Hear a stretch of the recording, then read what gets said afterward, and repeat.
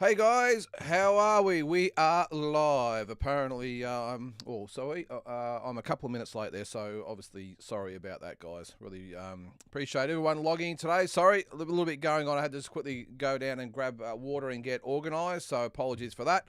But yes, we are live for Mike Tyson, Jake Paul, and no, I'm not going to call it Jake Paul versus Mike Tyson. I refuse to. This is Mike Tyson, Jake Paul.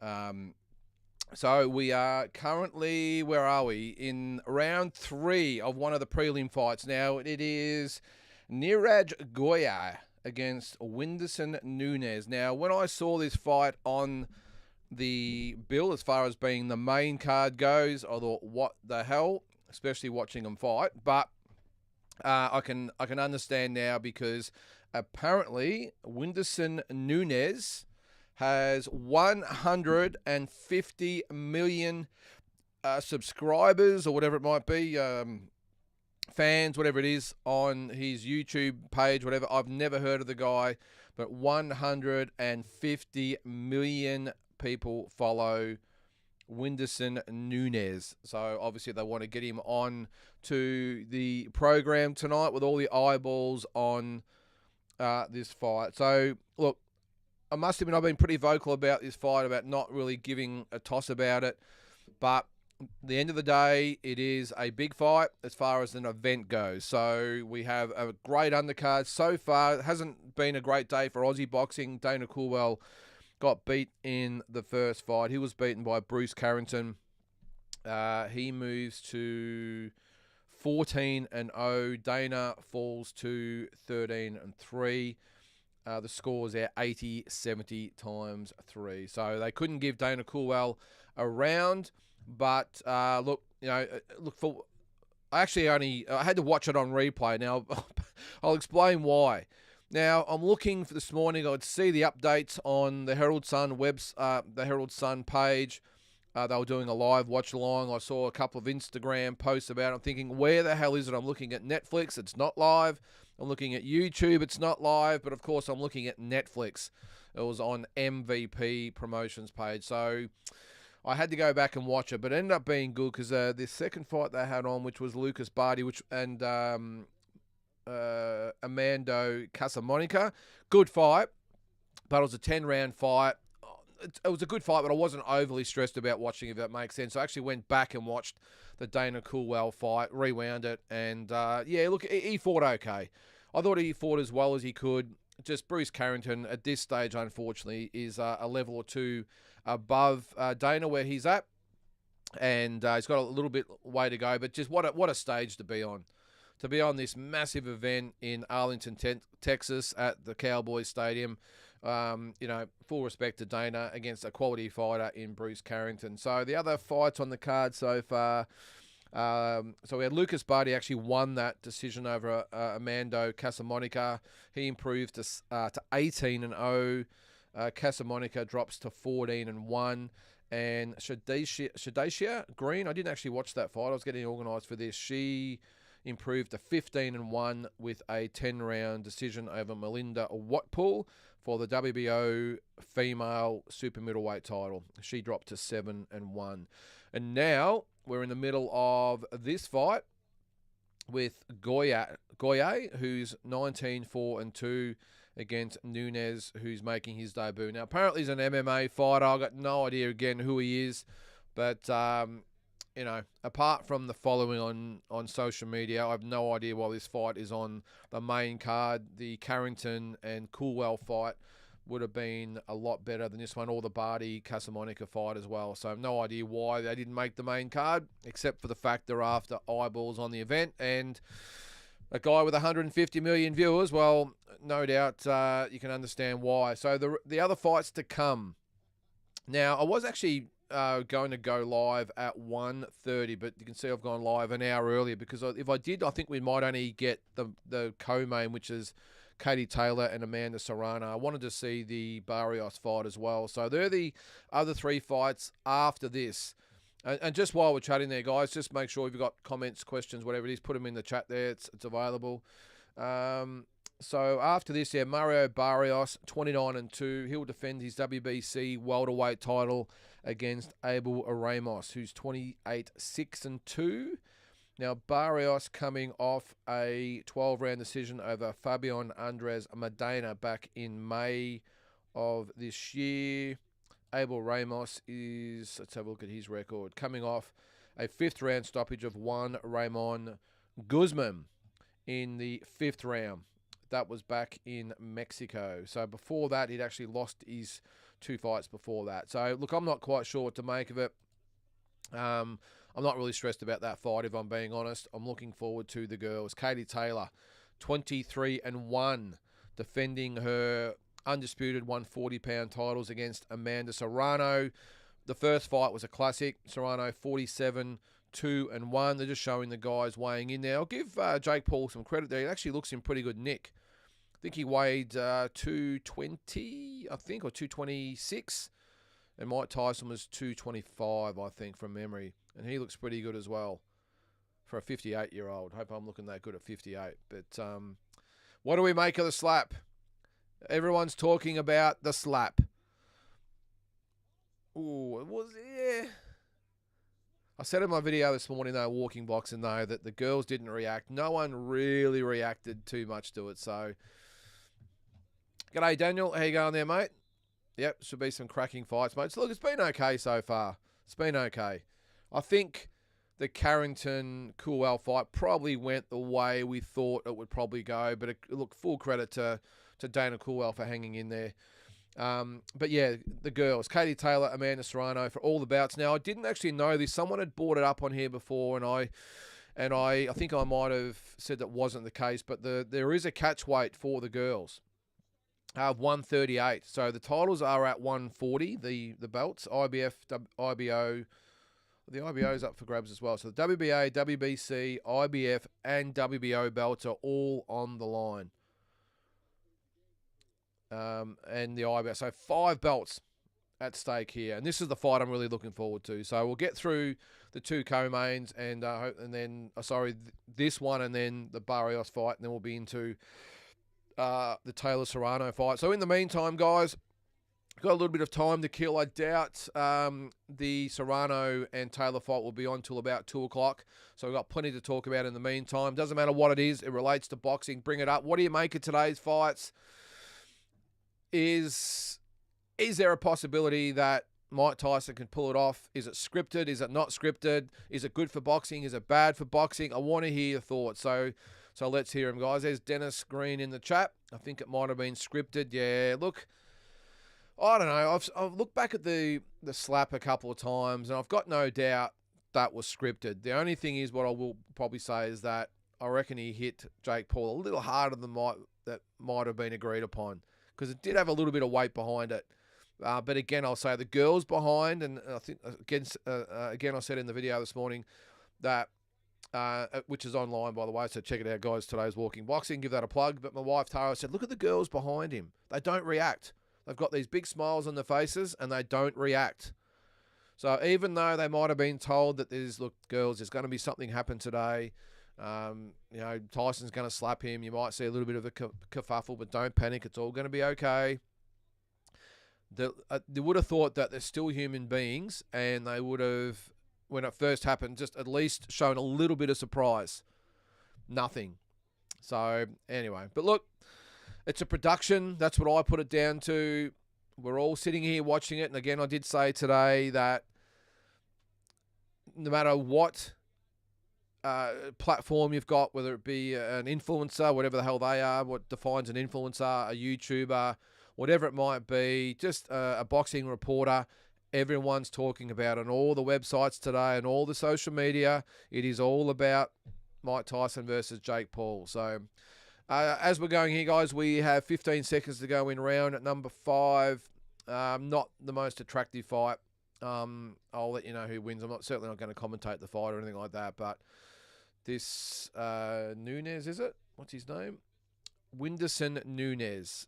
Fighting probably typically like an MMA fighter where, look, they're tough. They've got all the MMA moves, but when it comes to boxing, and I don't want to upset our MMA audience out there, but they really struggle with the hand side of things, the stance, the footwork, delivering the punches properly, deliver it with the weight and shifting your body, all that sort of stuff. It's just this sort of stuff.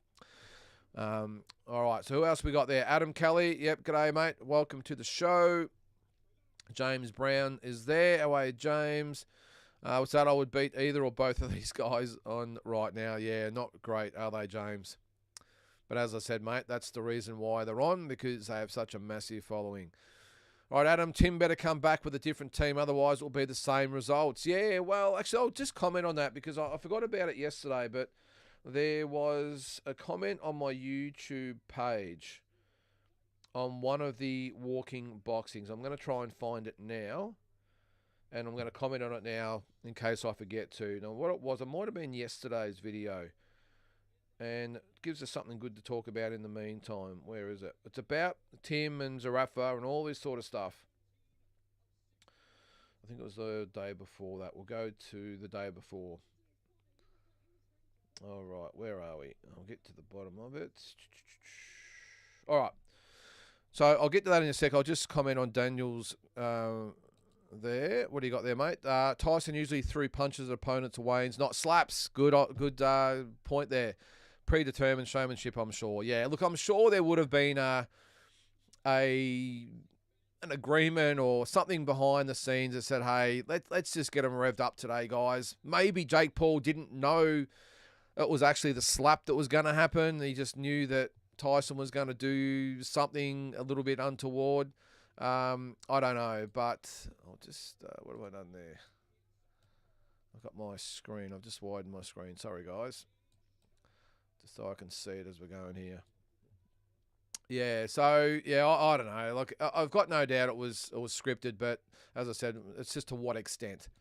But because Jake Paul did look a little bit surprised when it actually happened, but again, those girls. All right, so just on Tim there, Adam, I'm going to read out the comment yesterday, and then I will give my feedback on that. So this is from a guy called Baked Potato 7755. So Baked Potato, if you are watching today, then I will answer your comment on here on this episode or this broadcast here. So it says it isn't the video for the comment, but can we talk about Tszyu moving forward? We can agree that it's the best. We can agree that it's the best chance for both fighters for Tszyu and Zerafa, or Tszyu versus Zerafa. That is the fight we want. I'll come back to that. Zerafa will have supreme confidence after watching Tim's last two fights. It's a great fight, and it would outsell Green Mundine. I'll come back to that as well. Australian boxing needs that fight. Definitely come back to that. And both fighters need that fight. Am I wrong? Well, Baked Potato, look, I appreciate the comment, mate. It's good. I welcome all comments, but I'm just going to address the ones or the points you've made there. First of all, we can agree that it's the best chance for both fighters for Tszyu versus Zerafa. Look, it's definitely in the mix. Of course it is.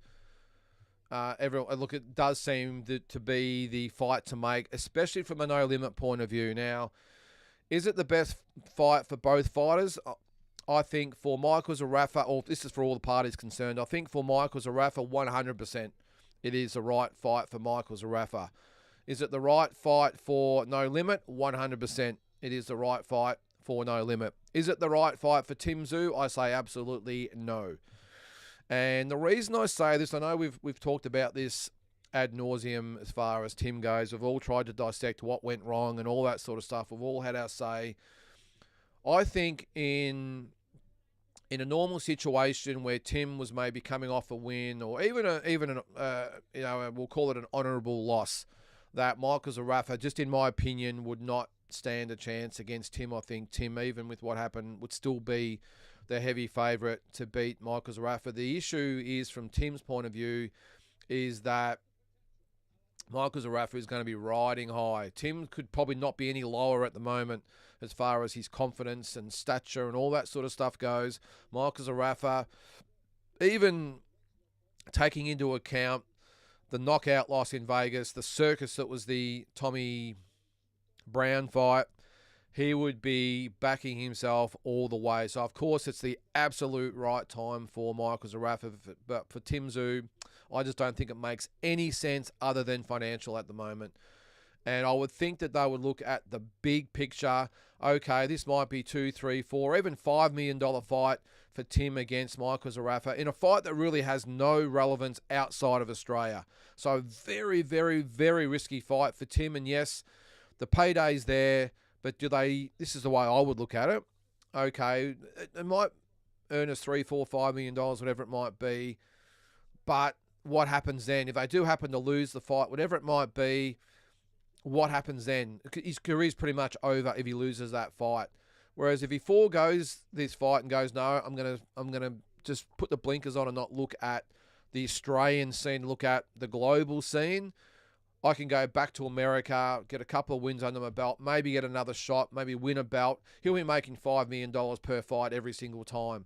So I just think you got to look at it big picture, and that's why I don't think it's the right fight for him right now. Now, if he gets a couple of, even just one really good win on the comeback trail, then maybe they could look at the Michael Zarafa fight, but certainly not next. So probably in that instance, I would probably say, yes, Zarafa, yes, no limit, no to Tim Tszyu as far as that fight making sense. This is the fight we all want. Well, I would probably disagree with that. Is it the fight we all want? I think it's a fight we all would like to see. But is it the fight? Is it unlike the Green Mundine fight where everyone was banging? Well, there you go. The superstar from Brazil has been beaten, Whindersson Nunes. So he might have had the 150 million subscribers, but he's lost his fight against Niraj Goyat. So, yeah, as far as the fight we want, as I said, the Green Mundine fight, everyone wanted the Green Mundine fight. We all wanted it. We're all banging the fist on the table. The fight made sense for both fighters, for the promoters, for Australian boxing in general. It made a lot of sense. Are we really banging the fist on the table about this fight? I think we all agree that it makes sense in a lot of different ways, but is it the fight that we all want? I particularly couldn't give a toss about the fight. I just think, as I said before, with Tim's situation, they'd be looking big picture and saying, all right, we're going to get at least one tune-up under our belt. If nothing's really coming about after we get those one or two tune-ups fights, then I might look at it. And I think from No Limit's point of view, they would say to both fighters, okay, well, let's get a tune-up. Let's maybe get them on the same card in the first half of next year, get them both a win, and then we look at the fight in the second half of the year if there's nothing on the table for Tim. Because Michael Zarafa hasn't really got any options whatsoever apart from Tim, so I get that it's all full steam ahead for his side of the equation.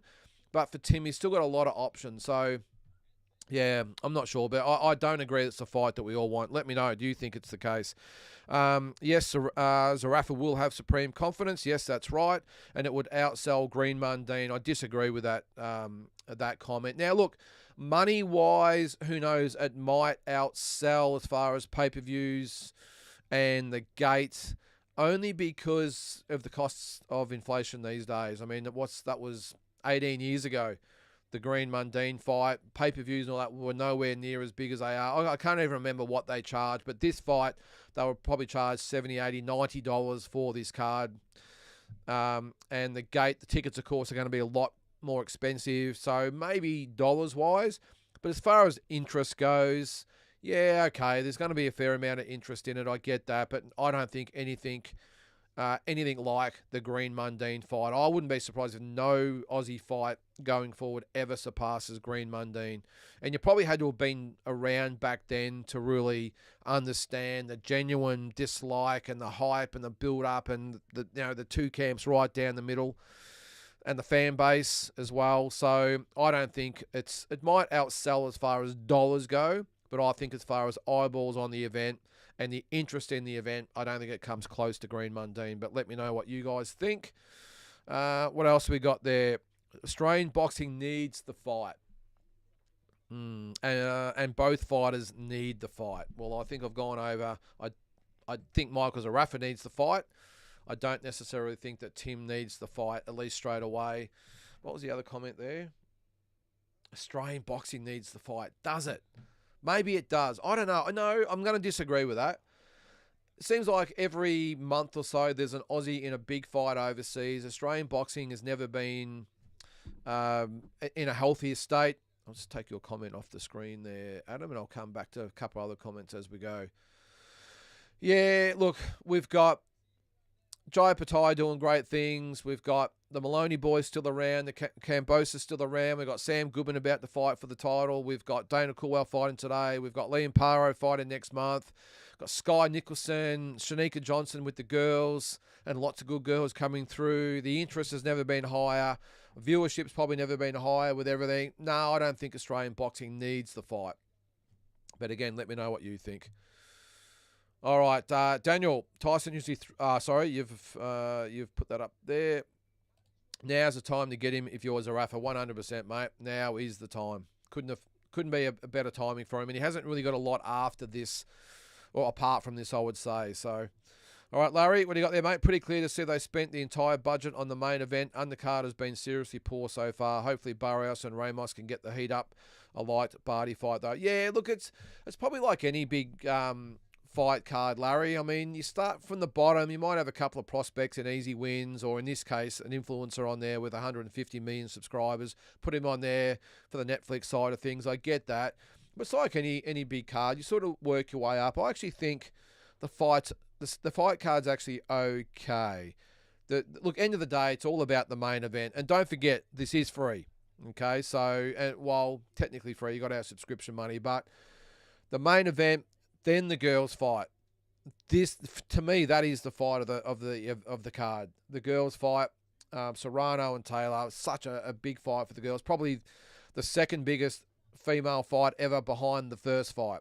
And I know Clarissa Shields would debate that with her fight against Savannah Marshall, but this is the fight. The two most credentialed female fighters probably of all time, both these girls. So I think that's a good one. And yeah, the Mario Barrios Abel Ramos fight, you're probably right there. I'm finding it hard to get excited about that. Hopefully we've got a fair bit to talk about during that fight, because I'm not that interested in it, to be honest, but we'll get through it. But once we get to the girls, and then, of course, the main event, that's where the interest will peak. But I don't think it's any different to any normal big card, mate. I think we've all probably got accustomed to the Riyadh cards, haven't we? All right, Daniel, what do you got there, mate? Oh, sorry, what's that? Tim needs tune-ups, not challenges for the next couple at least. Yeah. Look, and the thing is, and no disrespect to a lot of fight fans out there, because they say, hey, we want, and maybe, what's his name? Potato Head? Sorry, what did I say his name was? Baked Potato. Sorry, I didn't mean to call you Potato Head. Baked Potato. I get that. He's probably thinking it makes sense because, this fight was supposed to happen. They've got the grudge. And as a fan, I would like to see it, and that's fine. But you've also got to look at it from a business point of view, and No Limit would be certainly looking at it as a business point or from a business point of view, saying, let's go because there's lots of money to be made. But if you're looking at it through the eyes of Tim Tszyu's fight team, not the promotional team, but his actual fight team itself, they will be saying the last person we probably need at this stage is probably Michael Zarafa, unless they're looking for that big payday. And I just think Tim's earned a fair bit of money, and I've just got enough faith in, say, Glenn Jennings, his manager, to say, Tim, we don't need this first up. Let's just get that tune-up. And if there's nothing really on the table for us after that tune-up, then let's go for Michael Zarafa after that. But let's see how we look and, more importantly, feel, especially mentally, after the next tune-up fight. Because he might have a tune-up fight and just really struggle with the whole thing. He might have a few, what do I say, the boxing PTSD or whatever it might be, and he might struggle a little bit. They might say, no, we need another fight. Or he might come out and absolutely wipe the floor with an opponent, and they go, all right, let's go. It just depends, but that's what I'm hoping they're looking at through Tim's management. Not his promotional team, but his management team. All right, Adam, what do you got there? Absolutely not the fight we want. I've bought Tim and Nikita fights for years now. Zarafa won't be getting my money if he fights any of them. Yeah, it seems to be the common theme, Adam, and I understand. Look, Michael is not the most well-liked fighter. Let's just face that. That just seems to be, the comments coming from, most people. And look, whether that's going to be good for the event if they do fight, that's another thing. I think it will be. I think if Michael was Mr. Nice Guy, I don't think anyone would be interested in the fight whatsoever. But it seems to be, yeah, as I said, mate, the common sort of feedback coming from people is they don't want Michael Zarafa to be getting any of their money. And also with the no limit model, with Tim's probably a different kettle of fish, but with Nikita, a lot of people not even happy paying the big pay-per-view money for Nikita's fight. So, yeah, it's the whole pay-per-view thing's a really intriguing thing these days, because it used to be the pay-per-views were for the big events, those big events. And now these days, it's like, well, if it's a fight of any note whatsoever, it's a pay-per-view. So we're getting fights that we would deem as being just should be for free, but we're having to pay from it. And probably Nikita probably fits that model, doesn't he? Having said that, though, No Limit still have a quota they have to fill. They have to have a certain amount of pay-per-views, and Tim Tszyu can't fight 4 or 5 times a year. So they have to have other people coming through, other fighters, and Nikita Tszyu obviously fits the bill with the last name. But outside those two guys, I would put George Kambosos in there. There's not really anyone that's pay-per-view worthy. And you've got to remember, George Kambosos isn't with No Limit. So, as I show the girls going to the change rooms to get ready for their fight, both looking very confident. So, yeah, it's a hard enough thing anyway, isn't it, Adam, that people have been not that impressed about paying for Nikita, and especially for, like, the Sam Goodman fights. I mean, I still can't get over they charged, what was it, $70 or $60, whatever it was, it was way too much that we paid for Sam Goodman versus Mark Schliebs. Sam Goodman, not a household name, well known in boxing circles, but not known to the general audience out there. Mark Schliebs, who had been demolished in 1 round by Rocky Ogden a year or so before, was a domestic level fighter at best, paying a pay-per-view. I for one could 100% understand people getting upset about that, but end of the day, mate, as long as we keep paying it, they're going to keep putting it on. So I think the only way we get around that is by boycotting. But do we really want to do that? Because that just hurts the sport, hurts the whole thing. So it's a bit of a chicken and egg sort of thing, isn't it? There's Volley Vladimir. How are you, Volley? Mexico has entered the chat. Hi, Lynn, and welcome along, Volley. Great to have you along, and I'm sure you're watching it over there. What is it, Friday night there? What a time slot, by the way. This fight a bit like, what is it, 1 o'clock on a Saturday afternoon. What better way to spend your time? Absolutely awesome. Love it. Got up this morning, had a little bit of a sleeping, got up at 8 o'clock, took Neil for a walk, did the walking boxing, had a little bit of breakfast, and sit into a day of fights. It's fantastic. All right, James, a loss for Tszyu against Zarafa at this point would see Tim's career over. Couldn't agree more, James. I think that would be it. Either that or come back to the domestic circuit, which is not going to happen. So there's massive stakes. Massive stakes. And that is why I just don't think it's worth the risk. I really don't. Come back, have 1 or 2 tune-up fights, and then if you feel good and there's nothing else on the horizon, then by all means, pick up the phone and ring Michael. But this whole thing about just rushing him in straight away just because the fans say so, no, I don't like it at all. Daniel, nothing will beat the revenue generated in the Green Mundine fight, not even close. Yeah, well, I'm not quite sure, Daniel. You might know more than what I do. I can't remember what it generated. All I can remember about the fight is that pretty much, because this is when I think, this is 2006. This is just when the big fights and the pay-per-views started to really come out. Before that, we'd had Sky Channel and whatever it was in the pubs. I'm pretty sure this was one of the first fights that you could buy at home. But no matter what it was, all the pubs, clubs, no matter what it was all, about this fight. And it was just massive at the time. So I don't think, as I said, mate, I'm not quite sure the dollar value. But as far as the interest in the fight, the people watching the fight, nothing will come close. And I know Michael Zarafa said it would be bigger than Green Mundine. I think that's probably just talking himself up a bit. And I hate to break it to him, but at the end of the day, 99% of people are on there to watch Tim Tszyu smash him. So, hey, but I will say, all things aside, credit to Michael Zarafa for generating even us talking about it. He's coming off that second round destruction in Las Vegas, and then if you can call it a fight against Tommy Brown. And here we are talking about a potential Tim Tszyu and Michael Zarafa fight. I've got a feeling it will happen. I think before the last fight, I was very vocal saying, no way it'll happen. There's no way Tim will look back when he's looking forward. There's no way. He's got too much going for him. You know, we all know he was about to move to America, and he probably still will. He's had all these fights lined up. So I thought, no way in hell is he even considering even speaking to Michael Zarafa's team. It was all about Nikita fighting Zarafa, of course. That was the plan B. And here we are. And it seems to be, the next fight that, or not next fight, the next big fight that for Tim that makes sense. So, yeah, it's crazy.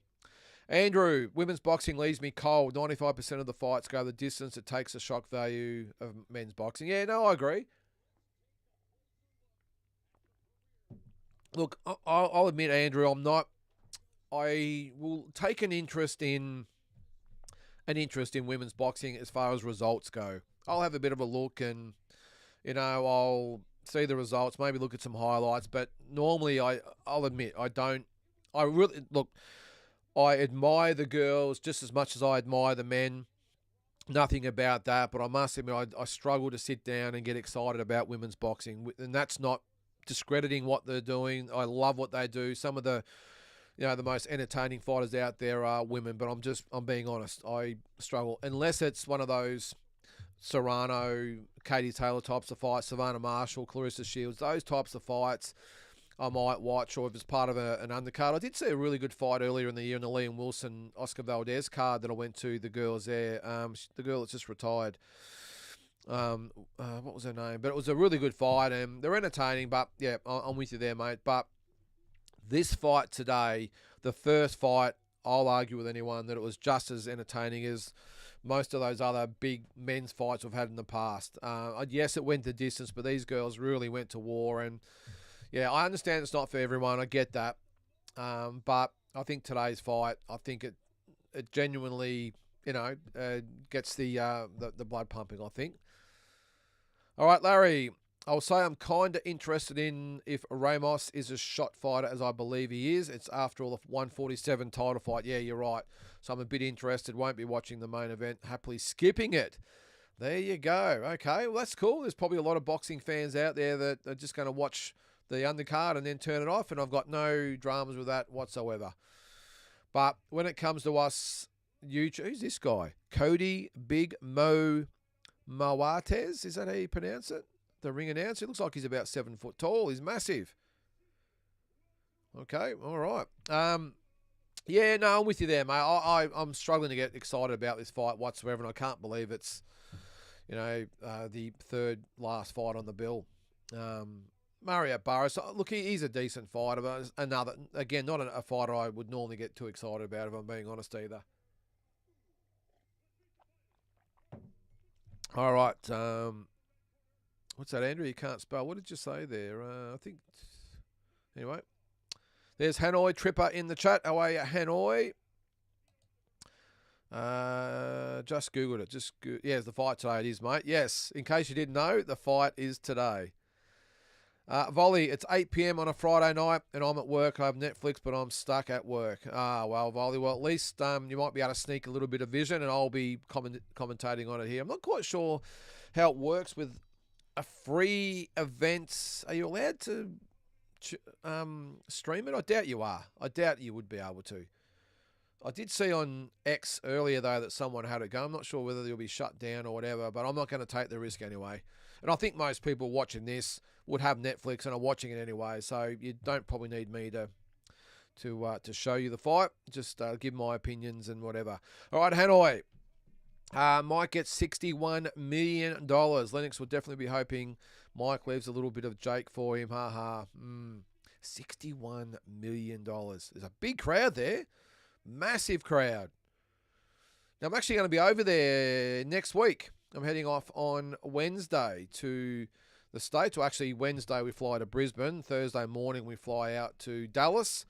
So I almost tried to change our flights to, well, if I'm telling the truth, I actually did try and change our flights to go a week earlier. So just a Wednesday gone so we could actually go to this fight. But it was going to cost more than the tickets were worth originally, then they actually just changed the flight. So it's ridiculous what they get out of you. But it would have been good to go. But we are going to go see the Dallas Cowboys versus the New York Giants at this stadium whenever they play in a couple of weeks' time. So, and I might do a tour of the stadium as well. So yeah, it's a massive stadium, isn't it? Crazy. Mark, what pool got robbed? She should have won. Yeah, I was sort of watching it back and forth, Mark. I was trying to get organised and have something to eat and everything. I must admit I didn't watch the whole fight, just bits and pieces. But there are a couple of people online saying the same thing, mate. A volley, what's it say? I thought the fight was tonight. Why does it say November 16th? It's November 16th here, volley. I've actually edited that poster myself. Yeah, it had, actually I think that original picture, which is that way, had July 20th. It's the original poster, but I just put that on myself. So don't panic. It is on Friday night, the 15th over there in Mexico. It is November 16th here, so don't panic.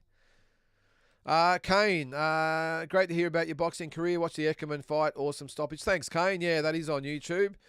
I'm glad you liked it. I'm really happy. The feedback I got from everyone out there was really good. And look, I must admit, it's probably something I don't normally feel comfortable doing, is talking about myself. But I just thought I'd do it in a respectful way and not not so much puffing the chest out, but just the amount of people that send me messages or comment or whatever it might be is, what about this and, what about that? So I just thought it was a good way just to put it all out there for everybody and tell the stories, the good and the bad. And today's video on walking boxing was actually about what I did straight after boxing, and that's go into business. So it gives a bit of a background of what I did with business and also a little bit of other boxing news as well. But I'm glad you liked it, Kane. Sort of give me something to do for my sort of hour-long walk that I go with Neil. So I appreciate you commenting there, mate. Yeah, Mark, thanks for that. Sinicia Estrada, that was her.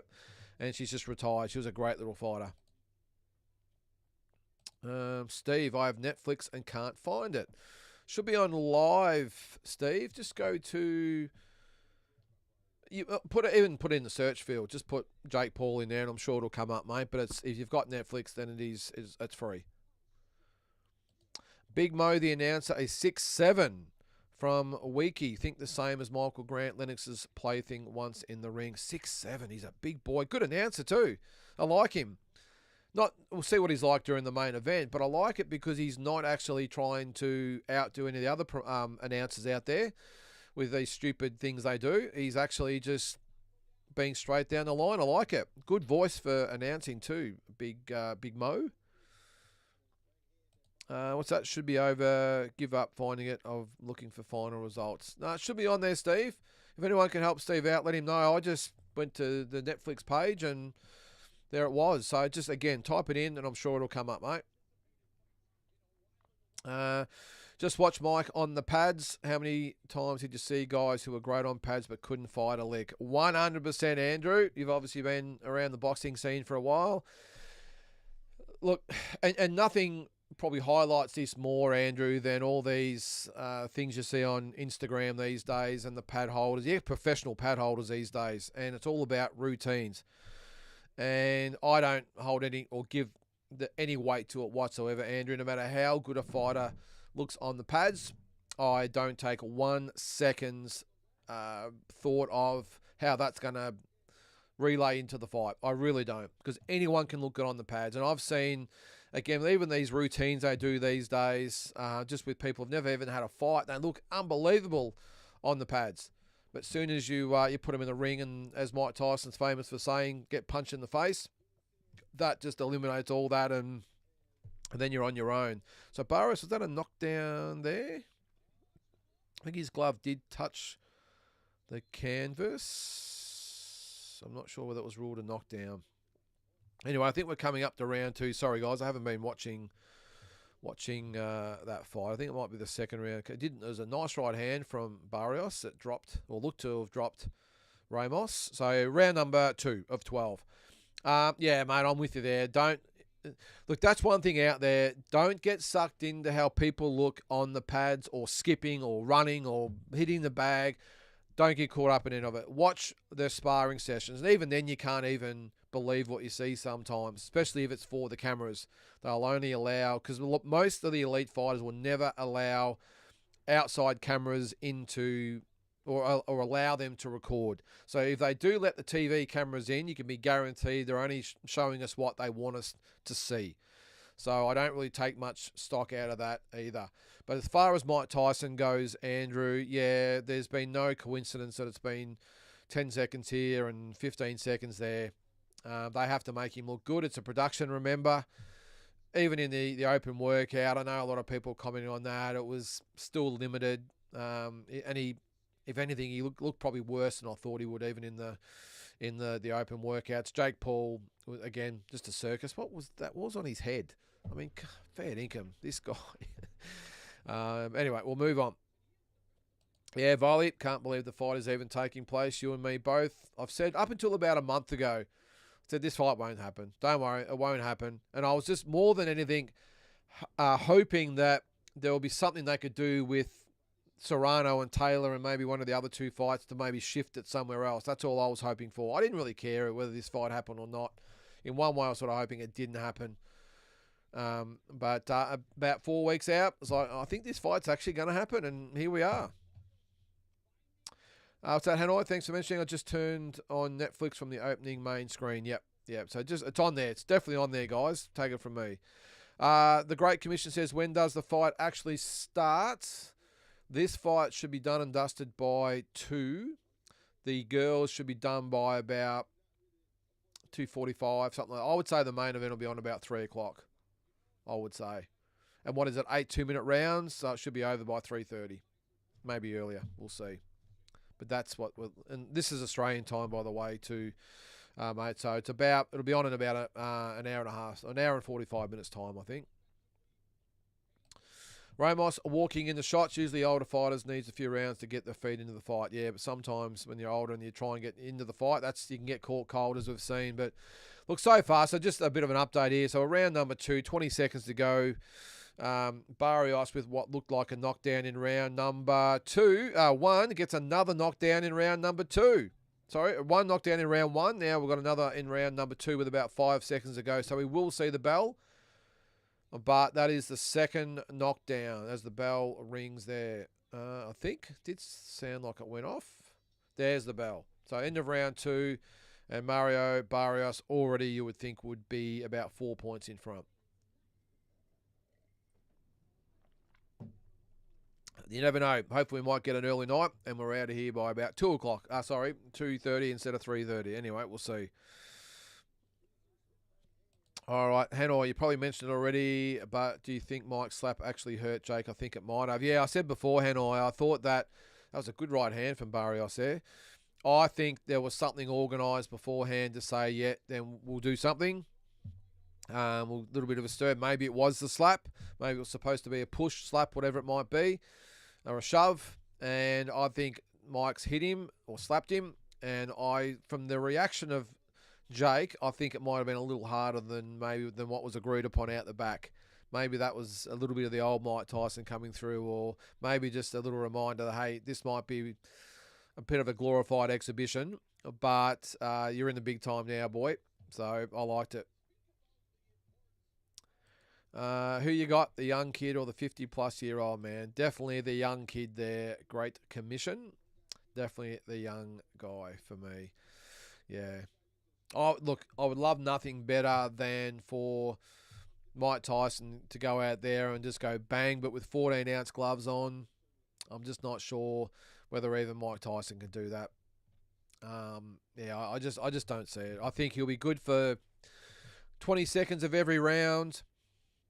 And then I would think that as soon as the heat goes out of the contest, which could be after, maybe 2 rounds, I think that maybe 3. I think that Jake Paul, if he really wants to, gets Mike Tyson. And look, I can honestly see a situation of the McBride fight where Mike ended up sitting on the canvas, not really able to get up. Got to remember too, that was 19 years ago. His back's just rat shit. He smokes weed every day and eats mushrooms, all that sort of stuff, and Hasn't really taken care of his body over the years with the drugs and all that sort of stuff too. I've just got it in my head that we're going to see a repeat of the McBride fight where Mike. This is if Jake Paul wants to get him out of there, by the way.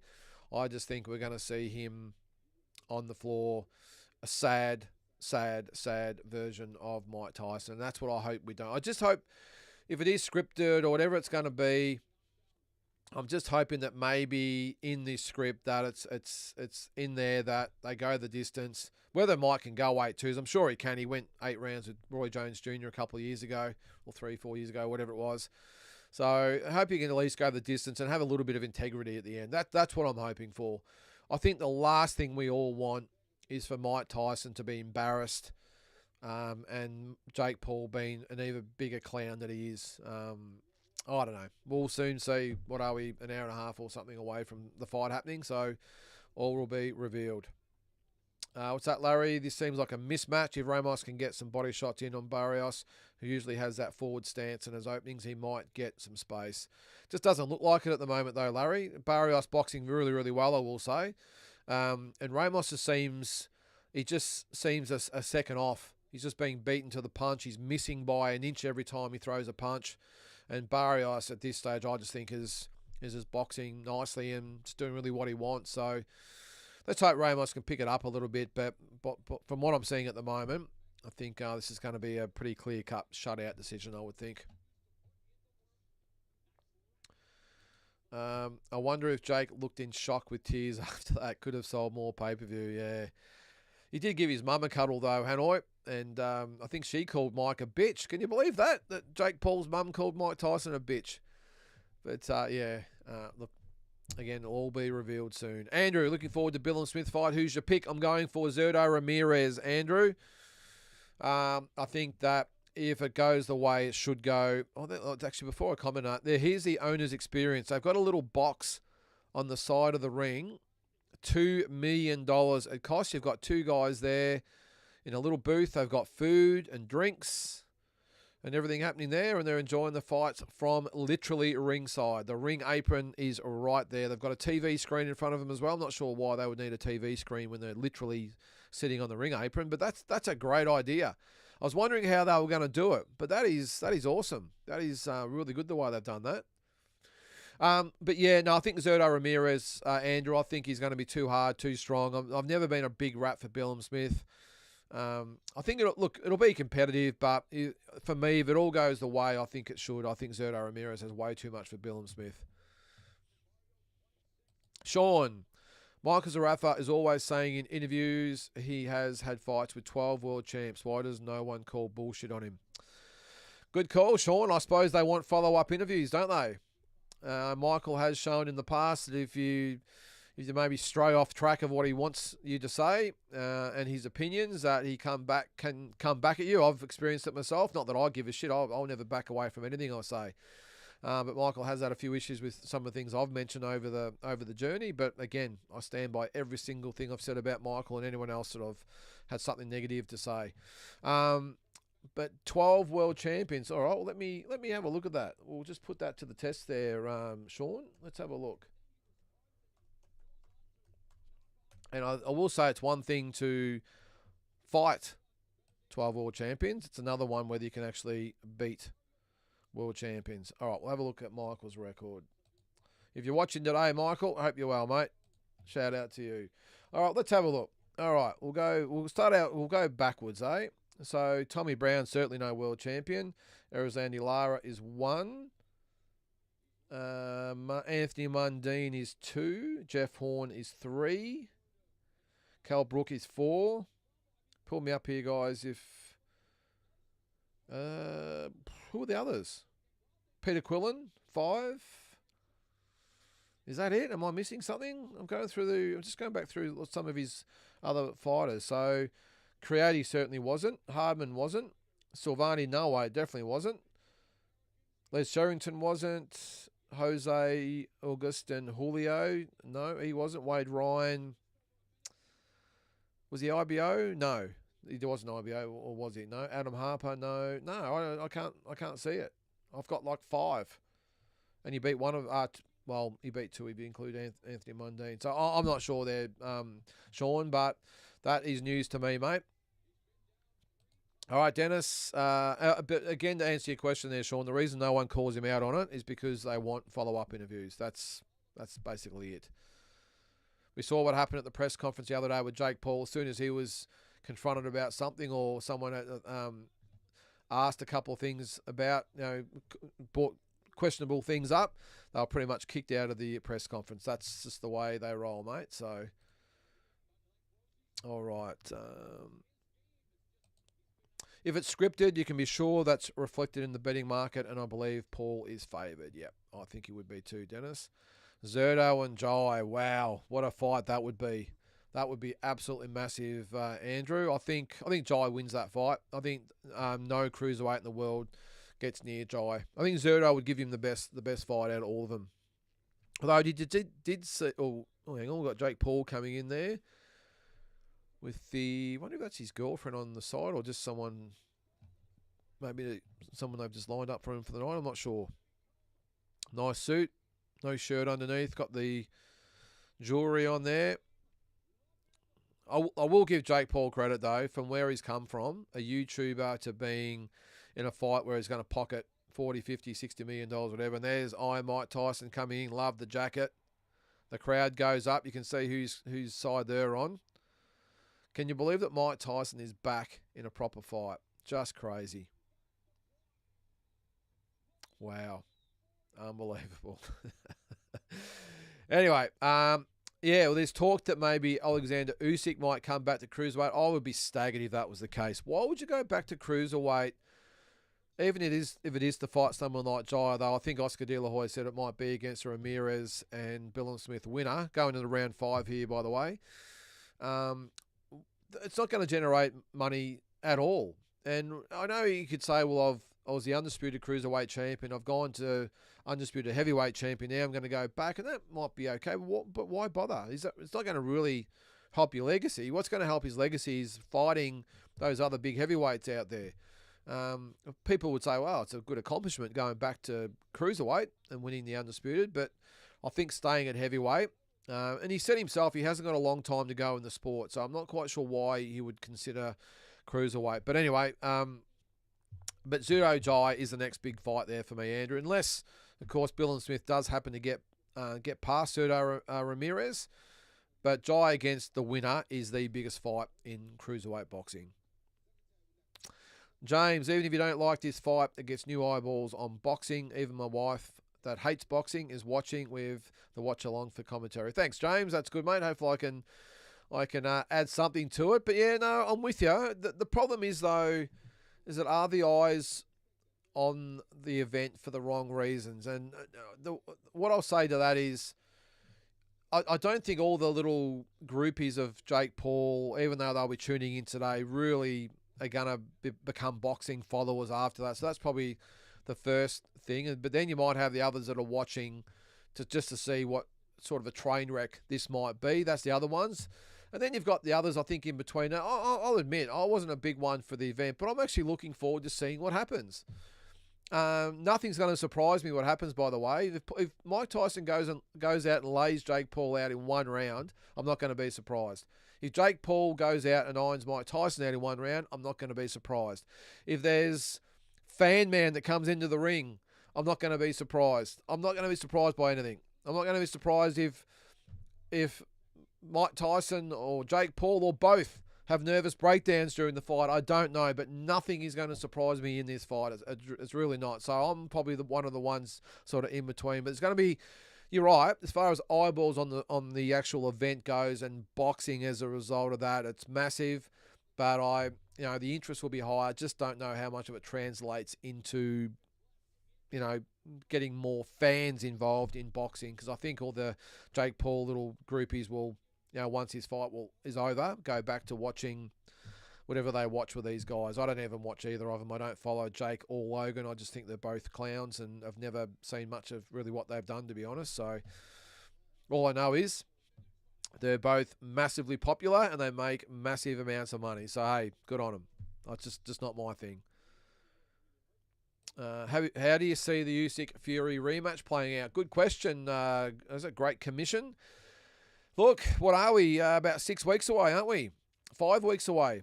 There we go. We've got Ralph Macchio and William Zabka, Cobra Kai and Karate Kid at ringside together. That is awesome. Watched the first episode of the second half of the 6th season last night. And a little bit slow to get going, but I'm sure it'll heat up. Geez, William Zabka looks pretty good. Well, they both look pretty good for their age, don't they? They're both, well, I think Ralph Macchio's in his 60s now, if you can believe that. And, of course, being on Netflix, they're flogging that as well. Isn't that what's great about the Netflix thing, though? Like, I just think it's awesome that Netflix are taking an interest in boxing. I know we discussed this the other night on Fight Week, the new program we're doing. But I'm just wrapped that Netflix have taken an interest in boxing. Now, this event in itself, okay, it's neither here nor there. But I can see why they've targeted this fight, because it just ticks all the boxes as far as what Netflix is. It's drama, it's the build-up, it's the eyeballs on the event, all that sort of stuff. So that's cool. But if they get serious about boxing, wow, what can possibly happen? The biggest streaming service in the world, taking some of the money they invest in, the movies and series and that sort of stuff, and putting it into boxing, because they would be looking at a business point of view, saying, well, you talk about new subscribers. This is what they're always after, remember. It's all about new subscribers. How do we get new people? And this is possibly going to be one of them. All the people that, look, I think most people have got Netflix, but all those ones that maybe don't, all those little YouTubers that follow Jake Paul or the old boxing fans at Mike Tyson, they sign up to Netflix, which is why it's free. It's a genius thing for me by not charging people, because they're looking at the bigger picture. They could charge everyone and people go, oh, I'm not going to pay for that. I'm not going to subscribe. No, I'm not going to bother. To give it to them for free, they're looking at bigger picture. We get all these subscribers in. All we need is another 100,000 of them, or whatever it is, at whatever amount of money per month, $20, $15, whatever it is per month, and we get our money back. So I love their thinking. But if they look at it as far as boxing goes, and maybe UFC might be down the track as well. They look at boxing and they go, okay, geez, we've got a whole new market here. If we get in and do what they've done with Turkey Al Sheikh and get a Top Rank on board, or get I want to say De La Hoya, because he's too far up Turkey Al Sheikh's ass to pull out now. I think it's all. Oh, look out! Mario Barrios down in the round 6. Here I am thinking it's going to be just a snooze fest. He's put him down and he looks hurt. Wow. So Ramos puts Barrios down in the 6th with a minute to go. Can he get him out of there? And he's going for it. He looks gone, Barrios. And, well, he's putting the heat on here. Can he get him out of there? Looks like he might have his faculties back there, but can he survive? He looks in all sorts of trouble, does Barrios. He's looking a little better now. Ramos switches to southpaw.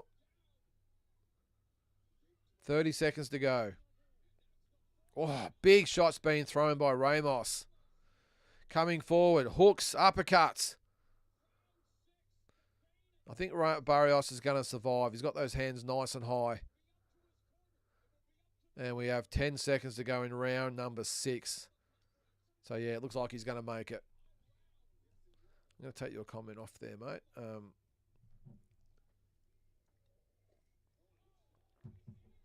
Two big right hands on the bell. Wow. We've got a fight again, guys. All right, so, yeah, so on the Netflix thing, if they do decide to say, okay, if we can get that 100,000 people at, what is it, $15 a month? I'll get my calculator out here. So $15 time, I don't know, 100,000 people. It's not a lot. That's $1.5 million a month. Okay, so obviously times that by 12, it's $18 million. Now, I'm being pretty conservative there. I wouldn't be surprised if it was more like, they could, around the world I'm talking about, they could probably get up to like, let's even say it's 250,000. No, it's got to be more than that. Or let's say 500,000 times $15. That's $7.5 million a month times 12. $90 million per year in extra revenue they could get. Now, they're not all going to be this size.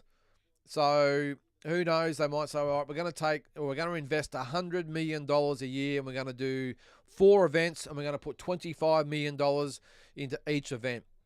And treat it the same as they do for movies and docuseries and all that sort of stuff, because that's what they do. They have allocations of money. They might give, what was it a couple of years ago? What was that movie they did with Leonardo DiCaprio? Don't Look Up. They did a standalone movie. I think they gave $100 million to that movie, I think it was. Might have been more. So why couldn't they do that to boxing? And it might, being $25 million might be conservative. It might be 25, 30, $35 million a fight, and you can get a great fight for $25 to $30 million and use that as a new way to get subscribers on board. And as I said, maybe UFC's next and other combats, bare knuckle boxing, I don't know. But I'm loving the fact that Netflix has taken an interest in boxing, and hopefully today is a massive success, and let's see what happens after that. I think you've said the same thing there, mate, so I might have taken your thunder. Netflix will be testing the waters in boxing. They have to ask, would they follow the old HBO pay-per-view, charging extra dollars for big fights? Well, that's another thing too, mate. They might have it that, a bit like DAZN did, they might have... and I think at least with Netflix, you know you're going to get HBO quality production. And on what I'm seeing today, I'm really liking. I think it shits all over DAZN. I think so far I'm liking the commentary. Of course, Roy Jones Jr. is there. I'm not so much with, what's her name, the actress. What's her name? I'm sure they'll come up. So I think the production's been really good. So they might follow that HBO suit, get the best announcers because they'll be able to afford it. And they get all those subscribers on. And if they do charge pay-per-view for it, and to get a pay-per-view like DAZN, you've got to have a subscription, then we might be looking at, 8 fights per year at $25 to $30 million per event. I just think it's got massive potential with Netflix being involved in boxing. And I know it's easy just to say, well, hang on, but if they're putting on Netflix, it's free. How are they going to fund these big fights? That's how they do it. It's all based on money they don't currently have. And they're going to go, okay. And they might bank on $100 million coming in through the front door as far as new subscriptions goes, but they almost say, okay, well, we'll put another $50 million into it of our own money out of another budget. They'd have hundreds of millions of dollars to spend on all these things. They might say, okay, we're going to put another 50 towards it. That's 150. Then we've got the pay-per-view portion, which might be another 150. And all of a sudden we've got $300 million to play with. They might use 250 of that to put into the fights and pocket the other $50 million. I mean, there's lots of things that go on, but this is what they would be thinking. So many little things they could enter into. And with DAZN, everyone chucked a wobbly when DAZN was X amount of dollars per month, and I know it went up. It was supposed to include the fights, and then they did the pay-per-view thing. Guess what? We're all still paying for them. Those big fights we're still paying. So if Netflix did the same, I think what they're actually doing at the moment as well is a little bit like what DAZN did, a bit of a loss leader as well. We're going to invest this money, not charge anyone for it, and to see what the reaction is, and then they would maybe for the first year or something, it might all be like it is now, free, and then they might creep in one pay-per-view, and then it's 2, and then it's 3. I mean, you even look at something like pay TV these days with Foxtel. Now, when that first came out, pay TV, there was no ads. That's why you're paying for it, for the sake of no ads. You pay your monthly subscription, no ads. Last night I watched Foxtel, and I was looking at it, and it was like watching a mainstream channel, ad after ad after ad after ad. And I didn't even notice because it's just been implemented over time, and I didn't even notice that it's now part and parcel of pay TV, where it used to not be in it at all. So I've probably gone off track a little bit there, but I love what they're doing, Netflix. And if they get serious about boxing, wow, what the possibilities. We could have what we always wished with DAZN that we get with Netflix. Could just be massive. It really could. All right, guys, we'll go to a few more comments. We're in now round number 8 of Barrios versus Ramos. It has evened up a lot in this fight. So what do they got there? They've got Barrios winning 67-64, the commentators. I haven't watched enough to have a score, but 67-64. So we'll see if Ramos can even it up as we go. All right, Sean, if Zerto wins, I'm not sure Oscar is not keen for Zerto to fight Jai. He's not mentioned Jai's name once. Good point. Instead, talking about the winner fighting Usyk. Yeah, surprisingly, Jai's name wasn't brought up at all. Maybe it's the Eddie Hearn thing. Who knows? But, yeah, he hasn't mentioned his name at all. Is this the Ramos that was talked about for Tim? It actually could be, Paul. That's a good point. I don't. I know he was being mentioned, wasn't he? So I reckon it might be Abel Ramos. Yeah, good point, Paul. I forgot all about that. Has been a good fight, Larry, from what I've seen. I can't profess to have followed the whole thing, but it's been a pretty entertaining fight anyway. So see, Ramos has been down twice, Barrios down once, and Ramos is really starting to pick it up here. It looks like he's really starting to get in the fight. And what do we got? So, including this one, we've got 5 rounds to go, and what is he, 3 points behind? So, yeah, this one could go down to the wire. Oh, okay. Thanks, Larry. Jesus no, that was his brother Jesus, I believe, who competes at 154. Yep. Okay. Thanks, Larry. Nothing in that ring will be as good as this tonight. No, I think the girls might have something to offer there too, Larry. Andrew spewing. I cancelled my Netflix subscription. The movies were too PC and woke. Yeah.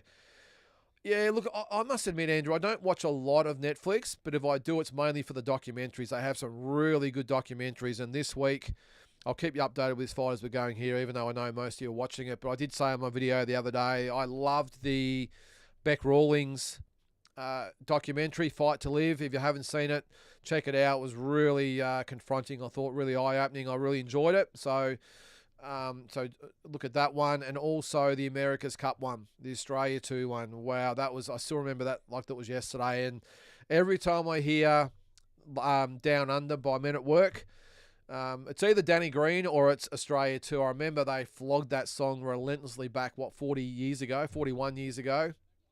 And I remember going to school, and I think it was almost going to be a public holiday at the time. And I remember, of course, Bob Hawke with the comments, if you sack someone for not going to work today, you're a bum, and he's drinking his beer. And it was just a great time to be an Aussie back then. And again, I remember the song Down Under. And that's all I thought about until Danny Green came along, and that's all I think about is him now when I hear that song. So, wow, 80,000 people going to be here today, they reckon, although they have been selling tickets very cheap, I hear. Andrew, it's probably not too late, mate. If you get on and do a trial thing, just do it under a different email address, get a free trial, you might be able to get today's fight. It's not too late, mate. Yeah, Jones is a very good commentator. Yep, he is, mate. He is.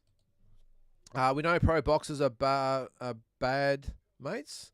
Also, or is that best mates? Also know there's different levels in this game. Does Tim Tszyu, does his recent defeat, does it drop him from that top tier level? Well, for the time being, it does, 100%. For the time being, he's not at the top tier. That's just reality. He's not at the top level or the top tier. So I would still think he would scrape into the top 10 of the 154 pounders, but that's probably at best. And he's got some work to do. Now it's up to him to see whether he can get his career back on track. I think he can get it to the point where he's back on the world level, the world stage. Whether he can win a world title or beat some of those A graders, then the jury's completely out on that for me, because the way he was beaten by Murtazaliov really, for the first time for me, really gave me doubts, and I hope I'm wrong.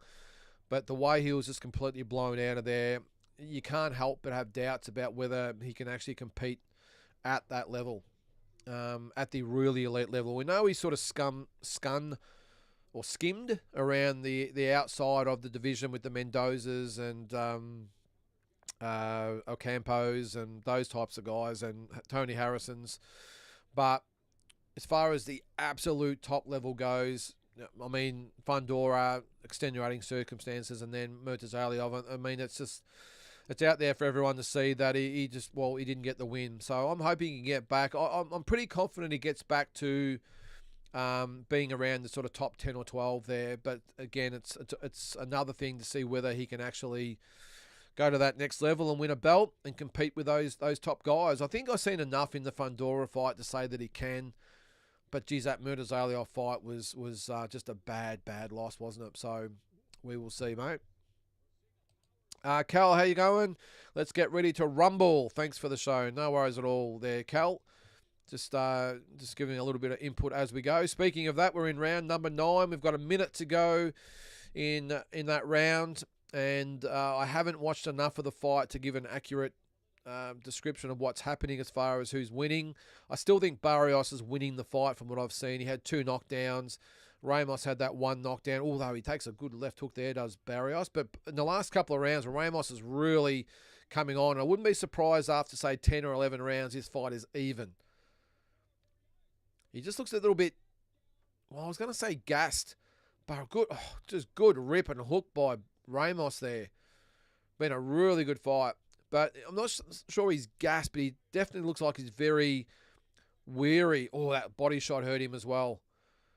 I've got a feeling Ramos is going to go over the top of Barrios here. He looks full of confidence. He's got a lot more pep in his punches. And Barrios just looks spent. And looks a little bit overwhelmed by Ramos at the moment. He does double hook to the body and then to the head after that, Barrios, which was a good combination. Good jabs as well. 10 seconds to go in round number 9. This is definitely a fight I think I'm going to have to go back and watch a second time, I think.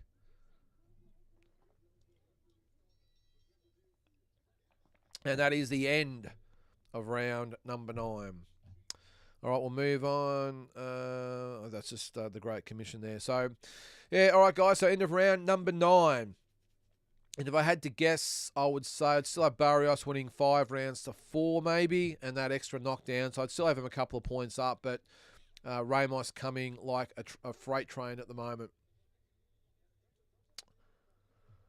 All right, and what have we got then? So, I think we're on to the girls after that. Yes, we are. So we'll go over the results so far. So, just speaking to the microphone there. So we've had Bruce Carrington with an 8-round decision over Dana Coolwell, 80-70 on all 3 cards. We've had Lucas Abadi with a 10-round decision over Armando Casamonica. The scores there, 96-93, 98-92, which was ridiculous, and 95-95, which is probably around the mark if you ask me. And we had Shadashia Green with a 10-round decision over Melinda Watpool. The scores there, 97-93, 96-94, and 96-94 for Watpool. And then we had Niraj Goyat with a 6-round decision over Winderson Nunez. The score was 59-55. And 60-54 times 2. And we're currently in round number 10 of Barrios versus Ramos. Yeah, Paul, he is smashing him on the inside. And the fact that he's really got his tail up at the moment, and it's very hard to stop someone that's got the confidence up. And Barrios seems to have been hurt a lot of times in this fight, and I just think he's been a little bit tentative at the moment, a little bit too reactive.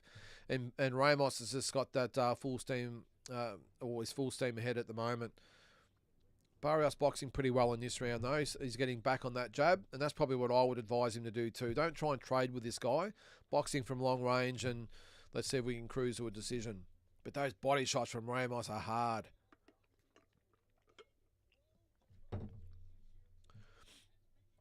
All right, Larry, got Barrios ahead with a point. Yep, the counter punching and pressure of Ramos has completely changed his fight. If Barrios wants to win, he's got to double up that jab. Very close and competitive fight. Yeah, it is. I couldn't have said it any better, Larry. Exactly the way I would probably have it. What did I say? I think I might have had it 2 points in favour of Ramos. Oh, actually, was the first knockdown ruled as a knockdown? I missed what it was. If that was the case, I would agree it would be 1 point for Barrios. I think I had him winning 5 rounds to 4 and an official knockdown each, but I'm not just quite sure that first knockdown. By the sounds of things, it wasn't counted as a knockdown. But he is getting back on the jab this round, Barrios. But Ramos still coming forward. Nice right hand lands from Barrios. Goes back on the jab. You think Bud Crawford can unify all belts at 154, undisputed in 3rd weight class? I don't think so, a Great Commission. I don't think he's going to be around long enough to do that. I know he's got, 2 belts? WBA, hang on, was he WBA, hang on, where are we? There's all these interim belts and all this bullshit these days. All right, so welterweight, sorry, where are we, 154. So he's got the WBA full belt. Jamal Charlo's the champion recess. And he's the interim WBO champion. So he would need... Look, if he fought Sebastian Fundora, that looks like Spencer's going to fight him. That would be the easiest one. To fight Fundora, he would all of a sudden have 3 belts out of the 4. And then whether he wants to take on Mutazaliev is another thing. I just don't think he needs that at his age. And the more I look at it, I think that Crawford wants Canelo or nothing. And even if he does... If Canelo says no, I wouldn't be surprised if Crawford says, all right, one more fight and then I'm out. I just don't think he's 36 years of age. I just don't think he's got it inside anymore. And it's one thing to have all these great fights there for you and the prospect of maybe winning all the belts, but he's done enough. I don't think it really affects his legacy too much whether he wins all the belts at 154. I mean, he's going to be an all-time great, Hall of Famer, all that sort of stuff. And I just get the impression that if he doesn't fight Canelo, I would think he might look at the biggest fight available. Maybe he waits until the winner of Fundora and Spence and just fights them and be done with it. I'm not sure, but I still think Tim Tszyu would have been a big chance to fight him down the track, but I think that fight doesn't happen now. I think it's going to be way too long for Tim to get back there, if at all, for Terence Crawford to recognise him as an opponent. Yes, Asbot in the chat. How are you there, mate? All right. We are in round number 11 of a 12-rounder for the WBC interim. Oh, is it the interim? No, it's the full belt, isn't it? Full belt. And Terence Crawford is still the champion in recess, if you can believe that. Ramos' feet slowing down. The jab and movement worked well for Barrios that round. However, he's got to keep out for the odd, or look out for the odd hook from Ramos. Ramos is slower now, but still dangerous. He is. I thought Barrios boxed pretty well that last round, though, Larry. So I think I would probably even given him that round. So for me now, Ramos would need to win both rounds, I think, and probably get at least one knockdown for this to be maybe in the balance. He looks like he has slowed down a little bit after the success of those 2 really good rounds that he had. And both guys exchanging jabs at the moment. The right hand just misses from Barrios. Both guys looking a little bit banged up. It's been a good fight, really good fight. If you're listening to this and not watching it, make sure you watch it on YouTube later. It's been a good fight. I'm just going to put that there. Just doing a little bit of housekeeping on my screen here. You guys can't see it, so it's all good. All right, battling jabs in this round. So it's a little bit, nice little hook and uppercut in close from Barrios. Minute 20 to go in round number 11. Misses a right hand. Yeah, both boys definitely feeling the effects now. That missed by a lot. Uppercut and a jab from Barrios. It's getting the better of this 11th round, I think. So we've got a minute to go in round number 11. Ramos now comes forward. The right hand's blocked on the gloves. Look, Ramos just needs to let it all hang out. He needs to get in close and just rip and hook. I know it's easy to say from out here. We haven't done 11 rounds like he's done. But he needs to get in close and go back to what was working, and that was getting inside. Because at the moment, as soon as he fights from long range, he's being picked off. And Barrios is loving the fact that, and he looks awfully spent at the moment, does Barrios, but with 35 seconds to go in round number 11, he's just keeping his distance, snapping that jab out, and probably just hoping Ramos doesn't put too much on him. But I think that, Ramos needs to get in close. It's his only way of winning this fight, and I think Barrios is actually winning this round with 20 seconds to go. I think he's boxed pretty well, actually. And now it's Ramos who looks a little bit spent and a little bit marked up. All right, so 10 seconds to go in round number 11.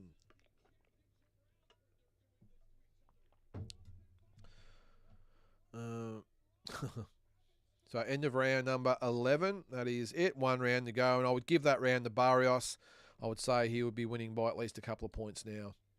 What's that, Sean? The winner of Paul Tyson gets the winner of Big J in the chump. I've said to Big J a couple of times, yep, get it out of your system. Him and Jay with the running little feud they've got. All right, so Barrios looking pretty banged up in the corner. They've got the buds up his nose. I think he's got the cut over the left eye by the looks of things. Been a tough fight, really tough fight for both guys. And Barrios being told he needs to go for broke, which is unusual. I would be saying to him, box smart, but just win the round. And there's Ramos. He looks like he's got a cut over the right eye and also got the buds up the nose as well. Bloody nose. So round number 12. Who's going to take it? The WBC welterweight belt up for grabs. All right, so the boys touch gloves, and we are into the final round. And what's been a really good day of fights, I think I said it again before, but just a really good production so far. What's that, Larry? What advice would you give to Barrios?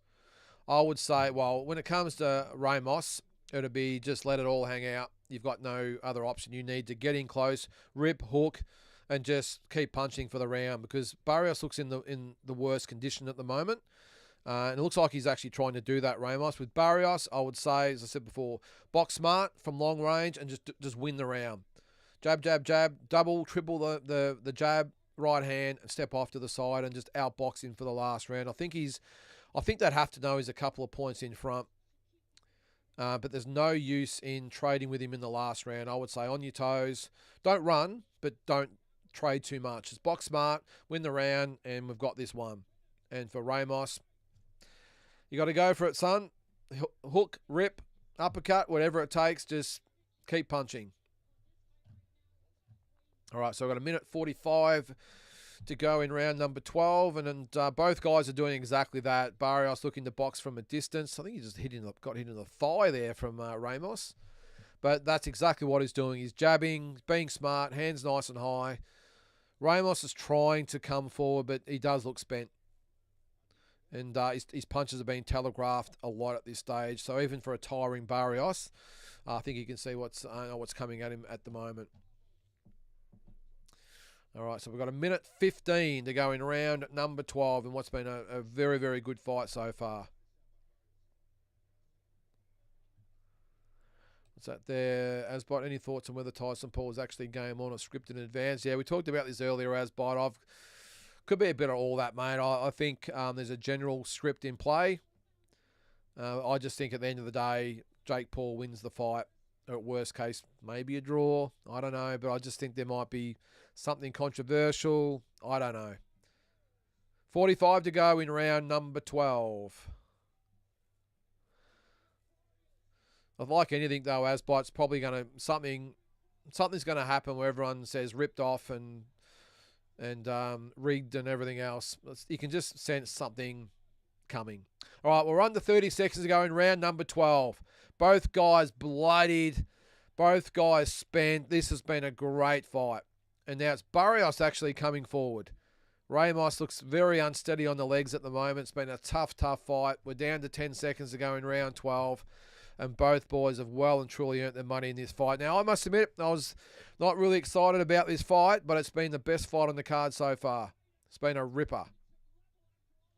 Oh, and they both finished punching right to the final bell. So that is it, guys. Round number 12 in the bank and or in the books. And in my opinion, I think Mario Barrios has got the fight.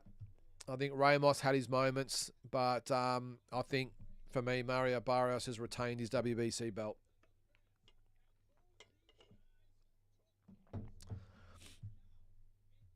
Yeah, good fight. Good fight. All right, what I'm also going to do in the next fight, I'm going to have, where is it?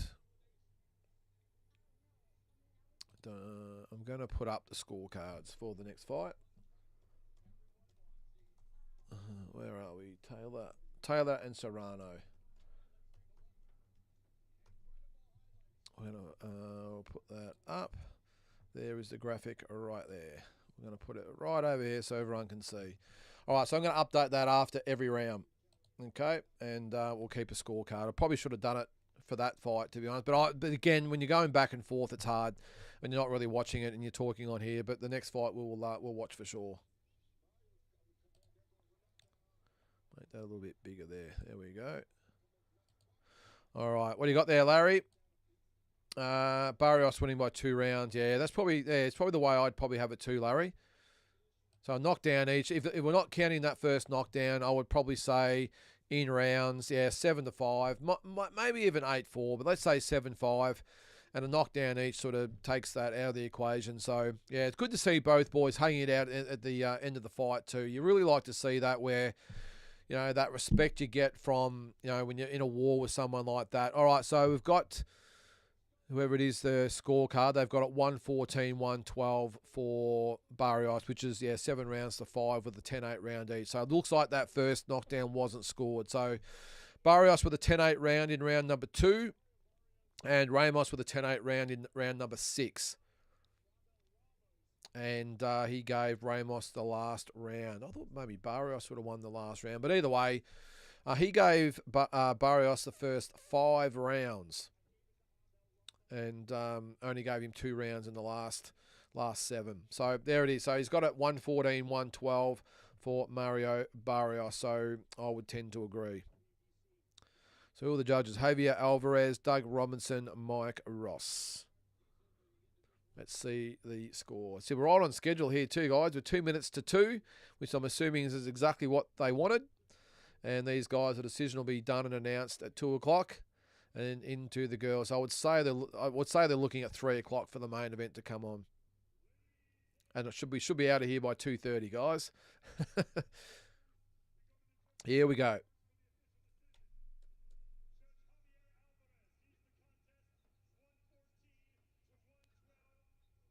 $114-112 Ramos.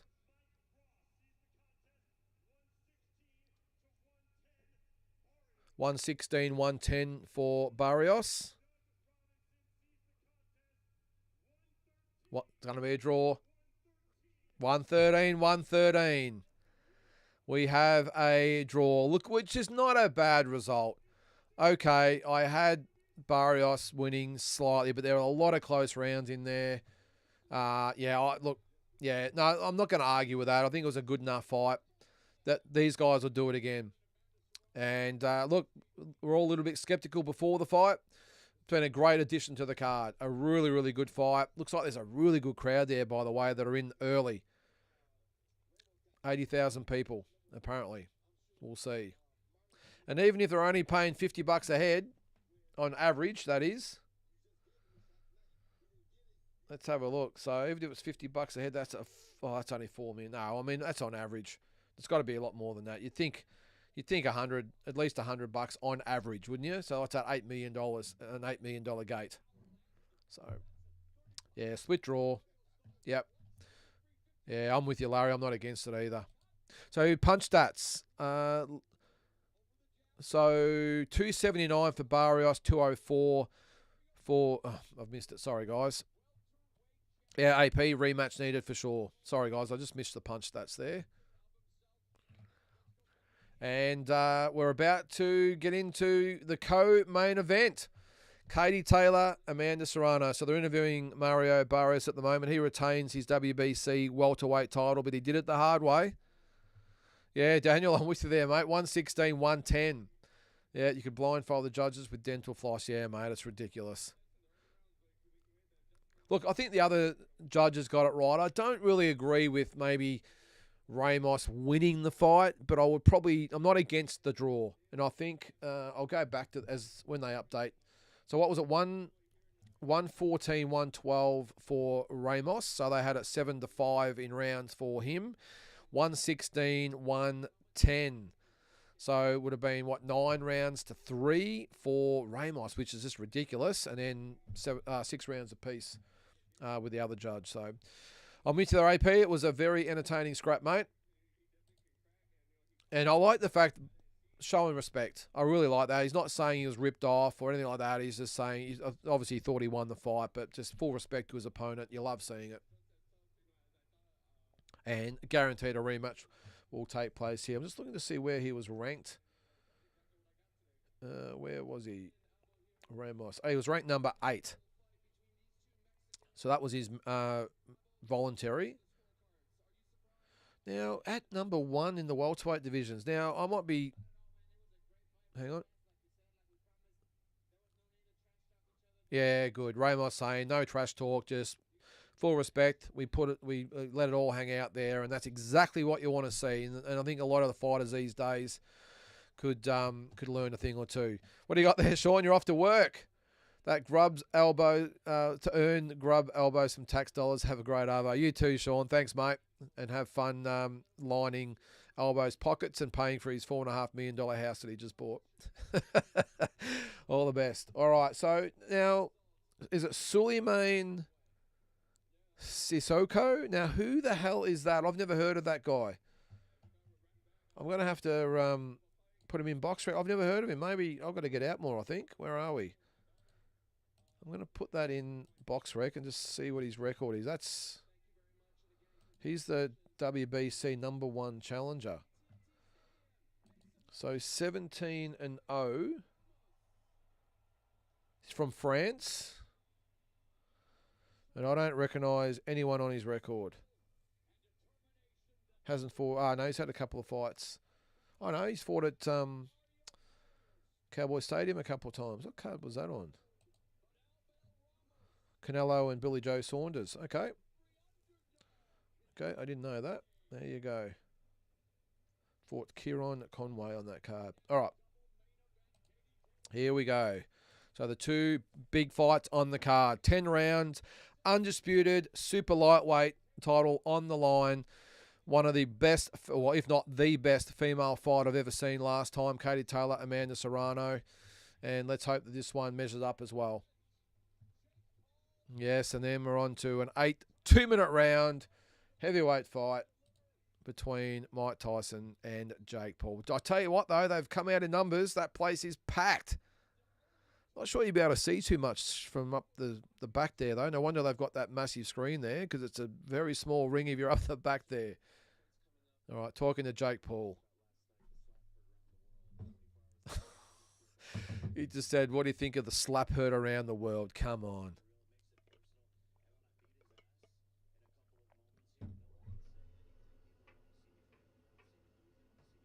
Oh, Jesus.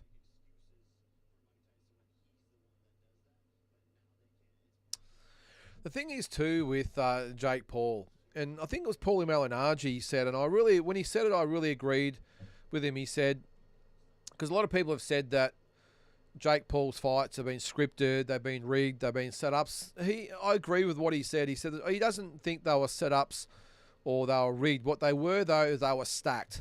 And what that means is that weight's always in his favour. All the terms are always in his favour. So weight, experience, whatever it might be, all in his favour. And that's why he keeps winning. And that's why he's continually the way he is. And the one time it wasn't all in his favour was the Tommy Fury fight. He actually stepped up to fight. Do you call Tommy Fury a real fighter? I suppose you would. He sort of counts himself as more of a reality TV fighter, but he stepped up when it wasn't all on his own terms, and he got beaten quite conclusively in that fight. So, what's that, AP? I really dislike Jake Paul, but he puts on a good show. Yeah, he does. He does. Volley, what did I miss? Who is fighting right now?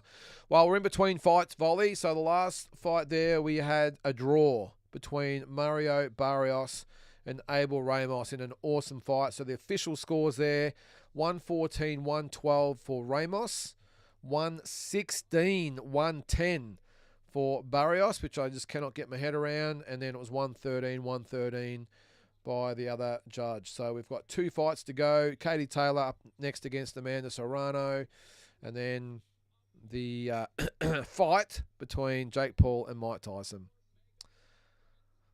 But I really like what they're doing with it. This production looks like it's a throwback a little bit to the HBO and Showtime days, where a lot of money's been spent on the production, no expense spared, and it's been really good so far. Whereas you look at the Zone and those types of ones, they're all very, very cheap productions. But I'm really liking what I'm seeing at the moment.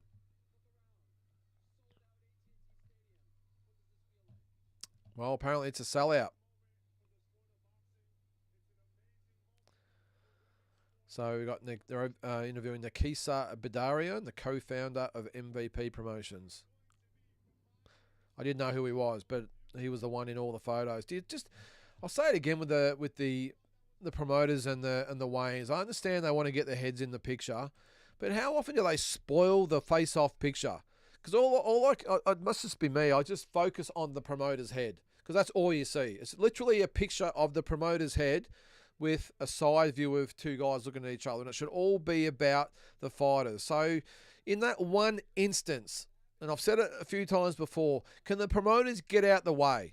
They get so much exposure in the lead up to it. It's all, they're at the press conference. They get so many opportunities for photos with the fighters. Can we have that one last photo of the fighters together facing off, just the fighters? Now, if they want to put a Netflix logo or something in there, or whatever it might be, or the promotional firm's logo, that's cool. But can we get the promoter's head out of there? Now, I like Eddie, I like Oscar, all the rest of them, but all you see is their heads. And this guy was there yesterday. When you do Top Rank, you don't see Bob Arum's head there. He gets out of it and lets the fighters actually take center stage. So it's my one little pet hate. It's one thing I would change when it comes to that last photo op at the weigh-in, when they face off against each other, the promoter step back and let them have their moment. Please. What do you reckon? What's that volley? His hand, him and Zarafa still fighting. No, it looks like at the moment, volley, that Nikita's out until, I think they're saying maybe this maybe the first half of next year. But Zarafa, it's now all about Michael Zarafa versus Tim Tszyu, not Nikita Tszyu. Yep, not Nikita. He's out of the picture at the moment, which is not a bad thing. I don't think Nikita's ready for a step up just yet. So, I don't think Michael Zarafa was really interested in fighting Nikita. He wanted Tim, one way or another. He was willing to fight Nikita if that's what it took. But yeah, I don't think Nikita was really someone he really wanted to fight. So, what's that, Andrew? Bet $100 next fight goes a distance. Yeah, but I think it'll be a ripper fight though, Andrew. Yeah, AP, blame Don King for all that crap. I'm with you there, mate. All right, who have we got? Speaking Eddie Hearn, there he is in the change rooms with Katie Taylor. Who wins this fight? I'm going to go for Amanda Serrano to win this fight. I think Katie Taylor has probably just shown a little bit of wear and tear. I think the styles, I think she fought so well last time. I thought that Serrano would have and did beat her last time. It was a close fight. I thought Serrano might have edged it, but Katie Taylor, such a great, great example of the sport for women's boxing, great role model, all that sort of stuff, and such a humble lady as well. So I'm not saying I hope Serrano wins. I just think she might get over the line this time, and who knows, we might have a third fight. How many fights before Tyson Paul? Just this one, J-Maz. We've got the girls up next in the rematch, Serrano-Taylor, and then Jake Paul, Mike Tyson. So that fight will be on at 3 o'clock. So it's currently 2:10 at the moment. So the girls will be on, and then the main fight on will be on at about 3 o'clock. So it looks like they're interviewing. Is it the owner? Isn't it? What's his name? Jerry someone, isn't it? Jerry Jones. Is that his name? Wouldn't be bad owning a $1.5 billion stadium, would it? You know what we need, guys? And I'm not getting political here, by the way. You know what we need? We need Elon Musk to get involved in boxing. How good would that be? If Elon Musk, what is he worth? 80 billion or something like that? If he said, enough of this taking the fights over Saudi Arabia bullshit. You know, I'm an American and I want the fights. I want all the big events in America, and he might create his own streaming service. How good would that be? And I'm a Elon Musk man. Just imagine it. Now, I know Turki Al-Sheikh's been sort of mentioned as a visionary and all this sort of stuff. Imagine Elon Musk if he got involved in boxing. If he said, right, I'm going to build a purpose-made stadium, and it's going to be the best stadium you've ever seen. I'm going to have all the best fights on, all the best fighters. I'm going to team up with all the promoters. Not that, well, I was going to say, I couldn't hear him there. His microphone went down. Might be a bit late for the Oscar De La Hoyas and Eddie Hearns of the world, but who knows? There might be another up-and-coming young promoter out there, or whatever it might be, or Elon might do it himself. to actually say, I'm going to get my own streaming service or own deal, and I'm going to pump as much money as it takes to get the big fights in America. That would be pretty cool. Imagine if he probably wouldn't have to build a stadium, because he could probably just base himself in Vegas or something and have him at the stadium there or whatever it might be. But it would be great. So what do you think? You reckon Elon Musk would be great for boxing? I think he would be awesome. All right. Agree on Serrano. Sky, any chance versus her? Strangely enough, Andrew, yes. I think Sky has a very good chance of beating Amanda Serrano. Styles, Andrew. Now, this is before people go, how can you say she's going to beat Katie Taylor and Sky'd have a chance because of Styles? Katie Taylor, in my opinion, is not as naturally talented as someone like a Sky Nicholson, but she improvises in different ways. Some fighters don't look overly great, don't look particularly talented, or they don't punch hard, they don't box that well, whatever it might be, but they just keep winning. They have this something that keeps them winning, and that's Katie Taylor. I think Sky Nicholson is very, very talented. No power, though, and that's probably the reason I would still back Serrano to beat Sky. But if in 10 rounds, who knows, it could be a 12 round if it was Serrano sort of as the A side, because she wants to fight 12 threes. If it was a 12 threes fight, I think that Serrano would be too strong over the distance for Sky Nicholson. But if it was a 10 2-minute round fight, I 100% think that Sky Nicholson could beat Amanda Serrano. Sorry, someone just sending me a message there.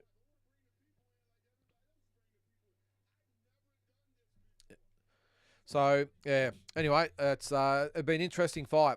And I like the fact that Sky's putting it out there to Amanda Serrano, and I think she's a big enough name in the division. Obviously, she's a belt holder, that she would be looking at Sky as a potential opponent. Got to get past tonight, though. But it is at 138. Just to repeat that, it's not at 140. It is at 138. And it does make sense considering that Amanda Serrano coming up from, 126. So with both girls, let's go to Amanda Serrano first. So she's 47-2-1 with 31 knockouts. So she's coming off. So last couple of fights, second round stoppage of Stevie Morgan back in July. Back in October last year, she beat Daniela Ramos by a 12-round decision. That was 12 threes.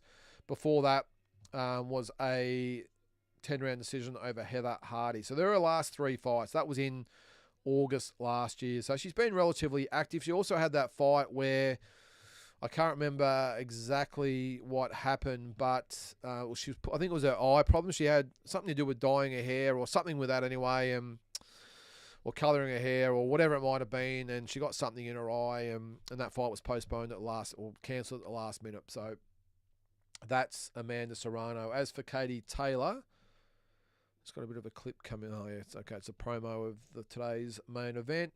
And Katie Taylor, what a fighter she's been. So she's 23-1, only the 6 knockouts. So you would think if a stoppage is going to happen, it's going to be from Serrano. Her last two fights actually were against Chantel Cameron. So in November last year, so she's been out of the ring for a year, has Katie Taylor. She won a 10-round decision over Chantel Cameron in Dublin, Ireland. And before that, had lost. That was in May last year. Lost those belts to. She went up in weight to fight Chantel Cameron and failed to take the 140-pound belt. She lost a 10-round decision. And a fight before that was Karen Carbajal. She beat by a 10-round decision in October 2010. And before that was the Serrano fight. So this has been.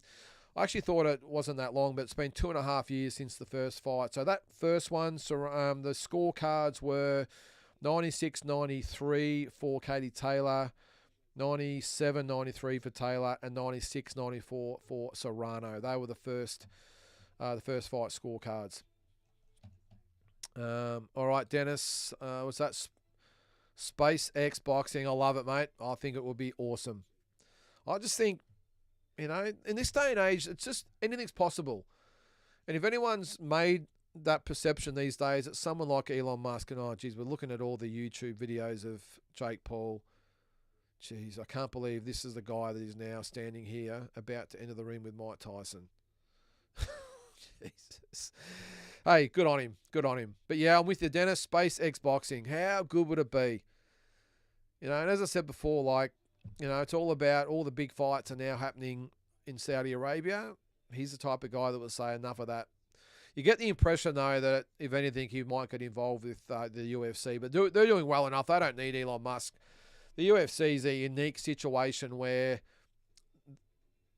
I can't believe they did a promo together as well, which is interesting, Tyson and Paul, which goes to show they're in cahoots with this. You wouldn't have thought in years gone by that if Mike Tyson's fighting, I don't know, a Michael Spinks, say, that they're doing in the ring promos together. I just don't think you would have seen it. So, and don't forget too that Mike Tyson was one of the guys that actually started Jake Paul out, started to give him a little bit of publicity about what he's doing. So, anyway, there's Albie Mangles in the chat. How are you, Albie?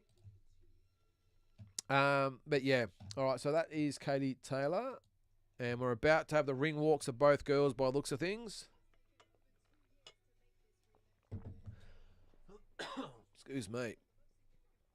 All right, so it looks like it's coming up.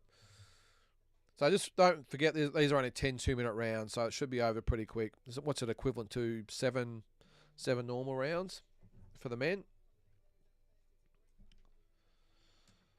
All right.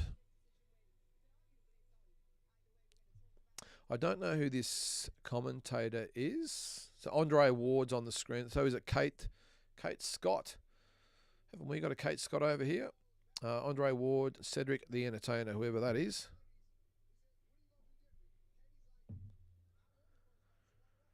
And there's a guy that retired way too early. Andre Ward.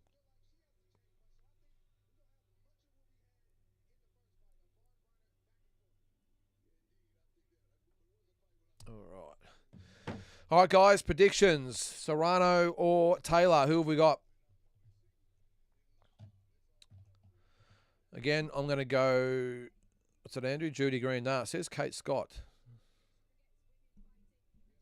She's a pommy by the sounds of things. I've got the volume turned down. I can't really hear. I reckon I might get away with going a little bit louder in this one, although I don't want it to override my voice. All right, so just to quickly go over the card so far. Bruce Carrington, 8-round decision over Dana Coolwell. Lucas Abadi with a 10-round decision over Armando Casamonica. What was the other one there? Shadacia Green with a 10-round decision over Melinda Watpool. Niraj Goya with a 6-round decision over Winderson Nunes. So they've all gone the distance so far. And then Mario Barrios and Abel Ramos fighting to a 12-round draw. So Katie Taylor, Amanda Serrano about to hit the ring walks.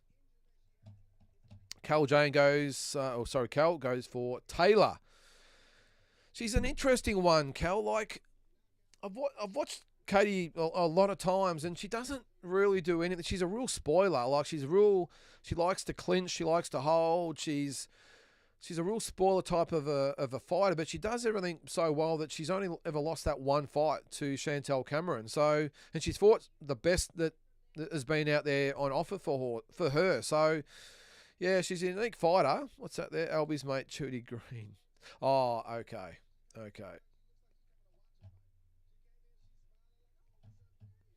All right, also on this weekend, we have the Zurdo Ramirez and Chris Bellum-Smith in the card from Saudi Arabia. Let's have a quick look at that. So James says Serrano is going to win.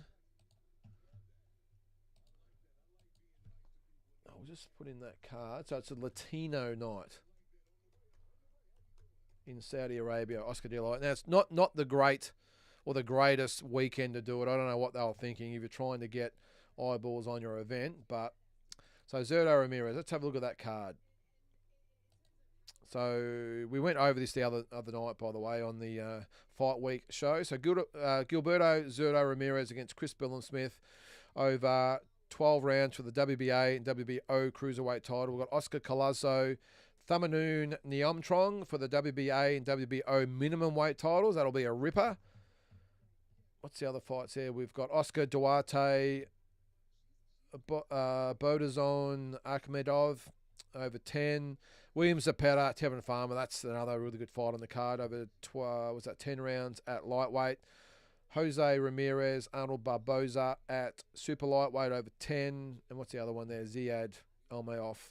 And 1 Carlos Garcia over 6 at welterweight. So that's the fight on the zone. So that'll be on tomorrow Australian time. And then the other one was the Paul Alcuso card tonight, I think it is, coming from, where is it? Actually, is it Brisbane? I think it's Brisbane. Where is it? Rosie Perez, that's her. So I was thinking of before, Roy Jones Jr. and Mauro Ronaldo. So it's been good so far. All right, so tonight's event, before they do the ring walks, they're prolonging it a little bit here, aren't they? All right, so the card for everyone watching. So Paul Alcuso, Clay Waterman over 10 at light heavyweight. This is on Stan Sport, by the way, tonight. Sorry, no, it says Wednesday. Sorry, it's on Wednesday. Tyson Pedro, Chris Terzewski at heavyweight. We've got Curtis Scott, Liam Messam at heavyweight. Alex Leopold Jr., Damian Johnson at heavyweight. I really hope that fight doesn't progress. Jacob Clenshaw, Zeke Campbell at over 6 rounds at welterweight. And Caitlin Lodge against Silvana Tuma over 6 rounds at super welterweight. So that's the card. So that's on Stan Sport, guys. So if you've got that, that's on Wednesday night, the 20th of November. All right, so not a lot happening here at the moment. Still waiting on the ring walks. Just showing highlights of the first fight at the moment, and what a fight it was. I still don't know how Katie Taylor pulled that one out. I thought Amanda Serrano dominated the early rounds. And I thought I think she almost went to sleep a little bit, and Katie Taylor just sort of started to win a few of the rounds. And all of a sudden, it was level pegging, and I don't know whether it was Serrano ran out of steam a little bit in the end, and Katie Taylor came over the top of her. But I think stylistically, I've just thought that Amanda Serrano is a technically better fighter, but Katie Taylor got the job done just by pure grit and determination. So both girls still warming up in the change room. So obviously we're waiting on the TV here.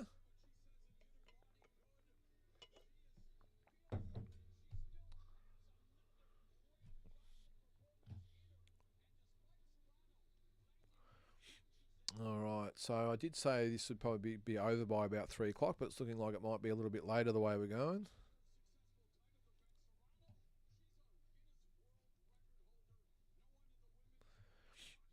All right, what's some other boxing stuff going on at the moment while waiting for the girls to come in? So it's all about Paul and Tyson. So, yeah, Morel Benavides press conference is next week to announce the fight for February 1st. Can't wait for that one. That'll be a PBC pay-per-view, so you'd think they'd have some good fights on the undercard of that. That's at T-Mobile Arena. So, yeah, it's all official. I thought it would have been a little bit early for those two guys to fight, so credit to both of them for getting it on. But Saturday, February 1st, David Benavides versus David Morel from the T-Mobile Arena in Vegas. Also says 40 years ago, the real deal, Evander Holyfield turned pro. Geez, that just seems like yesterday. What's that? Albie. That's a shame. Coolwell lost, but he was clearly a level below Carrington in all facets. Yeah, look, take my hat off to Dana for taking the fight, because sometimes you've just got to, as they say, you've got to dare to be great, and that's what he did. A lot of people saying, he wasn't in his class and it was a bad fight. Well, what else is he going to do? Is he just going to come back to Australia and fight imports? Because there's so much money to go around. I'm not quite sure who his management team is these days. I know he was obviously with Tasman Fighters, but I'm not sure they're with him anymore. So, yeah, his options would have been limited. So I don't mind the fact that he's taken a punt and said, all right, I've got to go over there and got to roll the dice. And he did. And you just don't know what's going to come of it. He might have won the fight. Obviously, he didn't. But who's to say that he's not kept in mind for a future opponent or whatever it might be? Some doors might open for him. But it's a shame.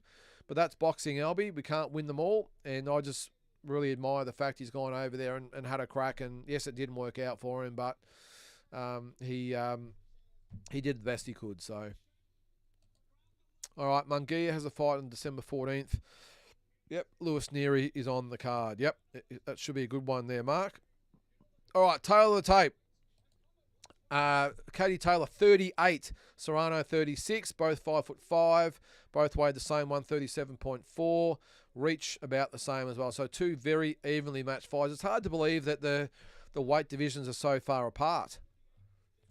One used to fight at I think Serrano's fought as low as 122, I think. So at 126, she's now up at 138. So, all right, so the fight rules, 2-minute rounds, no 3 knockdown rule. Fighter cannot be saved by the bell. Fight official after 4 rounds, which is just common knowledge these days, isn't it?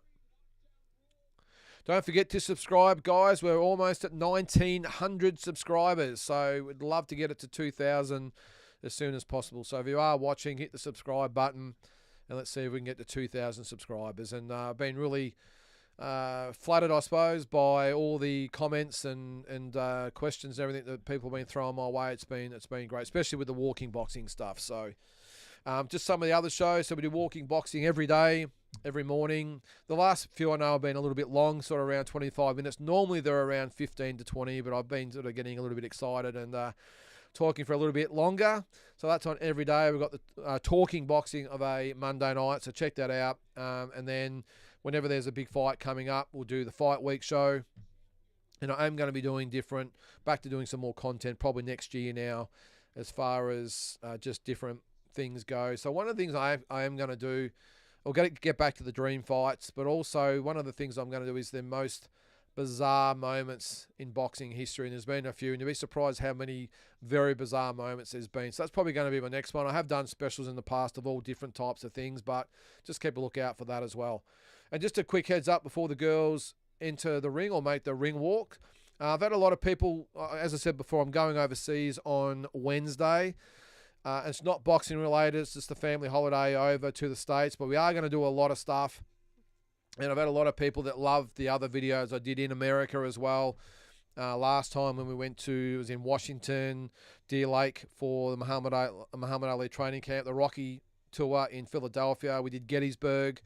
So a lot of people really like that. So Arlington Cemetery as well in Washington, which was great. But we've done a lot of that stuff. So a lot of people have said, well, might not be boxing related, but we'd still love to see the trip. So I'm going to do a daily vlog on this channel. Now, I know it's not going to be for everyone, but if you are interested in what I'm getting up to on our video, or our trip over to the States, I'm going to be doing daily video vlogs.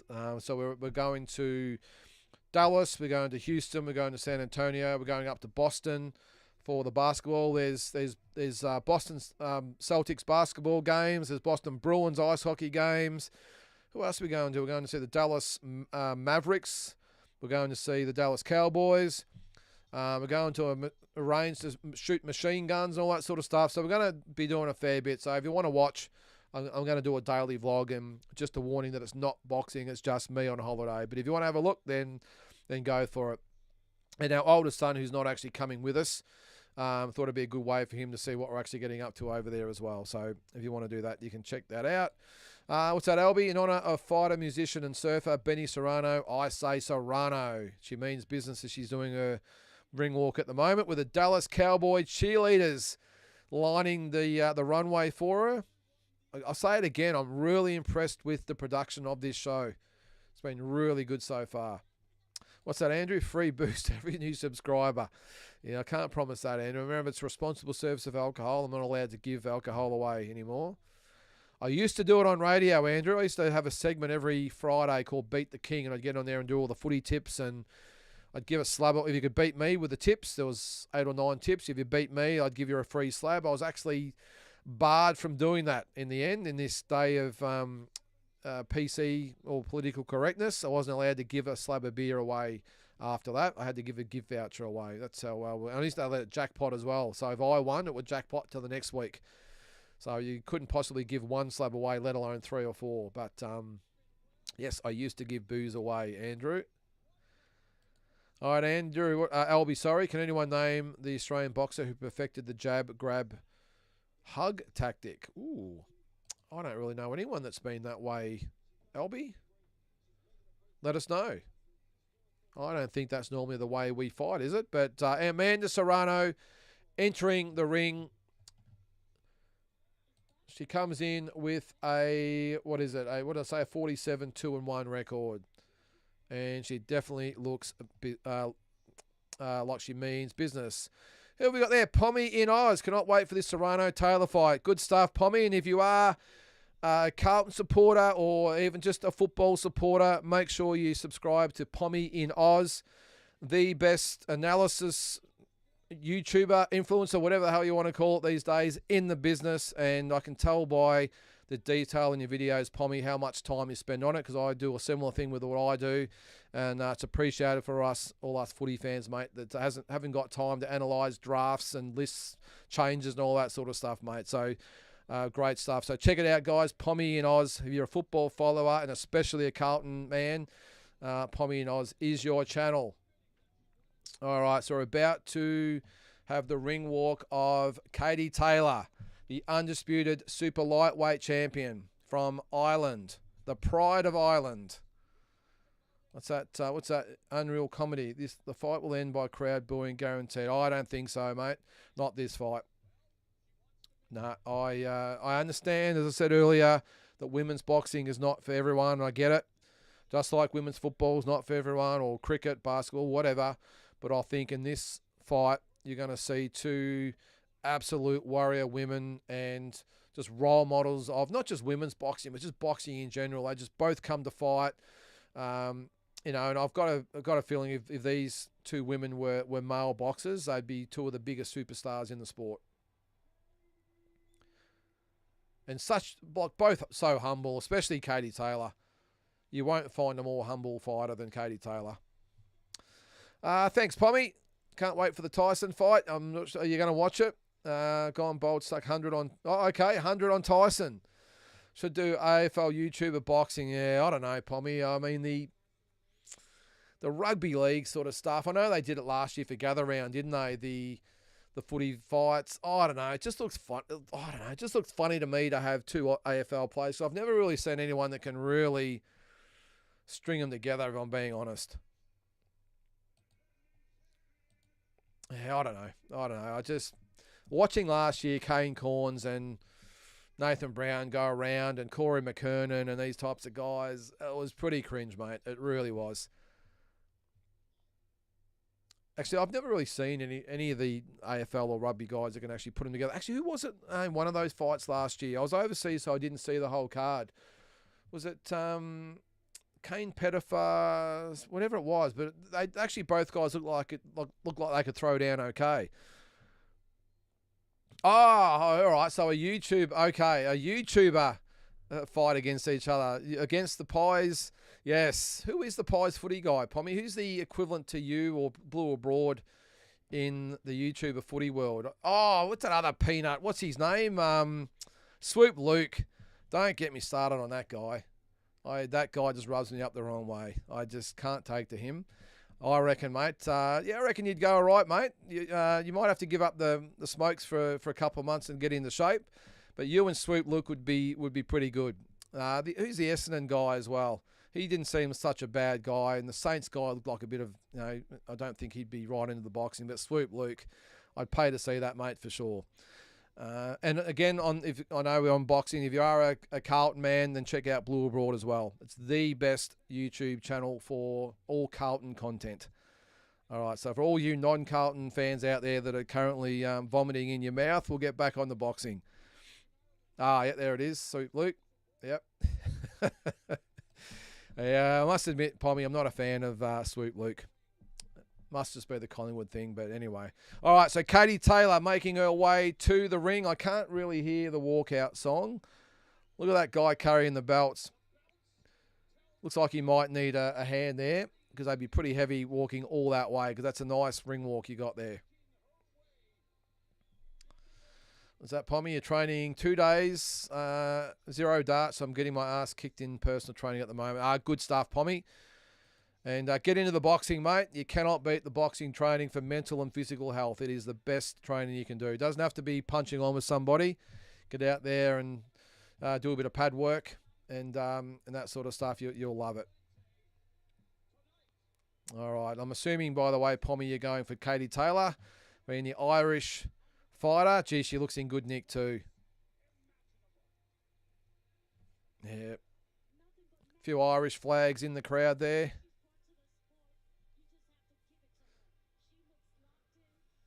And apart from probably Conor McGregor, she's probably the pride of Ireland as far as being a sports person over there. And that's just something you just never see in women's sports, do you? That you've got someone that's so recognisable and admired in a country, in female sport, in Amanda Serrano. Katie Taylor.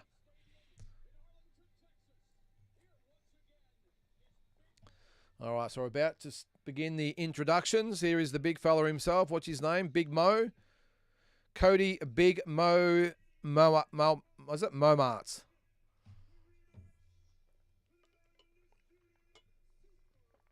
The undisputed title.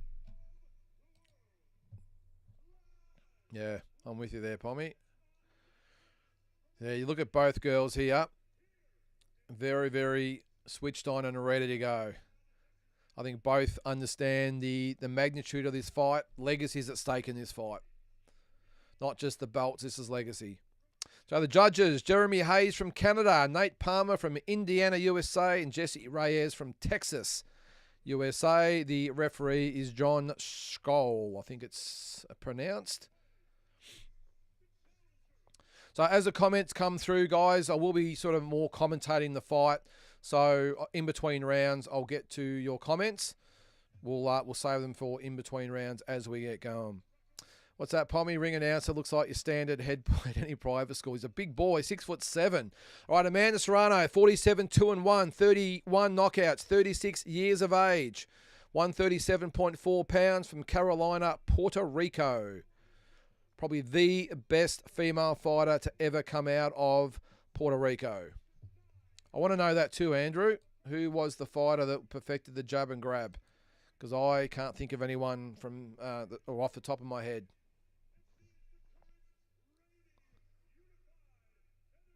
So she's the undisputed, well, she was the undisputed featherweight champion. Now, of course, Sky Nicholson's got the WBC belt, but I don't think there's any disputing who is the champion at that weight. So Amanda, the real deal Serrano, is introduced. The hand goes up, and she's got a lot of support down that way.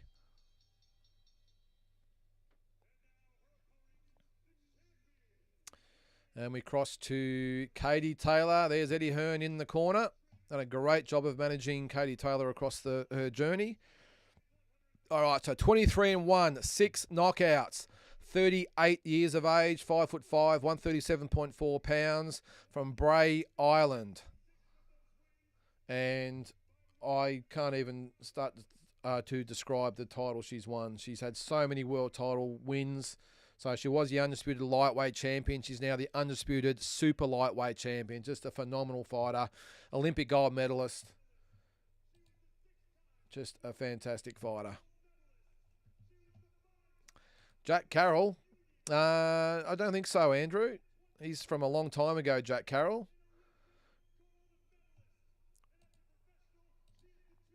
Hate Jake Paul, but got to give him props. He's really put effort into making women's boxing more in the front eye. Good point, Pommy. I think we forget that this fight probably wouldn't have taken place without Jake Paul intervening and making it happen. As she gets introduced now, she's got a lot of support, does Katie Taylor. This fight was, I think the offer had been made either side. A lot of toing and froing, couldn't get made. Jake Paul came in, took Amanda Serrano under his wing, spoke to Eddie Hearn and said, let's get this fight on, and here we are for the second time. Interestingly enough, is that Eddie Hearn is currently suing Jake Paul at the moment for defamation. So he said he's in the corner there now. Apparently after this fight's over, he's out of there. So we will see. Surely you'd have to have a bit of an eye on the main event just to see what happens, wouldn't he? All right, guys, so the girls have touched gloves. We're about to enter round at number 1, and let's see what happens. So 10 2-minute rounds for the undisputed 140-pound title. All right, here we go, I think. Yes, the bell rings for round number 1. So Katie Taylor takes center ring, probing out the jab, and Amanda Serrano in that southpaw stance, just having a good look at Katie Taylor. Now she's coming forward. And you get the feeling that this is going to be maybe a chess match early, and then she's going to explode a little bit later on. You see the ring there? Lots of blood on that ring. That's probably the problem when you've got a white ring. Not great by the time you get to the main event. All right, so both girls very cautious at the moment. Katie Taylor just circling the ring, moving to her right. Amanda Serrano, hands nice and high, probing out the jab, looking for the openings. And Katie Taylor, she's got that wide stance. Nice little 1-2 from Serrano in the corner. Nice jab from Amanda Serrano. I think she's got to start fast in this fight because last time Katie Taylor came over the top of her, so I think she'll be trying to bank a few of these early rounds. But she looks very composed at the moment. Serrano, as I said, like nice and tight. Defense nice and high. And Katie Taylor, as I said, with that wide stance, sometimes it gets her into trouble a little bit because she can get caught sort of in no man's land sometimes. But not a bad round, I think, so far from both girls. If anything, I'd probably say Serrano just getting the better of these little exchanges at the moment. Katie Taylor definitely on the back foot now. She backs into the blue corner. And Serrano hunting her down with 20 seconds to go in round number 1. Tough round to score. Left hand from Serrano lands over the top. Katie Taylor comes back with her own right hand that just missed. So 10 seconds to go in round number 1. Oh, left hand lands from Serrano. Good shot. And a right hook has Katie Taylor shaken up a little bit there. And the end of round number 1. Good round for Amanda Serrano. Right on the bell.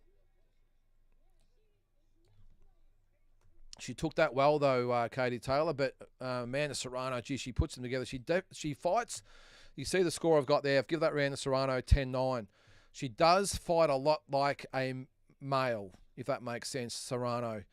More that hunting down, like she's more about quality shots rather than the amount of shots she throws, whereas Katie Taylor's more that volume type of puncher. But that was a good left hand.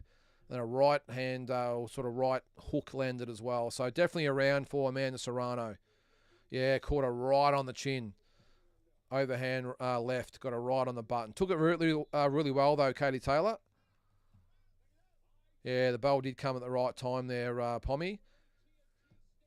It was pretty even round up to that point, but a good left hand definitely gave Amanda Serrano that round. So you can see my scorecard there, 10-9 for Amanda Serrano. Into round number 2. And Serrano takes center ring again. It looks like that's going to be the case for the fight. Her coming forward, Katie Taylor trying to box off the back foot. Looks very composed as Serrano. Looks on a mission at the moment. Another left hand just just comes up a little bit short there. I'm with you there, James. Could have been the result there. And she looks strong, Amanda Serrano. For the smaller fighter, she looks like the stronger fighter over Katie Taylor. Katie Taylor does land a nice right hand there and a little jab as well. Left hook lands. Better from Katie Taylor. And I think she looks a little bit quicker, Katie Taylor, but she is definitely a punch and grab type of fighter, but it has held her in good stead. And it's probably not a bad strategy against someone like Serrano, who's so strong and comes forward and likes to not just pity pat, she likes to bang. So I don't mind Katie Taylor just with the 1-2 clinch. If it's whatever it takes to get the result, but she's actually done pretty well with 45 seconds to go in round number 2.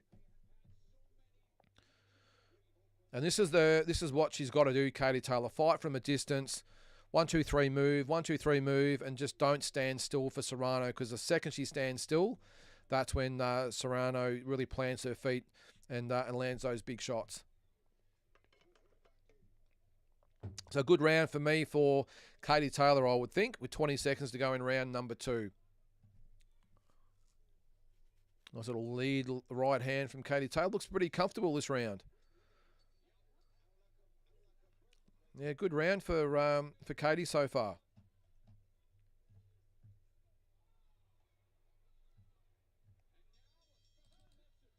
All right, well, I think definitely a round for Katie Taylor for me, and I have it 19-19 apiece. So I'll update the scorecards there. You can see there, Serrano 19, Taylor 19.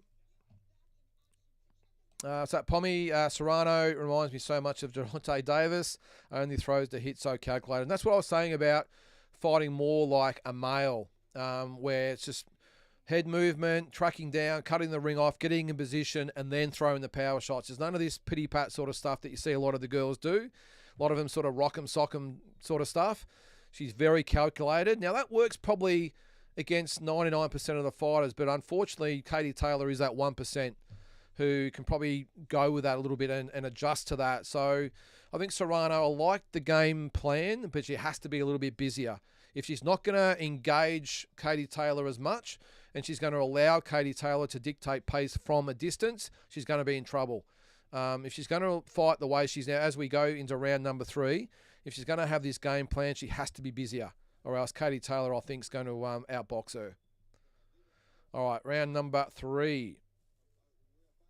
So we're level pegging at the moment. Although the judges have given Serrano, well, on here anyway, have given Serrano both the first 2 rounds. Maybe I've seen it wrong. Let me know, guys, how you got it. But I've got it a round apiece. Left hook lands from Katie Taylor. But just so evenly matched, these girls. And I still can't believe, guys, we're about half an hour away or 40 minutes away from Mike Tyson fighting Jake Paul. Fair income. All right. So a good even start to the round. Well, when I say start, we're halfway through the round. These 2-minute rounds just fly by. So left hand, just skims the face of Katie Taylor, who punches in close. Both girls clinch. You just get the feeling that maybe Serrano, who's fought 12 threes, is at least once, if not twice, in the last couple of fights, and has probably been training for 12 threes, might just get caught out a little bit all of a sudden by fighting 10 twos. Because Katie Taylor, her pace is a lot quicker than, or faster than Serrano at the moment. So an even round with 35 seconds to go in round number 3. I think so far anyone's round. It's going to be tough to underscore. And Katie Taylor, definitely the faster fighter. Right hand lands from Katie Taylor. And she's got to try as well as not to allow herself to get tied up as much, Serrano. Because Katie Taylor, she's bang, bang, she holds. She bang, bang, she holds. And Serrano's allowing her to do that at the moment. Tough round to score.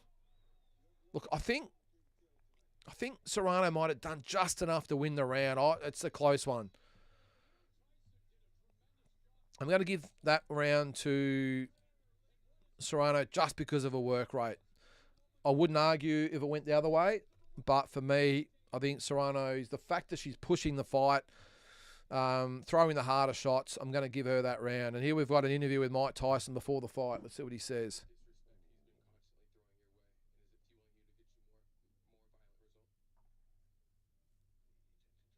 I was going to say, put the microphone in front of his face might help. A vicious win, says Mike Tyson, as he kisses the interviewer on the cheek. That's not a great look, Mike. If you can't see it, he hasn't got trunks on or underpants on. He walked away with just his cup on, and all you saw was his bare bum.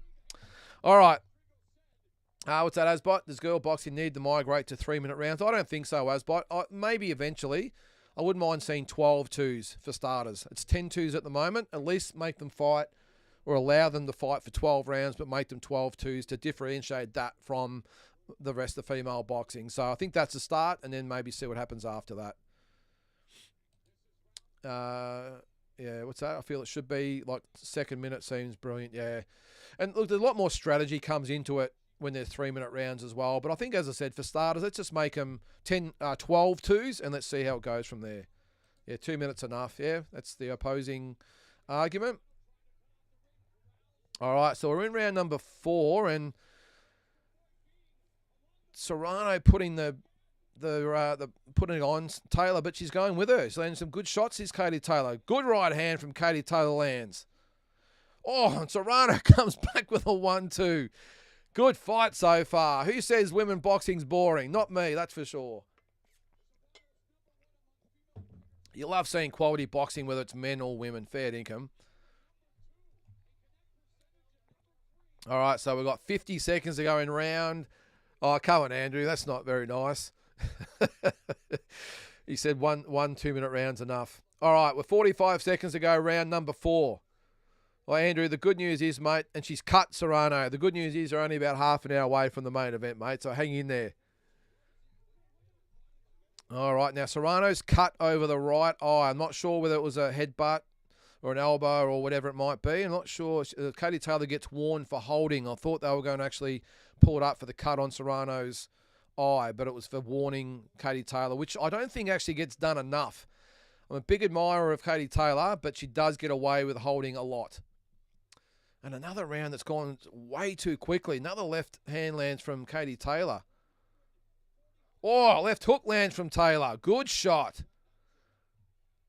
And I think she's done it. Oh, left hand lands from Serrano. Good round. Look, I think the only fair way to do this is to give that round to Taylor. And let's square it all up at, what was that, 38 apiece. I think that's the only fair way to do this. I think it's been such an even fight so far. I've got it 38 apiece. There you go. What's that, Asbot? Not a lot of head movements for either fighter. Well, it's a really good point there, Asbot, because you're right. And it's one thing whenever I work with, especially young kids, is to say you need head movement. If you're just coming ahead, and it was a head clash, by the way, guys. You can see Serrano react straight away to that. But the head movement coming in, give them something to think about, not just coming ahead in a straight line. So you're alternating from left to right, outside the shoulders. It's just a basic 1%er, but it can make all the difference sometimes. It's just giving your opponent something to think about. All right, guys, we are into round number 5. I've got it dead even at the moment, but I wouldn't be surprised if one fighter's 4 rounds to 0. Fair income. I'd just been that type of fight. What have they got it here? They've got it 39-37 for Serrano. Okay, so they've got it 3 rounds to 1, which I'm not going to argue with because it could be anything. So Serrano's landed more punches, thrown more and landed more, though Taylor's got the higher percentage, 34-31. So Taylor's on her toes at the moment. She's boxing from long range, still with that wide stance. Serrano coming forward. I think I would like her to maybe cut off the ring a little bit more than what she is at the moment, though. She seems to be following around Taylor a bit too much for me. I think she needs to cut off the ring to really negate that movement from Katie Taylor, who's boxing quite well at the moment. Such an even fight. And hands of just dropping down a little bit by or from Katie Taylor. Maybe fatigue kicking in. We've got a minute to go in round 5. And another very, very even round. Misses the left hand, does Serrano. Katie Taylor pivots out to the right. Gets back on the jab. And both girls clinch.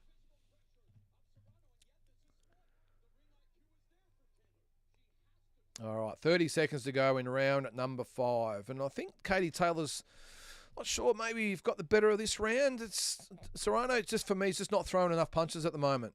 Just not being busy enough. It's whether the judges are looking at the aggression and the power punches she's throwing compared to the work rate of Katie Taylor. And that head's getting awfully close again from Katie Taylor.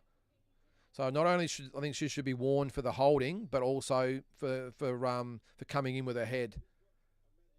I'm going to give her this round, though. I just don't think Serrano's done enough. So there you go. I'm going to give that round to Katie Taylor. I think she's in front. Certainly not going to argue with anyone, by the way, that says otherwise, but I just thought, especially that round, I thought that Katie Taylor was the more active and busier and actually landed the better shot. So there's my scorecard there. I've got 48-47 for Katie Taylor. How do you see it, guys? Let me know. Put it in the chat there. Been a very, very even fight, and I can't believe we're into round 6 already coming up. So this fight, you think, will be over by about 3:15. The main event should make the ring walk at about 3:30, you would think, and by 4 o'clock we should be out of here. Let's see. I think all fights have gone the distance so far, if I'm correct. All right, so that cut over the right eye, it does look bad, but doing a very, very good job managing that cut. All right, here we go. Round number 6. And looks like Serrano just picking it up a little bit here. And the judges on here, on the Netflix card, have it 49-46 for Serrano. I just don't see it that way. I mean, mind you, I had Bivol beating Better Beeve very comfortably, and how well did that go for me? So, all right. So, and you've got it 4-1, James, for Taylor. And the judges on here have got it 4-1 for Serrano. That's the type of fight we've got at the moment. As she comes forward, Serrano, she looks like she means business this round. So 34% for Taylor, 31% for Serrano, even though Serrano's landed more punches.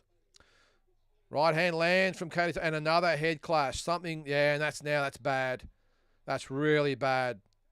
Oh, I've got a feeling this fight might be stopped. That was a bad head clash. And look, it'll be probably ruled accidental, but Katie Taylor continuing to come in with a head.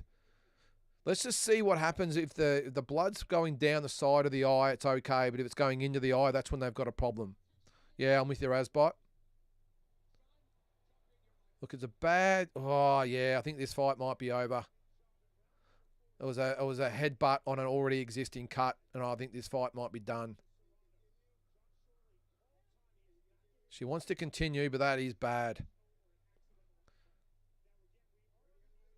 And look, I've got to say, for me, it's all Katie Taylor's fault. She's leading with her head. Will this affect the fight? We will see. Now, we will get a decision, by the way. It's been ruled an accidental head clash, and we are in round number 6. So we will get a decision, which might mean this round is crucial to the result. We might get a draw. Yeah, it's a very bad cut. So we've got 45 seconds to go in round number 6. And a very, very important round. I think she's actually done enough to win the round so far, Serrano. But both girls, I think they both understand the urgency of what's happening now. This round could legitimately decide the fight. I'm with you there, Mark. It should be stopped, but will it be? Hey, Tim Tszyu went 12 rounds with an axe wound to the head and was allowed to continue. I think Katie Taylor, she might have got the better of the exchanges in this round, although, wow, it's a really, really close round. All right, I'm going to play devil's advocate here, and I'm going to give that round to Serrano just. I've got no idea why. But 57-57, if the fight is stopped, I think a draw would be a good result. Just a shame if it does get ruled a draw at this stage. But I'm with you there, guys. I think the fight probably should be stopped. One of the best cutmen in the business in the corner there. And I'm just looking at the replay there. Oh, bad head clash again. And that's right on the other cut. I'll probably backtrack a little bit there and say that wasn't necessarily her coming forward this time. I think the first one was her leading with the head. That was just her coming to the left and Serrano going to the right or the other way around. And it's just been purely accidental. But looks like he has got it under control. So we're going to go into round 7. And I'm not sure how you guys have got it, but I got it 57-57 with absolutely no confidence whatsoever. Let's see. All right, round number 7 of 10 rounds for the undisputed 140-pound title. Oh, good exchange from both girls. I think Serrano sort of got the better of that. Leads a 1-2. Good punches. Both girls going toe-to-toe. Yeah, geez, but that cut has got to be bothering Serrano. Yeah, it's both girls clinching now, but wow. All right, so Daniel got it for Amanda. Yep, not going to argue with that, mate. It's just been all the rounds so hard to judge so far. And I've given a couple of rounds to one girl or the other just to even it up, really, because I just think it's that close. Amanda does look like she's just gassing just a little bit, though. And Taylor looks like she's just going for it. You can understand that they think the fight's going to be stopped at any moment. And both girls know they've just got to win whatever rounds they can because it doesn't look like it's going to go 10. I still think Taylor's looking like she's the busier fighter, but looks like Serrano's landing the better shots inside. It's just what you're looking for. You're looking for the work rate of Taylor, or you're looking for the inside work of Serrano. I think Serrano's landing the better shots, but she looks awfully gassed at that. And a good combination from Taylor. And Serrano comes back with a little uppercut in close. What a fight this has been.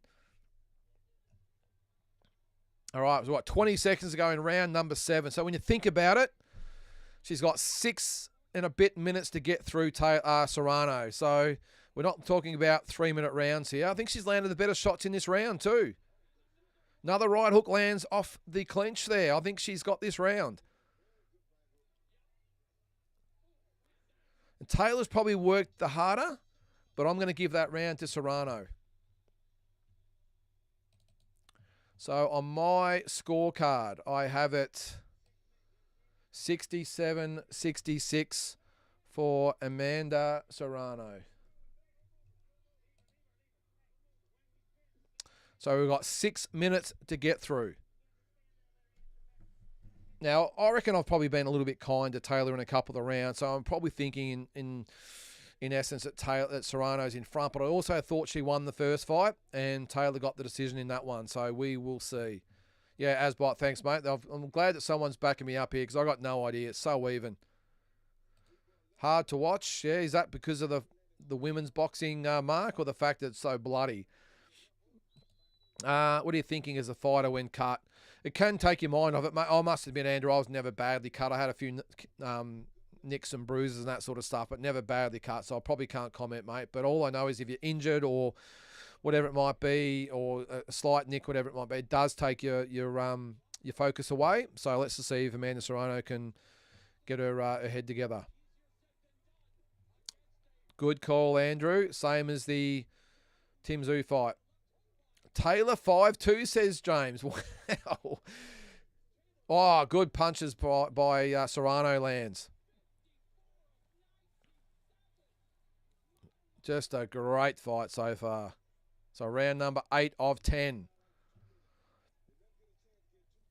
Yeah, look, James, I don't know. I got no idea who's winning, to be honest. What have I got it there? 4-3 for Serrano, but it could be easily the other way around. I got no idea. So many. I think I wouldn't be stressed whoever wins this fight from here. And what's happened there? I think that's another head clash, and I think Taylor's being warned again. As I said, like they keep saying that like it's an accidental head clash. For me, it's all Katie Taylor with the way she fights. She really leads with that head. And there's just blood everywhere at the moment, guys. It's not a pretty sight. And Serrano ripping and hooking inside. 40 seconds ago in round number 8. I think another head clash. You'd almost think, depends on how they think Serrano's doing in the fight, but you just tell her to switch to orthodox to avoid that side of her head. Both girls landing some big punches. It's all good, James. Mate, I'm not saying I'm 100% correct. I'm having a hard time scoring it. And what's happening here? 1 point has been taken away from Katie Taylor for the using the head. And I've got to say it, I love Katie Taylor, but that had to happen. All the head clashes have been Katie Taylor's fault. Yep, I think it's a good call. Yep, point deduction, point off. Yep. Wow, that really makes life difficult, I would think, for... I'll just do that there. Hang on, we'll take that off. Where are we?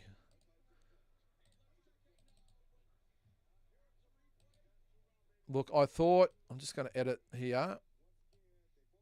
I thought... Yeah, what's that there? So, Taylor, I thought Serrano might have won the round anyway. So what's that? 75. So that's 74. That gives Serrano a 3-point advantage. But I'm not sure how it works, guys. Daniel, you're probably the man to ask about this. What happens if it's a 10-9 round for Taylor, but she gets the point taken off? Is it actually a 9-9 round? How does that work?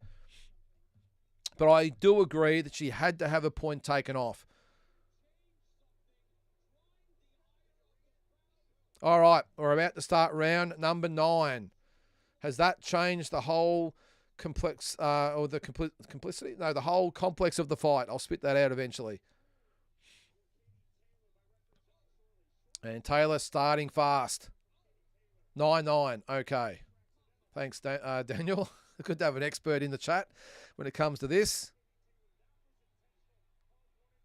And she started fast, but again, she's leading with the head. Yeah, I'm with you there. I'm going to correct that in the round. I've got a feeling.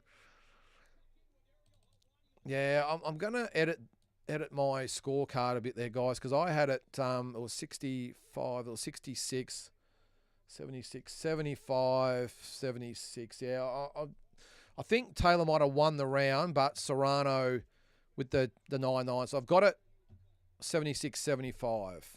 4 rounds apiece. That would make sense. Okay, we're back on track. Still got Serrano winning the fight, though.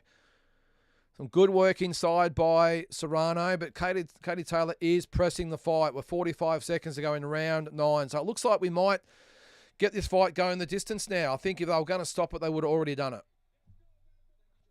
Katie Taylor really pushing the action this round, and Serrano looks tired.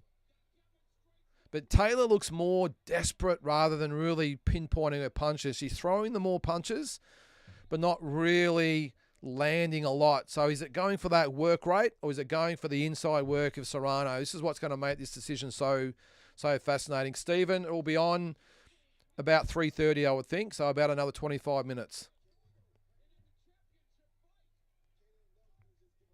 All right, so we're about to end round number 9.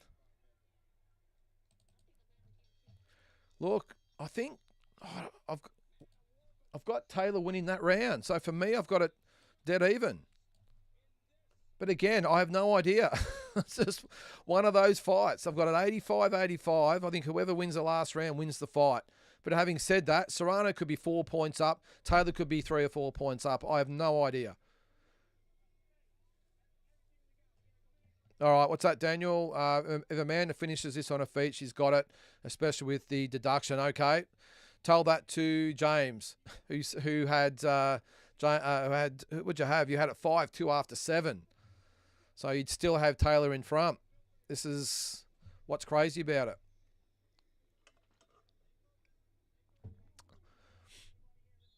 All right, so going into round number 10. What a fight this has been. And on my scorecard there, as you can see, it comes down to the last round. But again, I'm just guessing in some of these rounds. So 5 rounds to 4 for Taylor. I have it. And then with the point deduction. So touch gloves, and we're into round number 10. And Serrano comes out the harder. Now, the judges have it Serrano 86-84 on their unofficial cards. They gave that round to Taylor in the last round. So James has 87-83 for Taylor. Jeez. Wow. All right, so both girls just going for it in this last round. If I was Serrano, I'd just be waiting for Taylor to come to her and just lining her up, because Taylor just tends to freewheel it a little bit and just come forward with her chin up in the air and her hands down and just winging them. I wouldn't just be swinging for the fences with her. I'd be just pinpointing the punches and hopefully landing quality over quantity. I think Serrano getting the better of this last round so far, though. In the first minute. We've got a minute to go, guys. Yeah, it's definitely close, Daniel. And I think Serrano getting the better of the first minute and 10 seconds of this last round. Doing some really good work in close there. And Katie Taylor, absolutely desperate at the moment, pushing Serrano back. Will it come down to that point deduction? I've got a feeling it might. Which would, I don't think, be a bad result. I think Serrano's done a fantastic job with that cut. I mean, Katie Taylor all hard as well, don't get me wrong. But 25 seconds to go in round number 10. Just a mirror image of the first fight. Amazing. Not a lot, Larry. Not a lot. Right hook lands from Serrano. Good punch. And we've got 10 seconds to go in the fight. Oh, right hand from Taylor lands. Both girls with some big punches landing. I think Serrano's just done enough to win this last round, though. Some great shots landed by both girls. And that is the fight. That is the fight. Look, I'm going to give that last round to Serrano. Look, Taylor kept coming for the entire round. Did not back up. She put all the pressure on Amanda Serrano. But I thought Serrano went with her, landed the better shots. And I think she has won this fight 95-94. But that is with no confidence whatsoever. Your guess is as good as mine. What's that, Larry? Maybe I'm a Debbie Downer, but I love a bit of great technique in my fights. Maybe that's just me. No, I'm with you there, Larry. But sometimes I think the first probably 5 or 6 rounds of this fight, it was like that. But I think, obviously, when the cut happened, both girls then probably went into more desperate sort of mode where they knew that every round counted because the fight could have been stopped at any time. So I understand. And in the last 2 rounds, I just think both girls were tired and it was just go for it. But I'm with you. I like the technique. But sometimes it's not a bad thing just to see 2 fighters just wing it. Because too many times in the females, Larry, we see the pity-pat sort of thing, the arm fencing. I don't mind this every now and then, mate. All right, what do you got there, Robert? 95-94, but for Taylor. Okay, so I've got it 95-94 for Serrano. But, Robert, mate, anything is possible in this fight. Unless it's a blowout either way. What do they got on here? They've got Serrano winning 96-93. And they gave Serrano that last round. Yep, okay. So what's that? 6 rounds to 4 for Serrano. I actually had it 5 rounds apiece, but with the point deduction. But again, I'm not going to argue. Unless it's a blowout, I'm not going to argue whether it goes either way. James, 90, that's a blowout, James. Surely you've got to give Serrano more than 2 rounds. Surely, mate. Look at this. You've got James with 97-92 for Taylor. Then you've got Daniel's got it 96-93 for Amanda. That is just nuts. We're about to find out. So both girls get the gloves taken off. Either way, what a fight. What a fight. Cal, yeah, they put on a good show. It wasn't a good show, Cal. It was a great show. And let's maybe hope that maybe this one goes Serrano's way and we see a 3rd fight. Geez, that's a bad cut, though. I haven't seen a cut like that since Shannon O'Connell fought in Bendigo back in 2015, and her eyelid was actually flapping over her eye. That's how bad it was. It was a bad cut. Yes, Asbot. We have to factor that in, mate. Yeah, crazy. Just looking at body language, though, I think Katie Taylor sort of looks the more confident. Oh, here's the bell now. Let's see. We're about to see. And Katie Taylor, I actually missed that. She's got a cut over her right eye as well. Great performance by both girls. All right, here we go. All 3 judges. 95-94.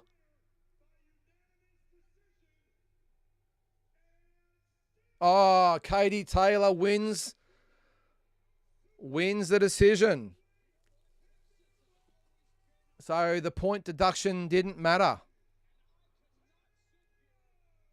The crowd does not agree, especially the commentators don't agree. 96, so the official scorecards there, 95-94 for Katie Taylor. Yeah. Hey, Barry, g'day, mate. Didn't know you were in the chat there, mate. Welcome along. It's my mate from Canada. So the judges on the telecast had it 96-93 for Serrano, and it's 95-94 for Katie Taylor. Now, I thought I was probably being generous to Katie Taylor, giving her even that close. I thought, the rounds that Serrano won, I thought were more sort of clear-cut. So many close rounds, though. Let's have a look at the stats. Serrano landed 324 to 217, a percentage of 44% to Katie Taylor's 41%. So she threw 734, landed 324, and Katie Taylor threw 529 and landed 217. So again, that percentage, 44% for Serrano, 41% for Katie Taylor, and Amanda Serrano, I think, landed 100, was it 130, 140 more punches than Katie Taylor. And the crowd is letting their feelings be known. Not a popular decision at all.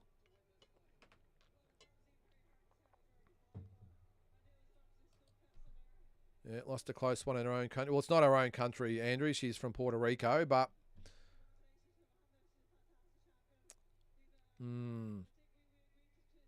No, I'm not quite sure what to make of that. You know, as I said, I thought I was being a little kind to Katie, giving her as many rounds as I did, because as close as it was, if I had to pick a winner, I would probably say, especially with the point deduction, I would say if you're going to give it one way or the other without being a draw, and it probably couldn't be a draw with that point deduction, I would think Serrano did enough. But I'm certainly not going to jump on my soapbox about it, because I jumped on there for the Bivol and Better Be fight and didn't end well. I can't really hear what she's saying there, but wow. Daniel doesn't agree. No. Well, it's just being put to Katie Taylor at the moment that they were saying that she fought dirty. I don't think it was fighting dirty. I just think she fights recklessly. I don't think she does anything deliberately. I just think that that's her style, and she probably should have been pulled up a lot more in the past for the way she fights, because it's like the 1-2, and then she comes in and grabs, and as she comes in, she does use the head a lot. Not intentionally, but, you know, I'm thinking maybe, you know, the point deduction, there could have even been 2 points. That Serrano comes in now. They do embrace, which is the good thing. Let's have a look and hear what she has to say.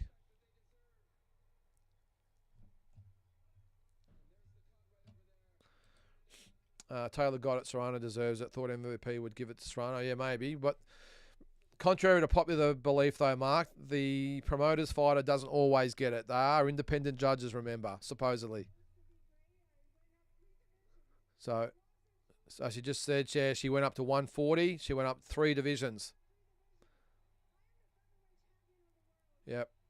Featherweight champion. That's a bad cut.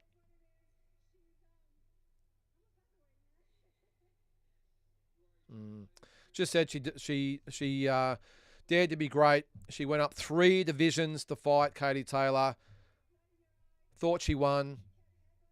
And saying about the headbutts.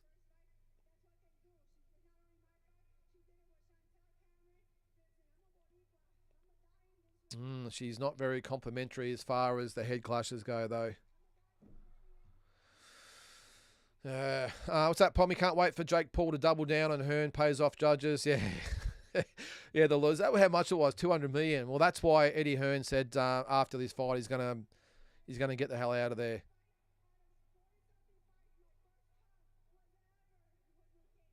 Yeah. Congratulations to Katie Taylor, but I can understand that Serrano is a little bit pissed. She's only ever been cut twice in her career, both against Katie Taylor. Not to say that it's all Katie Taylor's fault. I think the Southpaw versus Orthodox comes into it well. It comes into it as well.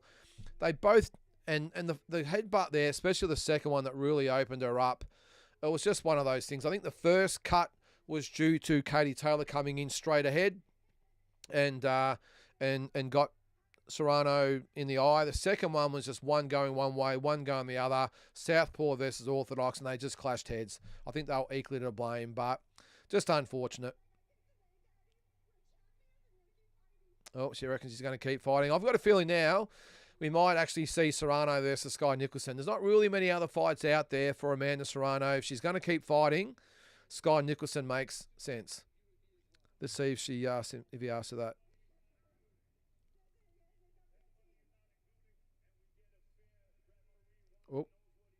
Oh. Not very complimentary to the referee. Just saying repeated headbutts not pulled up by the referee. I agree.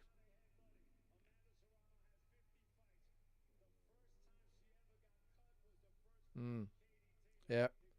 Just saying that the only time she's been cut is by Katie Taylor.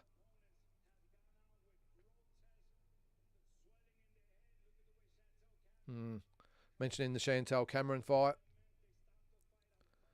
Yeah, look, he's probably right. What he's saying is that it's a common occurrence when Katie Taylor fights.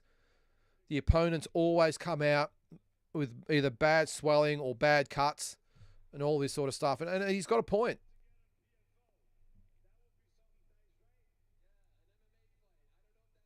Talking about MMA now. What's he saying now?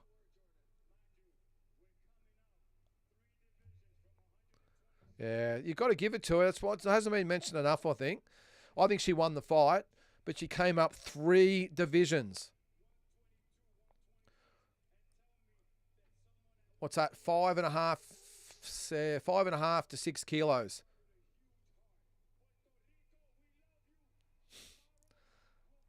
I thought he's there. I don't know who her trainer is, but spoke really, really well. All right, so that's it for the co-main event, guys, and there's only one fight to go, and that is, can you believe it? Mike Tyson versus Jake Paul. What do you got there, Daniel? Let me know your thoughts on that. Serrano has every right to feel shafted after that. Threw more, landed more, pressed the action. Problem with judges are half of them don't know what they're seeing. Hire ex-fighters. I'm with you, Daniel. I've always said that. The problem is not enough fighters want to do the judging. I'm with you. And you're right. You hit it right on the head there. Threw more, landed more, percentage was better. Landed, I thought, the better punches, the harder punches, pressed the action. But Katie Taylor has walked away with the win. So I know the only one, I don't know, let us know in the chat there, but the only one I can see there is probably James, who disagrees. He had Katie Taylor winning by a shutout, by the way. 97-92, so 8 rounds to 2, James. Now, surely that can't be real. But anyway, look, this is nothing against Katie Taylor, by the way. She's a fantastic fighter, fantastic champion, just a great proponent, or a role model for women's boxing and island boxing and everything like that. But I didn't think she won that fight. What's that, Pommy? Wanted Taylor to win, but legit Serrano robbed. Yeah, amazing effort, though, to come up weight and go toe-to-toe like that. Has to be a third. Yeah, I don't think she's going to get it, though, Pommy. I got a feeling that Katie Taylor, look, she's had the rematch. Such a hard fight for her. I would think that she would say no. Look, I think she might even retire. 38 years of age. There's not really much there for her. Maybe there's a rubber match with Chantel Cameron. Who knows? But we will see. But I think Serrano goes back, and hopefully we see the Sky Nicholson fight. So, guys, what we're quickly going to do, I'm going to take a 2 or 3 minute break, fill up my water bottle quickly, and I'll be back for the main event. So entertain yourselves for 2 or 3 minutes, and we'll prepare ourselves for the main event.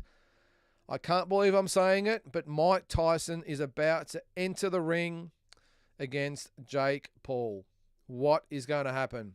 I have no idea. But guys, entertain yourself for a couple of minutes, and I will be back.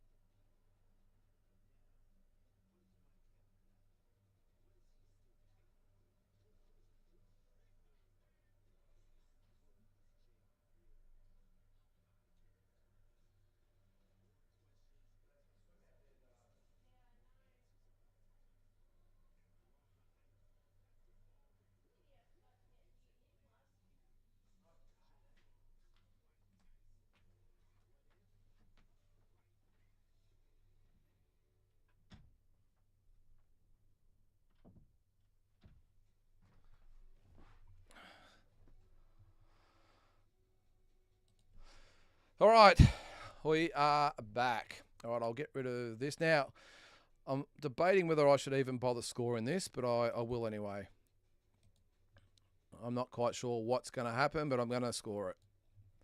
Where are we? I'll get this. So who have we got? Paul. Oh, get rid of that. And we've got Tyson. This will be very, very interesting. I've got no idea what's going to happen here, guys. So, all right, so we're going to score it.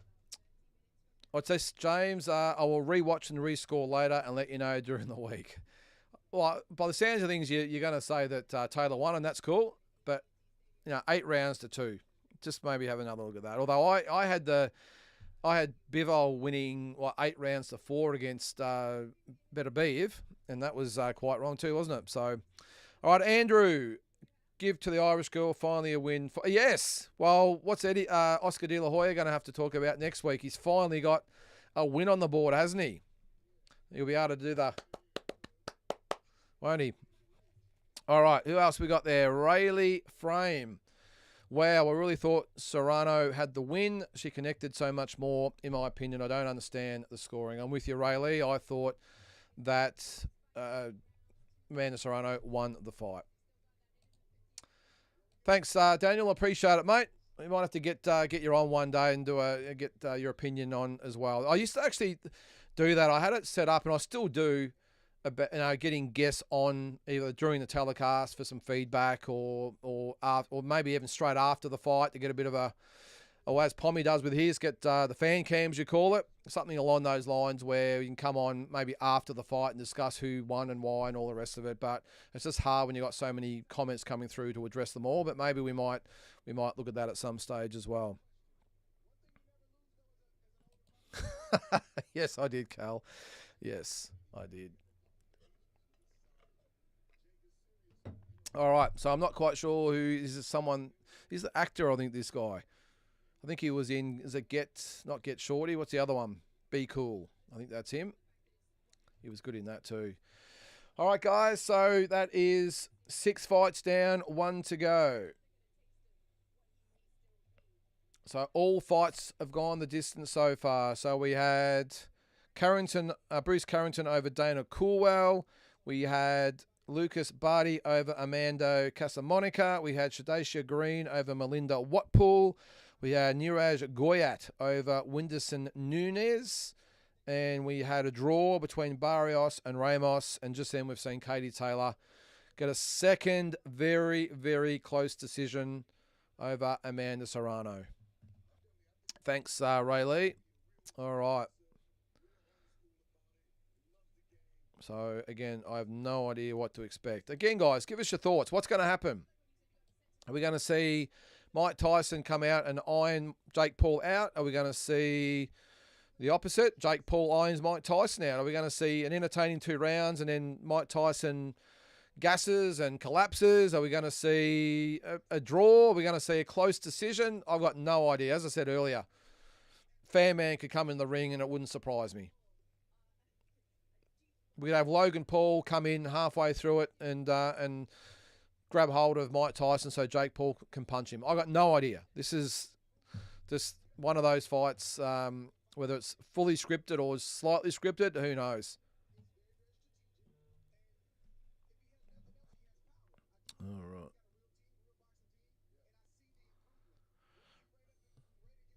All right, so I've just got a couple of...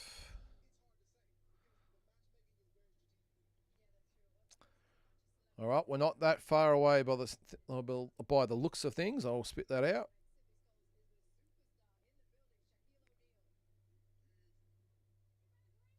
All right. Jeez, he's interviewing Shaquille O'Neal. He's a monster. Sorry, monster. I'll get in trouble for saying monster. It's monster. So David says Tyson in 4 rounds by KO. I'd love to see it, David, but I think if he's going to knock Jake Paul out, I think it would be in the first 1, maybe 2 rounds. I don't see him even being competitive after 2 or 3 rounds, mate. What's that, Pommy? Hope Tyson does it. Yeah, you and me both, mate. Yeah, shoulder on the line. I'm with you. And that's why I don't really like the fight that much, because we look back to the the absolute beast that Mike Tyson was back in the day. And look, look, in a perfect world, if he doesn't win, I would just love him to be super competitive for 8 rounds, and I'll live with that. Okay, we're going to have to put up with Jake Paul going on about beating one of the greatest fighters of all time, so he must be one of the greatest fighters of all time. I get all that, but I just want to see Mike have his integrity intact. I don't want to see what happened in his last fight against McBride, where he's sitting on the ground and unable to get up. We know he's had back issues. We know he's had the ulcer issue. I just don't want to see the Mike Tyson we knew and loved, looking helpless on the floor. I really don't. Cal says, I would like to see Tyson give Paul body punches, win him, and combo knockout. Well, that's another thing. I can't remember. I think it was Roy Jones Jr. might have said that, Cal, about the keys to victory. And they said, well, maybe Tyson needs to go to the body, because he does throw some really good body shots. And Roy Jones Jr. would know, because when he did the exhibition with Mike Tyson a couple of years ago, Mike Tyson really dug to the body. Now, whether that was by design, maybe because it was an exhibition, they said, look, Mike, just... And Roy Jones Jr., of course, coming up from a lot less weight, they might have said to Mike, well, maybe then, really going hard to the head, maybe focus to the body a little bit more. And he threw some really good shots. And if Roy Jones Jr. is saying he should go to the body, it probably means that he probably hurt him a few times to the body. So maybe that's the key as well. And Paul has not been tested down there. So... it's going to be fascinating. Adam says, I was only thinking the other day, have you heard from Tszyu? Hope he's taking the Tim's loss okay. He's doing all right there, Adam. Yeah, he's doing okay. We haven't had him on for a little bit, but he's doing his own thing on his YouTube channel, the Ringside with Tszyu, or Ringside Seat with Tszyu, doing the podcast. Dennis says, Mike, to flip the script, I hope. Let's hope you are right there, Dennis. Yeah, first round is out, says Volley. James, I want Tyson to turn Paul into a meme, but I'm not sure that will be how it goes. No, I don't think so, mate. Daniel, I think the highlight of this fight will be Mike's ass in the pre-fight interview with his son. Tara just said it was actually his son. I was wondering why he was kissing the interviewer. That's why it was his son. Maybe he was the one they were more safe of putting in there, not maybe run the risk of Mike starting the fight early against the commentator or the interviewer.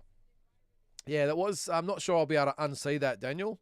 Mike Tyson walking away with his ass to the camera, his bare ass. Mike Tyson's Ass is the name of my new album. I like it, AP. It's not a little bad YouTube name, is it? Mike Tyson's Ass. Maybe we should start an Instagram page called Mike Tyson's Ass and have it centered around that. Who knows what people get up to these days. Andrew, ear bite or Mike injury pullout. Don't put that past. I'm going to go a little bit past the biting the ear thing. He's been there and done that, Andrew. He's already been down that track. But who knows? It could be after one round, the back plays up. What's going to happen if that does occur? Let's just say Mike comes out, he puts everything into the first round, and at the end of the first round, the back goes and he can't continue.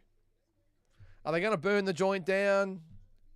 I'm certainly not going to say I was ripped off or anything like that, because I'm just here, for this, for the live stream. I'm not going to, no matter what happens, I'm not going to be surprised. I'm not going to complain, because this was the fight I was never going to watch anyway. And as I said, nothing will surprise me in this fight. And if he bites his nose off, I'm not going to be surprised, Andrew. But it could be.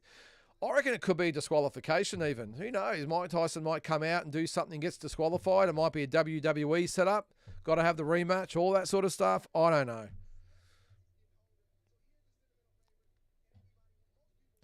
But I think we're about due for the boys to come out. What is it? 3:36 at the moment.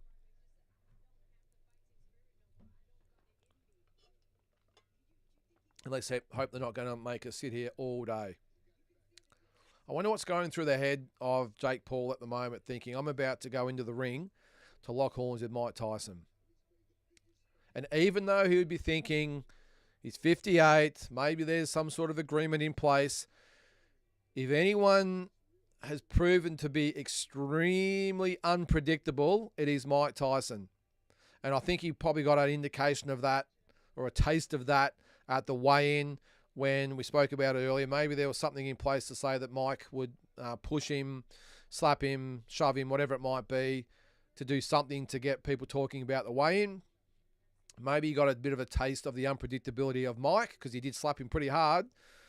Geez, look at that crowd there. It's a massive crowd. It's packed there.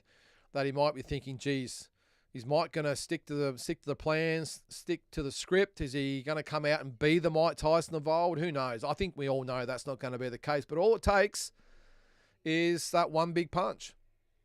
What's that, Luke? 25 minutes. So they're actually going to wait until 4 o'clock. Well, come on, guys. This isn't Netflix where we're running on a program schedule. He's waving to the camera there. It does look a little nervous, though. Just a little nervous, does Jake Paul. So what's he wearing? Silver trunks, silver gloves. Can't see his boots there. Let's have a look as they pan out. And silver or grey boots.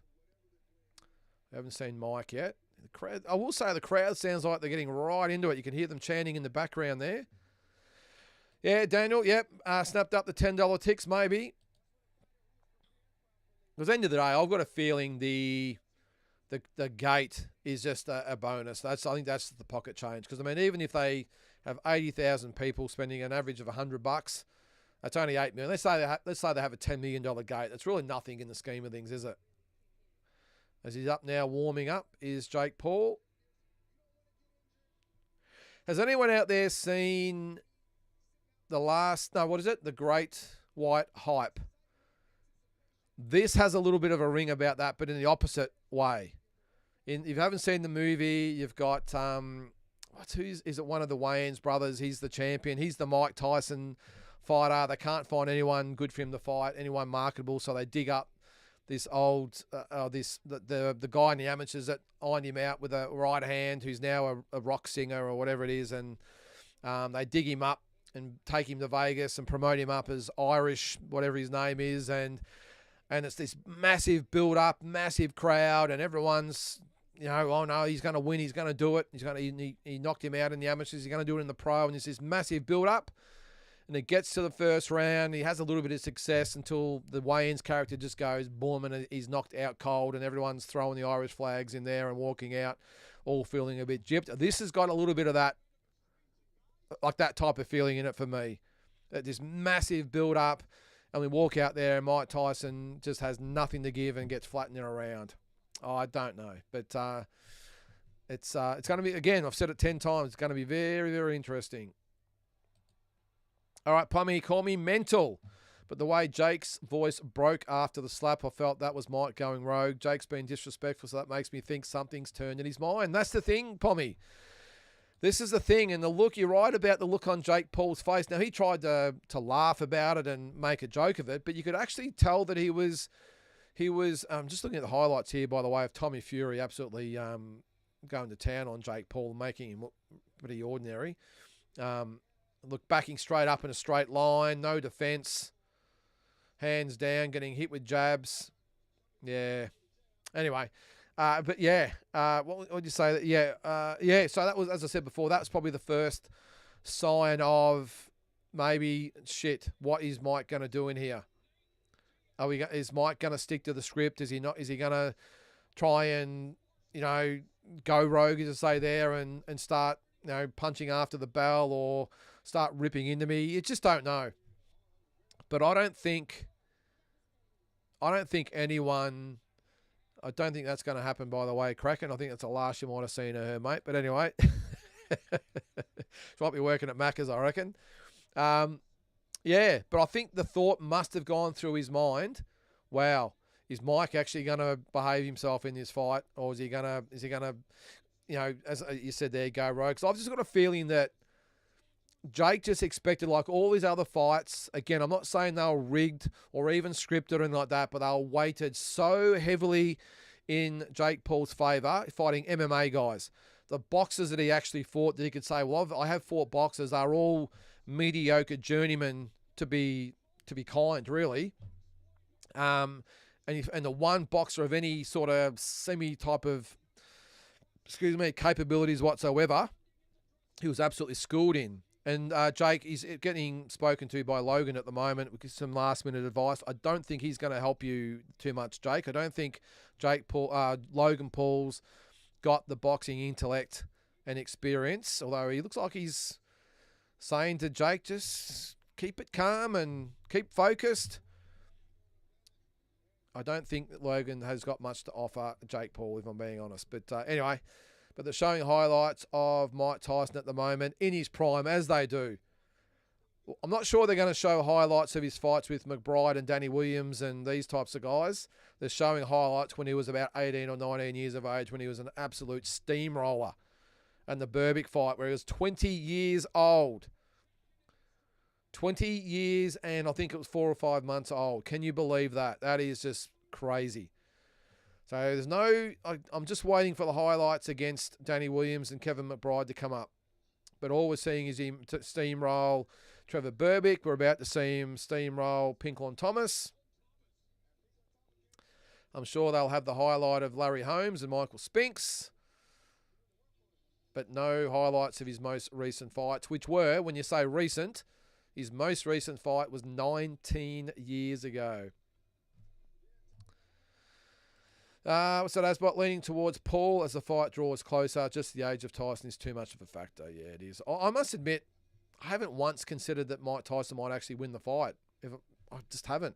I've just thought all along, this is the Jake Paul promotion. This is the Jake Paul show. Mike Tyson is just the dance partner. That's the way I've seen it right from the word go. So don't get me wrong, I'm hoping with all my heart that Mike Tyson can go out there and iron Jake Paul out, but I just can't picture it in my head, I'm sorry. And of course, here comes the Michael Spinks fight. Left uppercut to the head, right rip to the body, and that doesn't get highlighted enough. Head and then body, and then of course that big uppercut that knocked him out. So David, of all the men he could choose, why did Jake choose Tyson? Purely because of the profile and money. David, that is it. They don't get much bigger than Mike Tyson. And that's it. And again, I'll say, I was saying before about everything being stacked in Jake Paul's favour. And this is another case. He's got a 58-year-old Mike Tyson in front of him. And yes, it's Mike Tyson. He hasn't, from what I've seen anyway, not once has Jake Paul mentioned the age and how long he's been out of the ring. The whole narrative along the whole way has been, I'm fighting Mike Tyson. You've got to respect me because I'm fighting Mike Tyson. Jake, if you actually looked at his last 2 fights, this is what we're not hearing enough of. You haven't. There's been no mention of the fact that in his last 2 fights, he was beaten mercilessly by his opponent. He was stopped. He quit against Kevin McBride. I won't say quit, that's a bad word, but realised that he was done. He was through. His corner and the referee all determined that was it, and he didn't argue, and I don't blame him for that.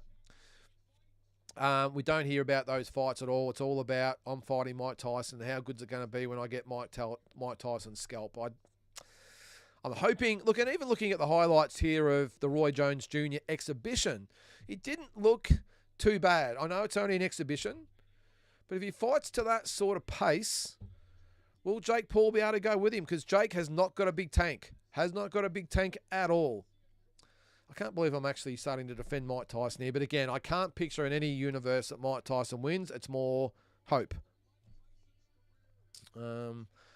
What's that, AP? Sorry, of a 58-year-old grandpa with ulcers. Yep, and a bad back. He's got that bad sciatica. The nerve in his back is not going to do well tonight in the boxing ring. Sorry, I'm with you there, mate.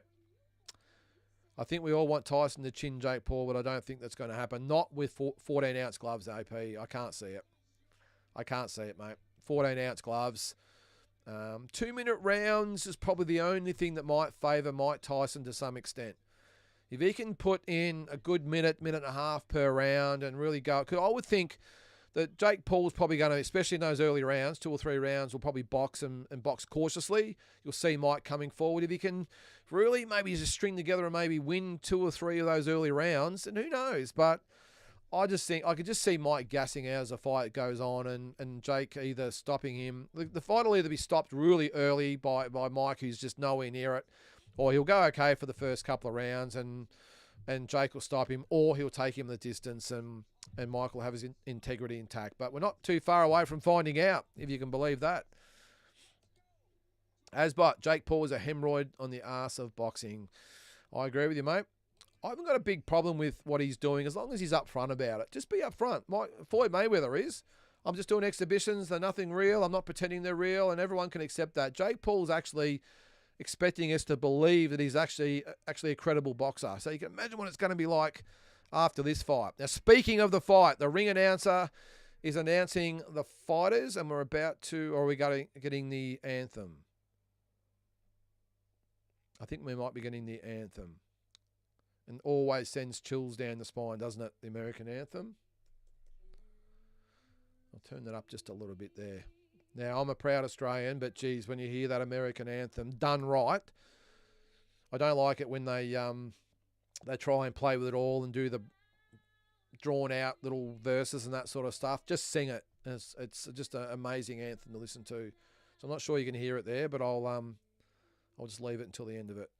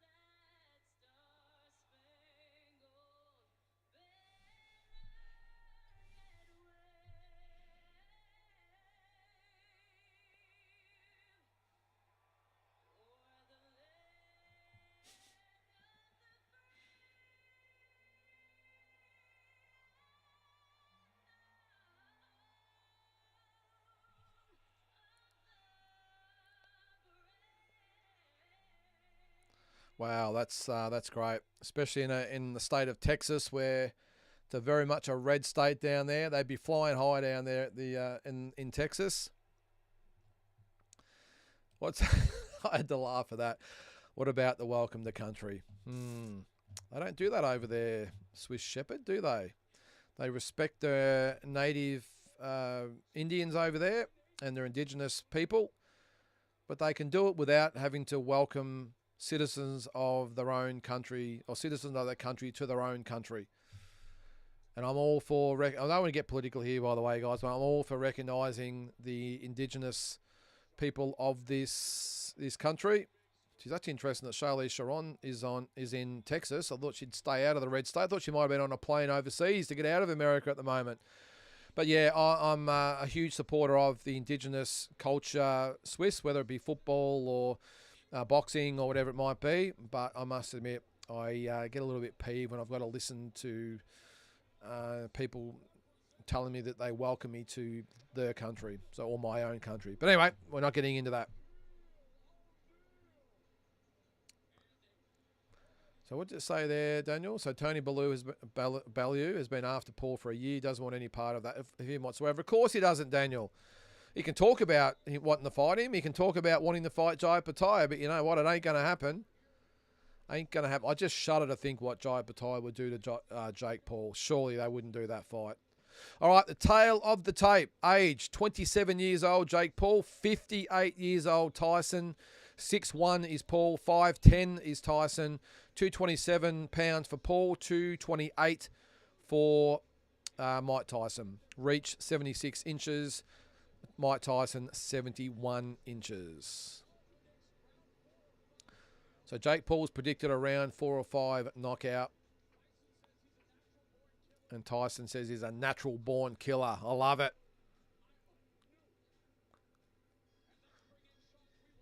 All right, well, we must be any old time here. Oh, there's the rule. So 14-ounce gloves, 2-minute round, so it's going to go very, very quickly. No 3 knockdown rule. Fight official after 4 rounds. So the basic one's there, but this fight is going to go extremely quickly. 16 minutes. So what's that equivalent to? About 5 normal rounds. Not a long fight at all. And as I said before, that's probably the only hope I give Mike Tyson, if it is in fact a real fight, that is that they were 2-minute rounds. What's that? Paul has KO'd or knocked down every opponent. Well, that happens when you fight overly matched fighters all the time.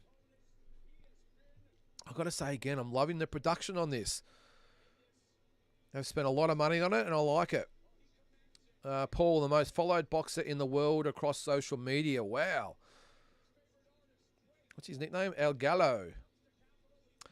What's that? I like this about him, though. Advocate for fighter pay and women's boxing. I like it. From that, Jake Paul first pro fight was in 2020. Who can forget that one? Another washed-up MMA fighter.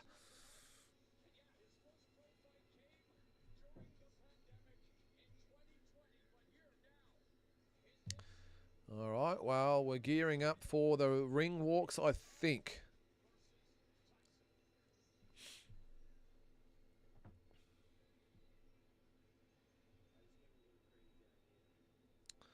All right, so they've got a little clip. So it looks like Jake Paul might be coming into the ring first, which is interesting, because I've got clips of him on the screen. Carl says Jake Paul would get KO'd by Queensland cruiserweight Luke Medini. I don't dispute that at all, Carl. I reckon Medini would knock him out for sure. They've done a great job with Netflix. Had my doubts, but proved me wrong. I'm with you, Daniel. I reckon it's been an awesome production so far. I know I've said it 10 times, but I think it's a lot better than what DAZN offers. Can't really compare it to the Aussie sort of stuff. It's a little bit different this way, but here we go. So Jake Paul about to enter the ring. The problem child. This guy does remind me, the announcer reminds me of the guy with the long dreadlocks who is on Eddie Hearn's promotions. That's what he sounds like. Here he comes. Jake Paul. Oh, looks like he's coming into the ring in a car.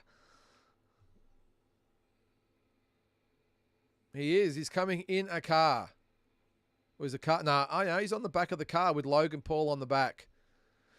It's amazing though, isn't it? Logan Paul fought Floyd Mayweather, and Jake Paul's about to fight Mike Tyson.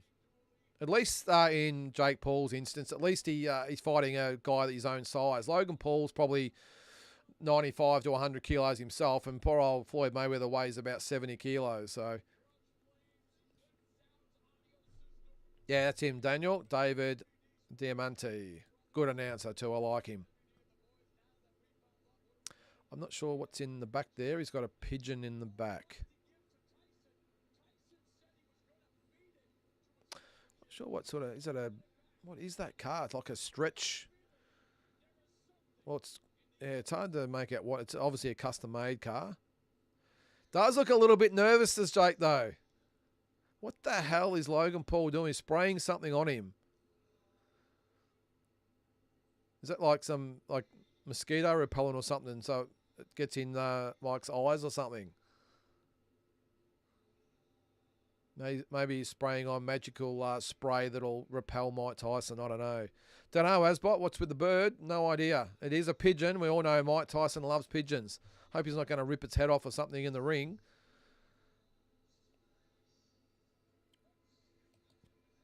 James, both guys fighting are big Trump supporters, and with this being in Texas and on Netflix, it is big culturally. That makes me think it's scripted for Tyson to win if it's scripted. Fart spray, says Asbot.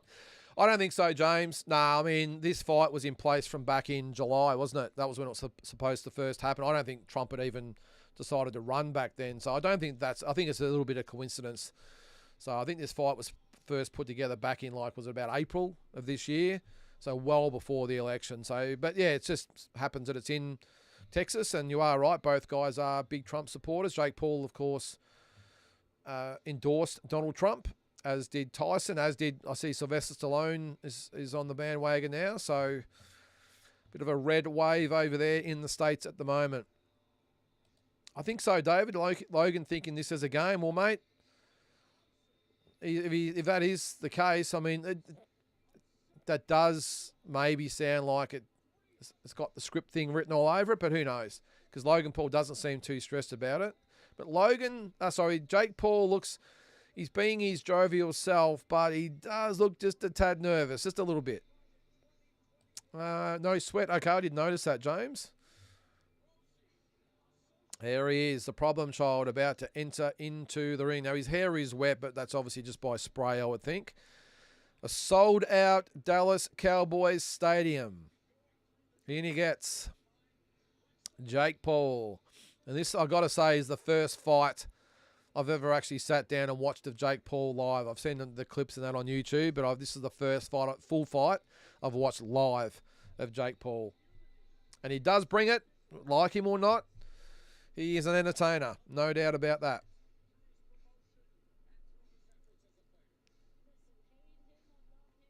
And what's it going to be like when Tyson comes out? I'm surprised that maybe they just wanted to add to the intrigue of having Tyson come out second. I would have thought that it is Jake Paul's show that he would come out last. But anyway, here we are. All right, so Mike Tyson, youngest heavyweight champion ever. 20 years and 4 months. Who can forget that win at the Las Vegas Hilton in November 1986 when he knocked out Trevor Berbick? I think so. Swiss Shepherd? I think so. I'm not sure. But you think, Mike Tyson has admitted that he's still been smoking up to this point. So, undisputed heavyweight champ, 1987 to 1990. 7,097 days between sanctioned fights. 7,000. That's almost as long as it's been since Essendon have won a final. Inducted into the International Boxing Hall of Fame in 2011. So an absolute legend and icon of the sport is Mike Tyson.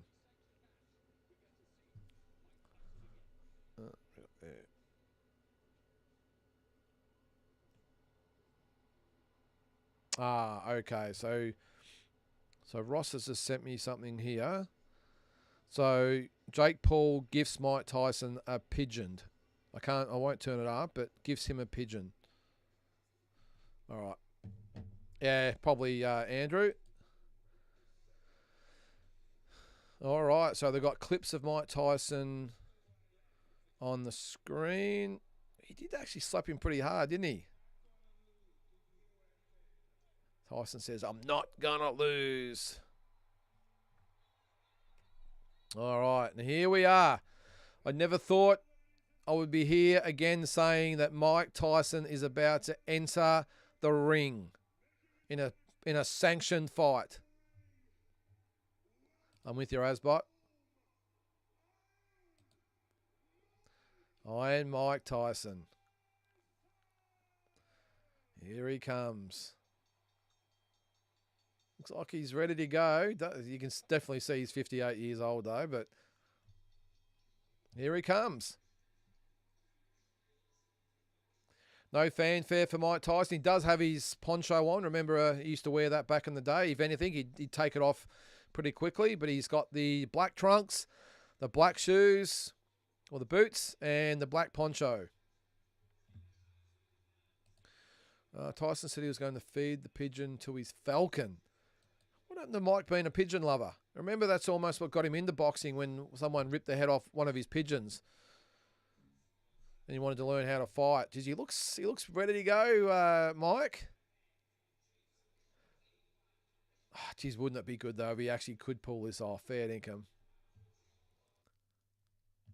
Now, he does look like... Oh, of course, now we're buffering, of course.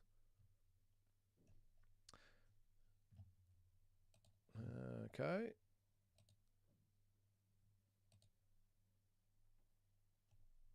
What's happening here?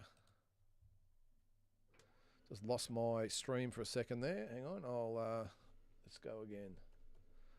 It's always the way, isn't it? Netflix. All right, looks like we're back. Don't know what happened there. Looks nervous. Yeah, he does a bit.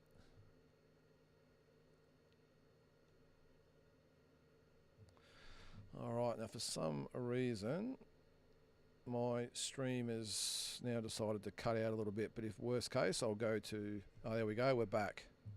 Don't know what happened there. Oh, okay, so you're down as well. Okay, so it must have been everyone. Okay, that's good. At least everyone was down. All right, now it's gone. I'll go back to live. I don't know what's happened there. Oh, here we go.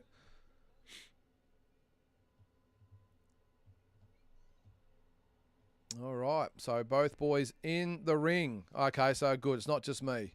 We're back. That's the main thing. Whew. 8 2-minute rounds. And just while they're about to introduce the fighters, guys, just quickly, I forgot to mention it earlier. Shout out to the family of Jim Boland here in Victoria, boxing judge and referee, been in the game for a long, long time, passed away this week from cancer, and he was an official on a lot of my promotions. So commiserations to the family of Jim Boland, a great guy and a very good judge and referee. So, all right, so I'm sort of back. I don't know if I'm lagging or anything, guys. I'm actually up at the moment. I would say it's because so many people are watching this fight at the moment, I would say, and it's struggling a little bit. All right, we've got 85 people watching at the moment, so make sure you subscribe to the page. We're almost at 2,000 subscribers. Yeah, that's what I thought too, Asbot. It wouldn't surprise me that Netflix is about to crash because it's too many people watching. It is anticipated to be the most watched boxing event ever. All right, so 10-1, 7 KOs. Jake Paul, 27 years of age, 6'1", 76-inch reach, 227.2 pounds. Fighting out of Dorado, Puerto Rico, but actually born in Cleveland, Ohio. Yeah, he did pass away there, Daniel. Yep, I think a couple of days ago. You imagine all the people in the Netflix offices at the moment, mate, scrambling because this is probably one of their biggest things they've ever done, Netflix. It is struggling just a little bit, but I think we're good. Jim Boland, Andrew, who was a referee and judge here in Victoria. Great man. Good boxing person. El Gallo. Jake Paul. All right. And we go to Mike Tyson. Black trunks, black shoes, black gloves. 50 wins, 6 losses, 44 knockouts, 58 years of age, 5'10", 71-inch reach, 228.4 pounds. Fighting out of Brownsville, Brooklyn, originally from Catskill, New York. We'll see, Asbot. I've got a feeling he's going to start really quickly and then might just fall in a hole really quickly, even quicker. We'll see.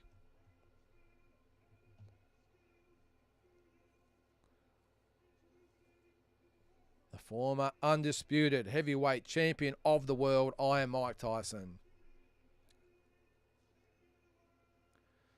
I'm not going to lie, though. He definitely looks every one of his 58 years at the moment, does Mike.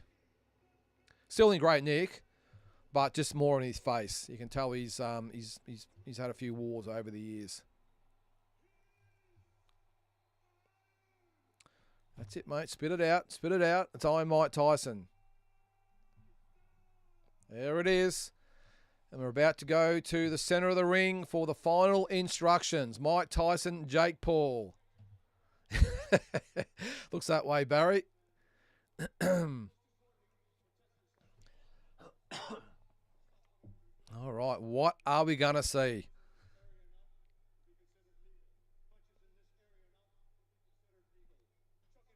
All right, they touch gloves. I think Jake Paul just said, just remember the plan, Mike. Remember the plan. Here we go. Mike Tyson in the red corner. Jake Paul in the blue corner. About to lock horns for 8 2-minute rounds. So this is, as I said before, is going to go very quickly. Let's hope we have all action. All right, we're waiting for round number 1. Can't believe we're watching this, but anyway. And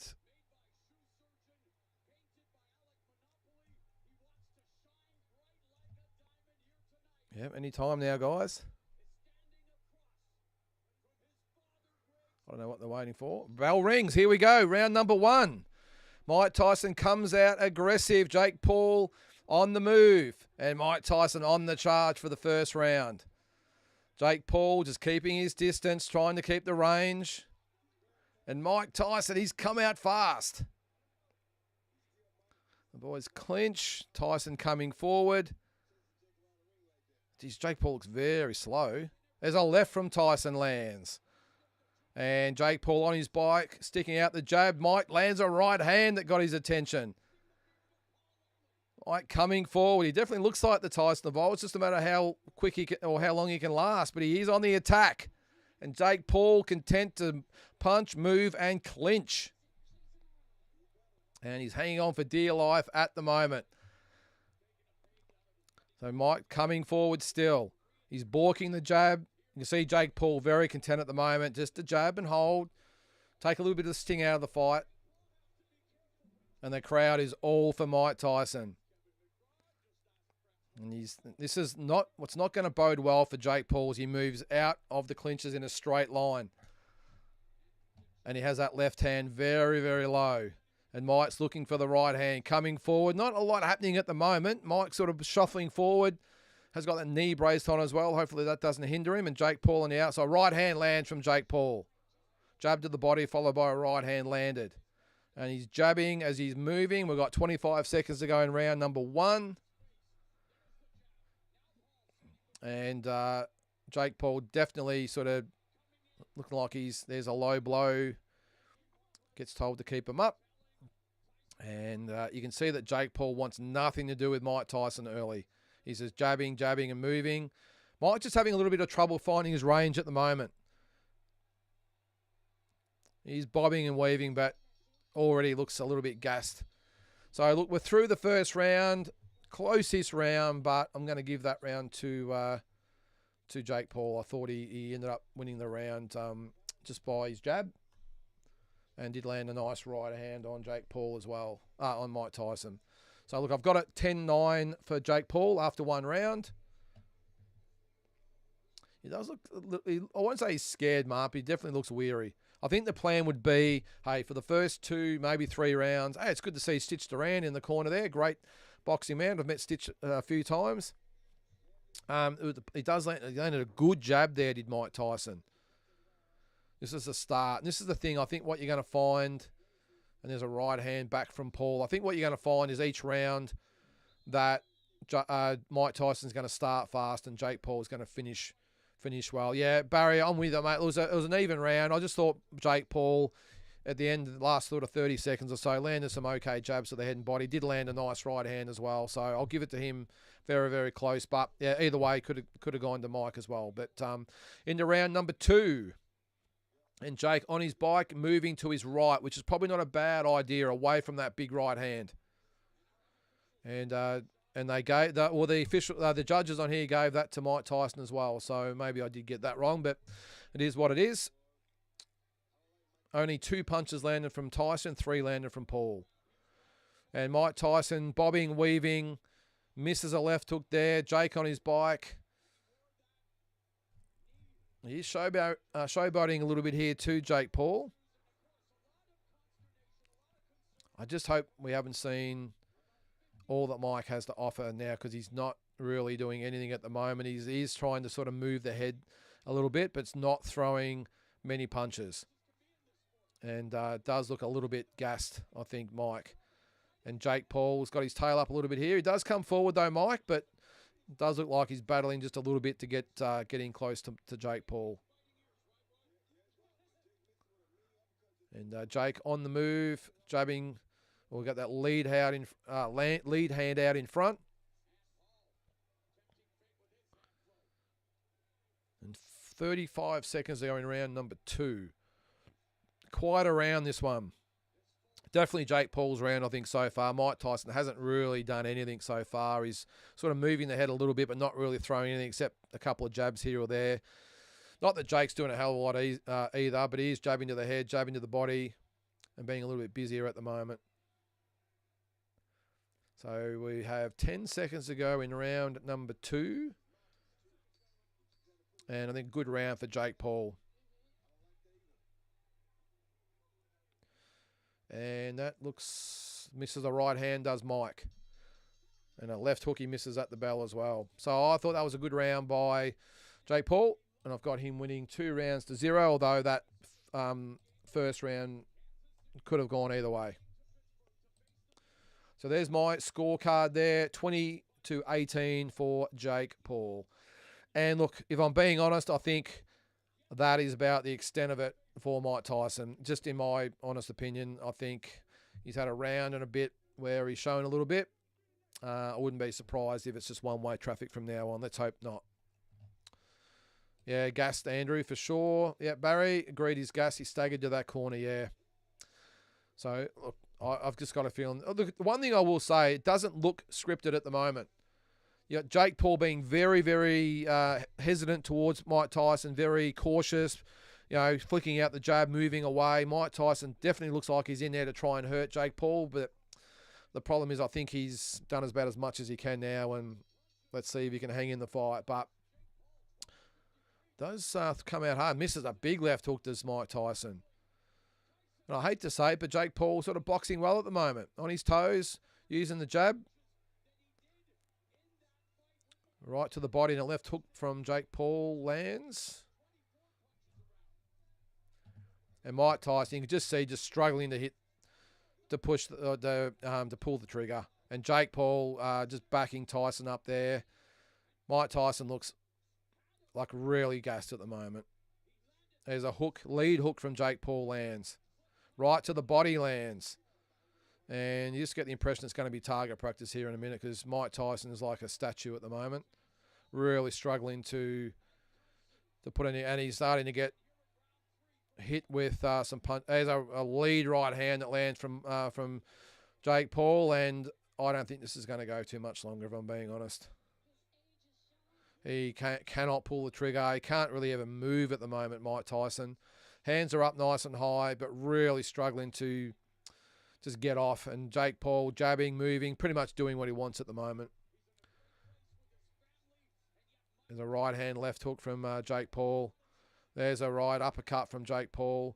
Mike doing his best to hang in there.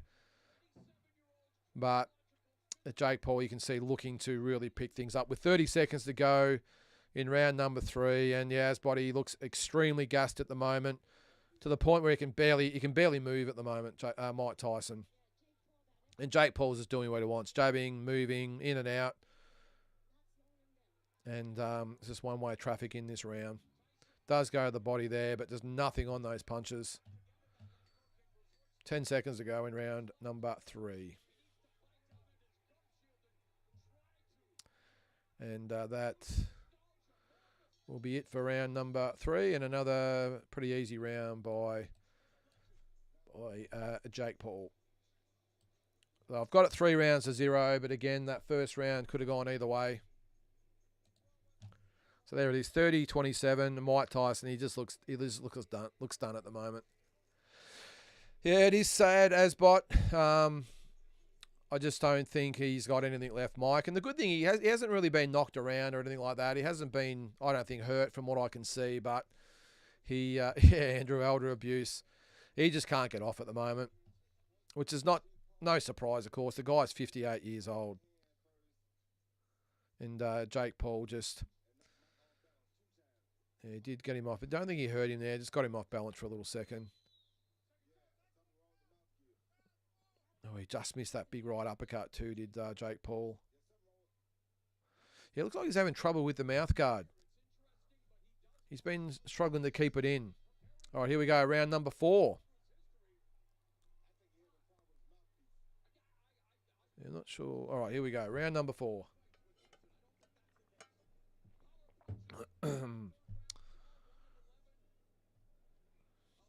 All right, so they've got Jake Paul.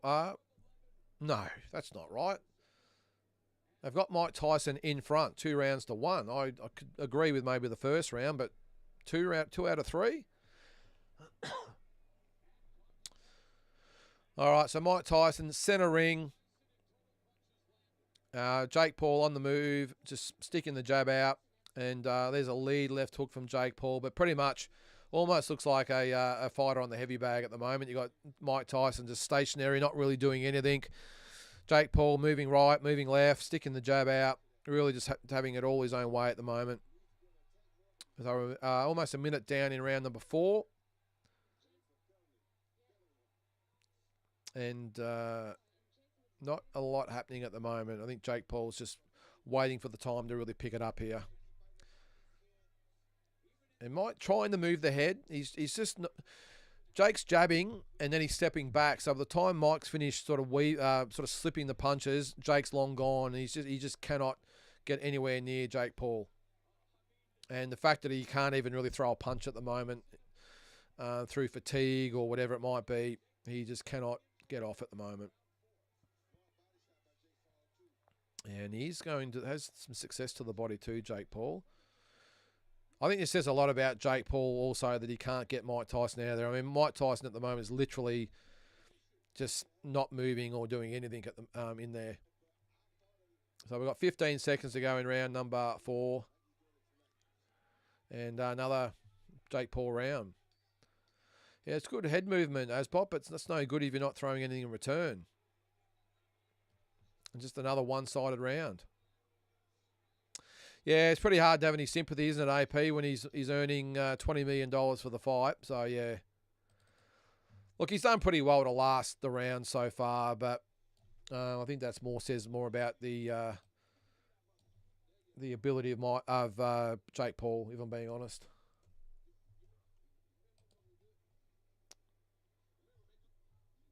All right, so 4 rounds down. You can see, look, I've got Jake Paul winning every round, but it could be 3-1, but I don't know how the commentators had it 2-1 for Mike Tyson after the third, but so he went to the body at one stage. Yeah, they're showing it on replay. There's a good right hand to the liver from Jake Paul. Yeah, Big J. I'm not surprised in anything I've seen so far. I'm actually a little bit surprised now that Jake hasn't been able to get Mike out. And maybe that was the agreement that Mike goes the distance. I don't know. Yeah. Yeah, it is ridiculous. As Biden, as a boxing fan, we're almost at the point where it's a bit sad. All right, so round 5. I'm not quite sure how they have it on here. What do we got there? They've got it 38-38, so 2 rounds apiece. I can't see how you could give Mike Tyson 2 rounds. Can understand maybe 1, but not 2. And Jake Paul now starting to come forward, and this is where it might get a little bit tricky for Mike, because if he can't go with Jake Paul, the bigger and younger man is about to start teeing off, I think. I'd like to think that, Mark, but I don't think that's the case. And there's a right uppercut, left hook by Jake Paul. And Mike Tyson, he does look literally frozen in time at the moment. He just cannot punch. And hey, look, for a 58-year-old man, he's doing quite well in there, but he's barely throwing a punch. And it's Jake Paul actually backing Mike Tyson up now, and that's not a good sign. Jab to the head, jab to the body from Jake Paul. And Mike Tyson surprisingly got a little bit of movement in the legs at the moment. And the left hook lands. He does land a left hook though, does Mike Tyson, but I would say now is not much left in those punches, I would think. So, look, Jake Paul at this stage is content just to jab to the head, jab to the body, the occasional right hand. He's not really doing anything to really get people excited. I mean, really, from what I've seen from Mike Tyson so far, this fight should be over. So we've got 20 seconds to go in round number 5. And let's just hope now that Mike can just get through, I think. Although according to the judges on here, he's even on the scorecards, which I just cannot get my head around. But anyway, so 10 seconds to go. Oh, the right hand from Jake Paul lands. Mike took that one well, though. And there's the end. So looking at yeah, he can barely walk there, Barry. Slumps to the stool. It is, mate. It is. We've officially reached the sad point, I think. But anyway, what do we got? I've given Jake Paul every round. But, yeah, I think apart from the first, it's been all one-way traffic. But credit to Mike Tyson so far, who has hung in there for 5 rounds. Took a good right hand there from Jake. Send her the punch that's landed, jab to the body, right hand to the head. Isn't it a little bit of the sign, though, that you've got... Did land a left hook almost to the throat of Jake Paul. When you think that You know, Mike Tyson was embarrassed 20 years ago by club fighters, and 20 years later he's hanging there with this guy who thinks he could beat Joe Pataya.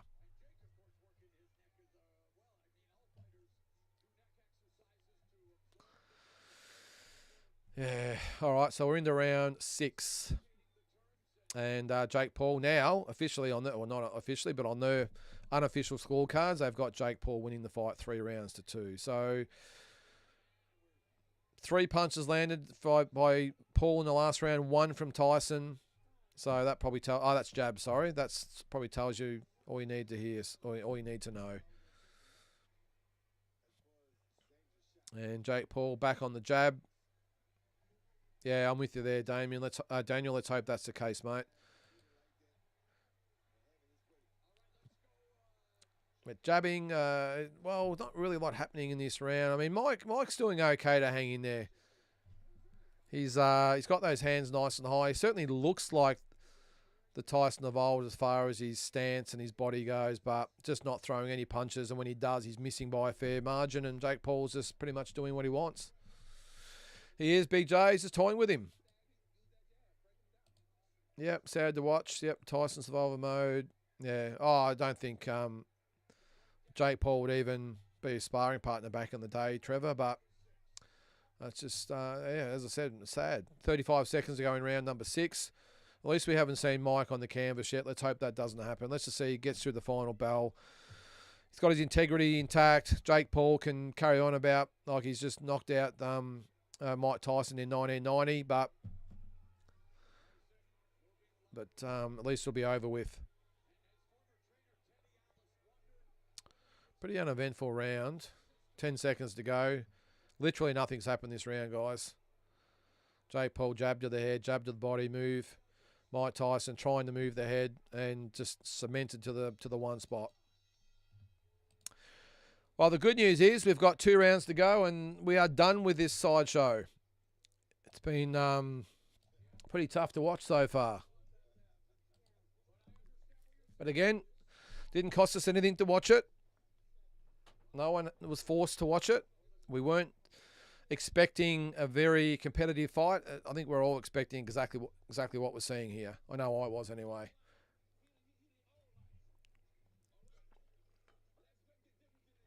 Did he just say beat his old ass? Is that what he just said?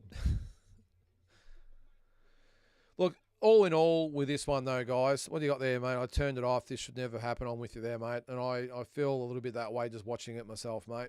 James says, come on, Mike, one big combo. I don't think he's got it in him there. Sorry, James.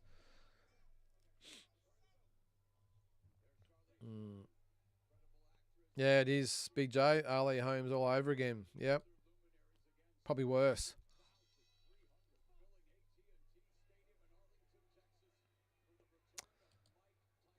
All right, so round number 7.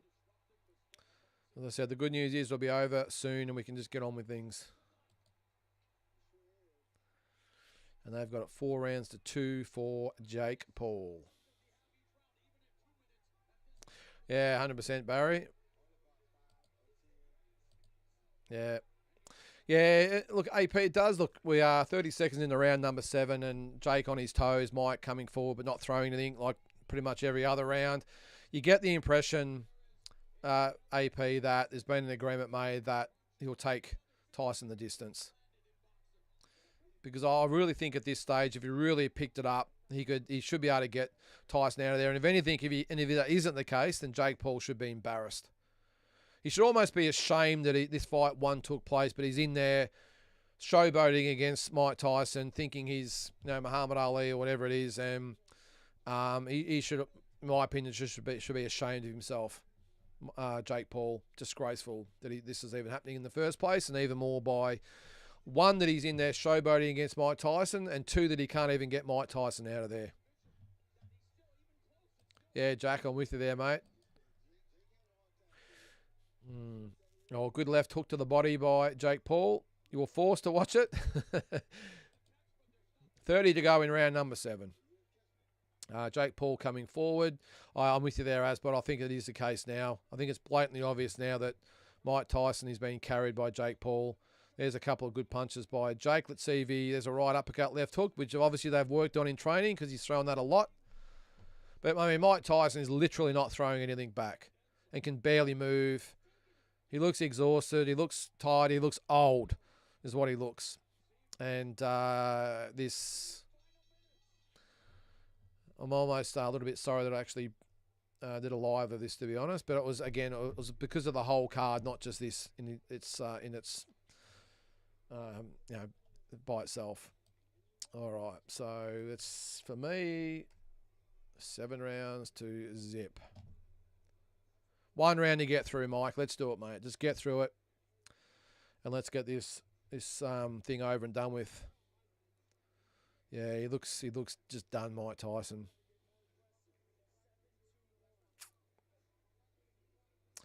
It's interesting the trainer saying 7-2-1 with the numbers, because that was obviously what Kevin Rooney used to do back in the day with the numbers.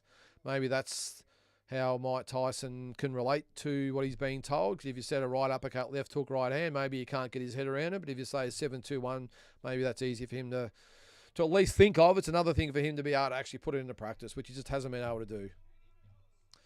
G-Man is 100% better. You're listening to me rather than watch it yourself, mate, because it's just a very, very sad day for boxing, if you ask me.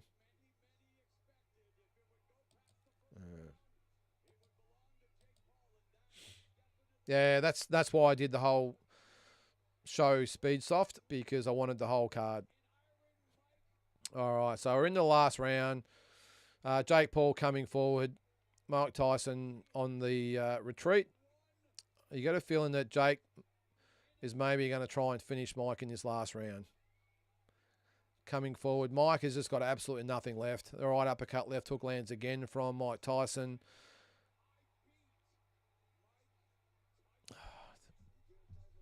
And, yeah, Jake, we've got just over a minute to go in round number 8. And you see Jake now really starting to pick it up a bit. Minute to go. Mike Tyson is just completely shot at this stage. Can barely keep his hands up. And I don't want to hear from everyone afterwards about how, they were gypped or anything like that. I think we all knew exactly what we were going to get. The only difference for me is that Mike Tyson hasn't been knocked out. So 40 seconds to go. 40 seconds until Jake Paul proclaims himself one of the greatest fighters of all time. And watch out, Jai Pataya is going to win the cruiserweight belt off you against a guy who's literally been a punching bag for the whole 8 rounds. So 25 to go, and we'll be out of our misery, guys. And Mike Tyson just simply cannot move or punch at the moment. 15 seconds to go. Jake Paul coming forward, trying to finish Mike off. Looks like he's going to make the bell, guys. There's a right hand that just misses from Jake Paul. And we've got 10 seconds to go in what I would call anything except a fight. I don't know what Jake's doing there, bowing to Mike Tyson. And the bell's going to end. They're going to hug.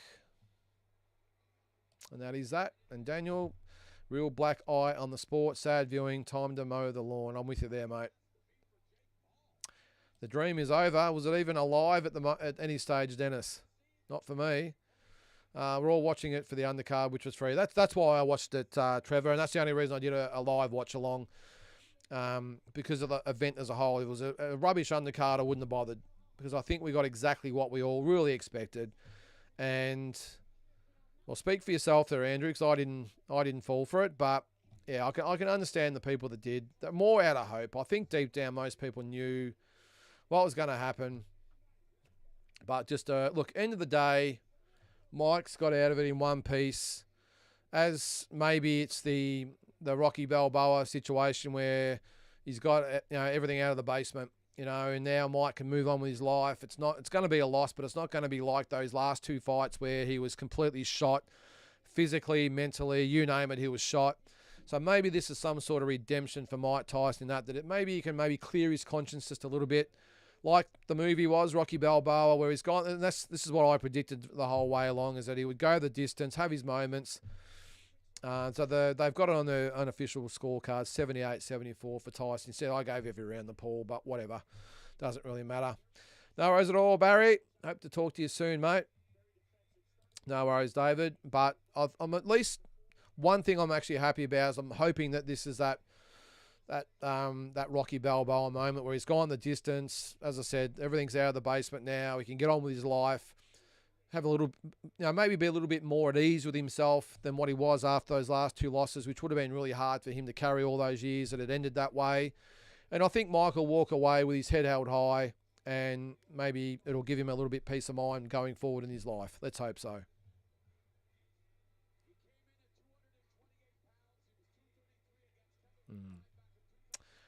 All right, so we're just waiting the decision there.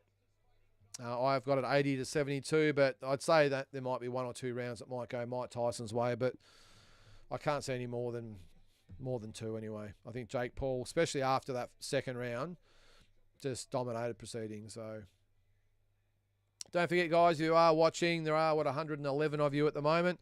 If you can subscribe, that'd be great. We've got plenty of content on here every single day, and we're pushing 2,000 subscribers. So if you can hit the subscribe button, it'd be appreciated.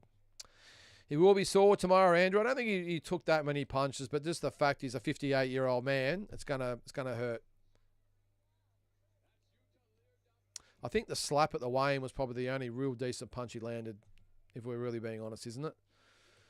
AP, I'm not disappointed. My expectations were low. Enjoyed the freak show. Yeah, well, look, I'm not disappointed at all, AP, because it ended exactly the way I thought it would, apart from maybe Mike being stopped at some stage.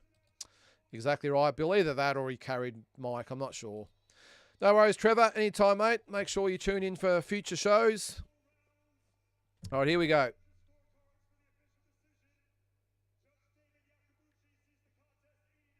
$80, 72. 79, 73.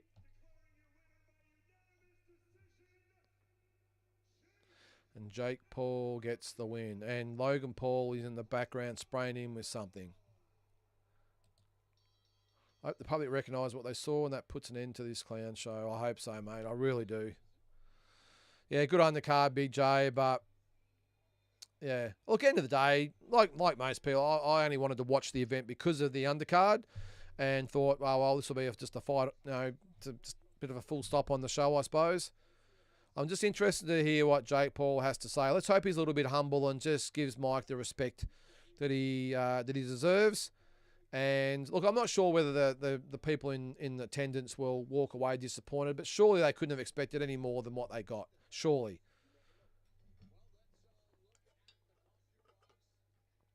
All right, so just once we get an interview with these guys, we will end it. So the final punch stats: 78 landed by Jake Paul, 18 punches landed by Mike Tyson out of 90. So through 97, landed 18.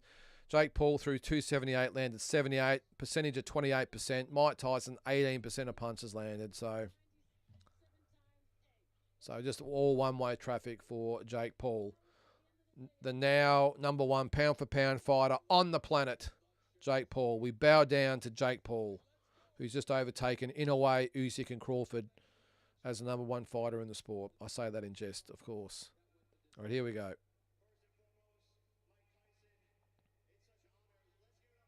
Okay, honour to fight Mike Tyson. We're off to a good start. One of the greatest to ever do it. Well, he does say he is the greatest to ever do it. All right, so he started off okay. Saying he's an icon.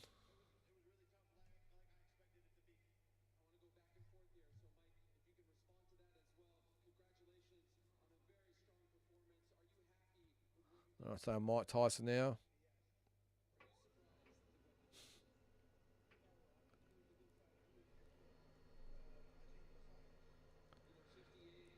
So he says, we knew he was a good fighter.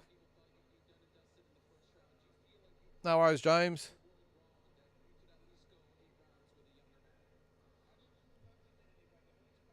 There you go. He said he didn't prove nothing to anybody except himself, and that's great.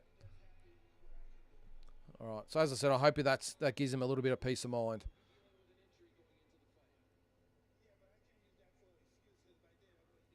All right. Okay. He was asked whether he had an injury. He said, yep, but no excuses. Didn't even mention what it was.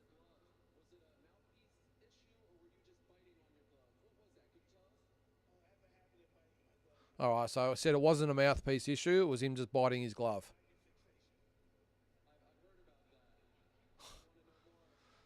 So, yeah, we thought it might have been him biting down to keep the mouth guard in, but he just said he likes biting his glove. I've never seen it before, if I'm being honest, but...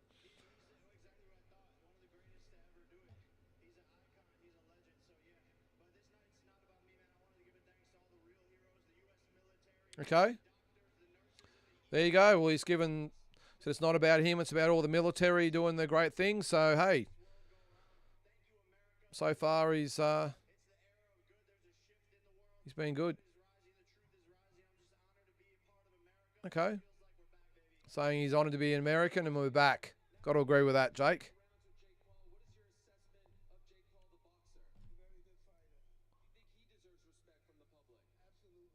Okay, saying he deserves respect.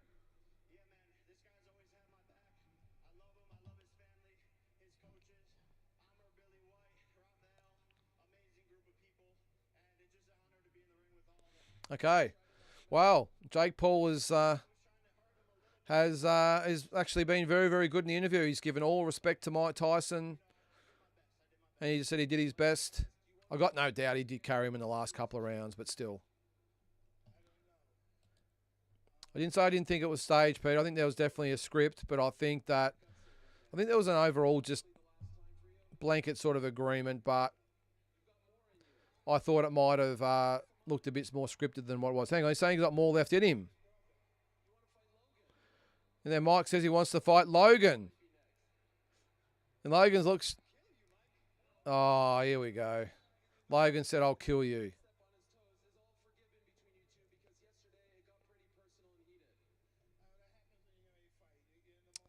Oh, I hope we haven't just spoiled it by Mike saying he wouldn't mind fighting Logan. And Logan just said, hey, I'd kill you, Mike. So now does this start the build up to Logan Paul versus Mike Tyson? I hope not. I don't care what the undercard is like. There's no way we're going to be doing a live watch-along of Mike Tyson versus Logan Paul, I can tell you that. All right, so at least it's good. It's amicable. Everyone's, apart from the Logan Paul peanut. Yeah, Peter. WWE for sure, isn't it? All right, who's he fighting next?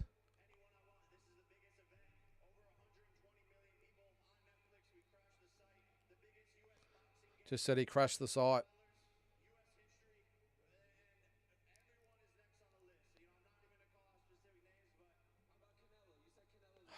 There's no way Canelo's going to go to cruiserweight. So he says Canelo needs him more than he needs Canelo. All right. Well, that's it.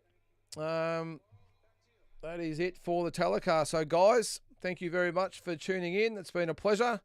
Would have been going over 4 hours, so it's been a big day. Yeah, I agree, Peter. Serrano was robbed, mate. I agree. But, guys, that is it. Really appreciate everyone tuning in. I hope you had you got something out of it. I know the main event was a bit of a fizzer, just like we thought it would be, but the undercard was great. It's always a pleasure calling the fights for you guys. Yeah, we'll catch you on the next one. I'm not quite sure which one that will be because I'm heading overseas for a couple of weeks.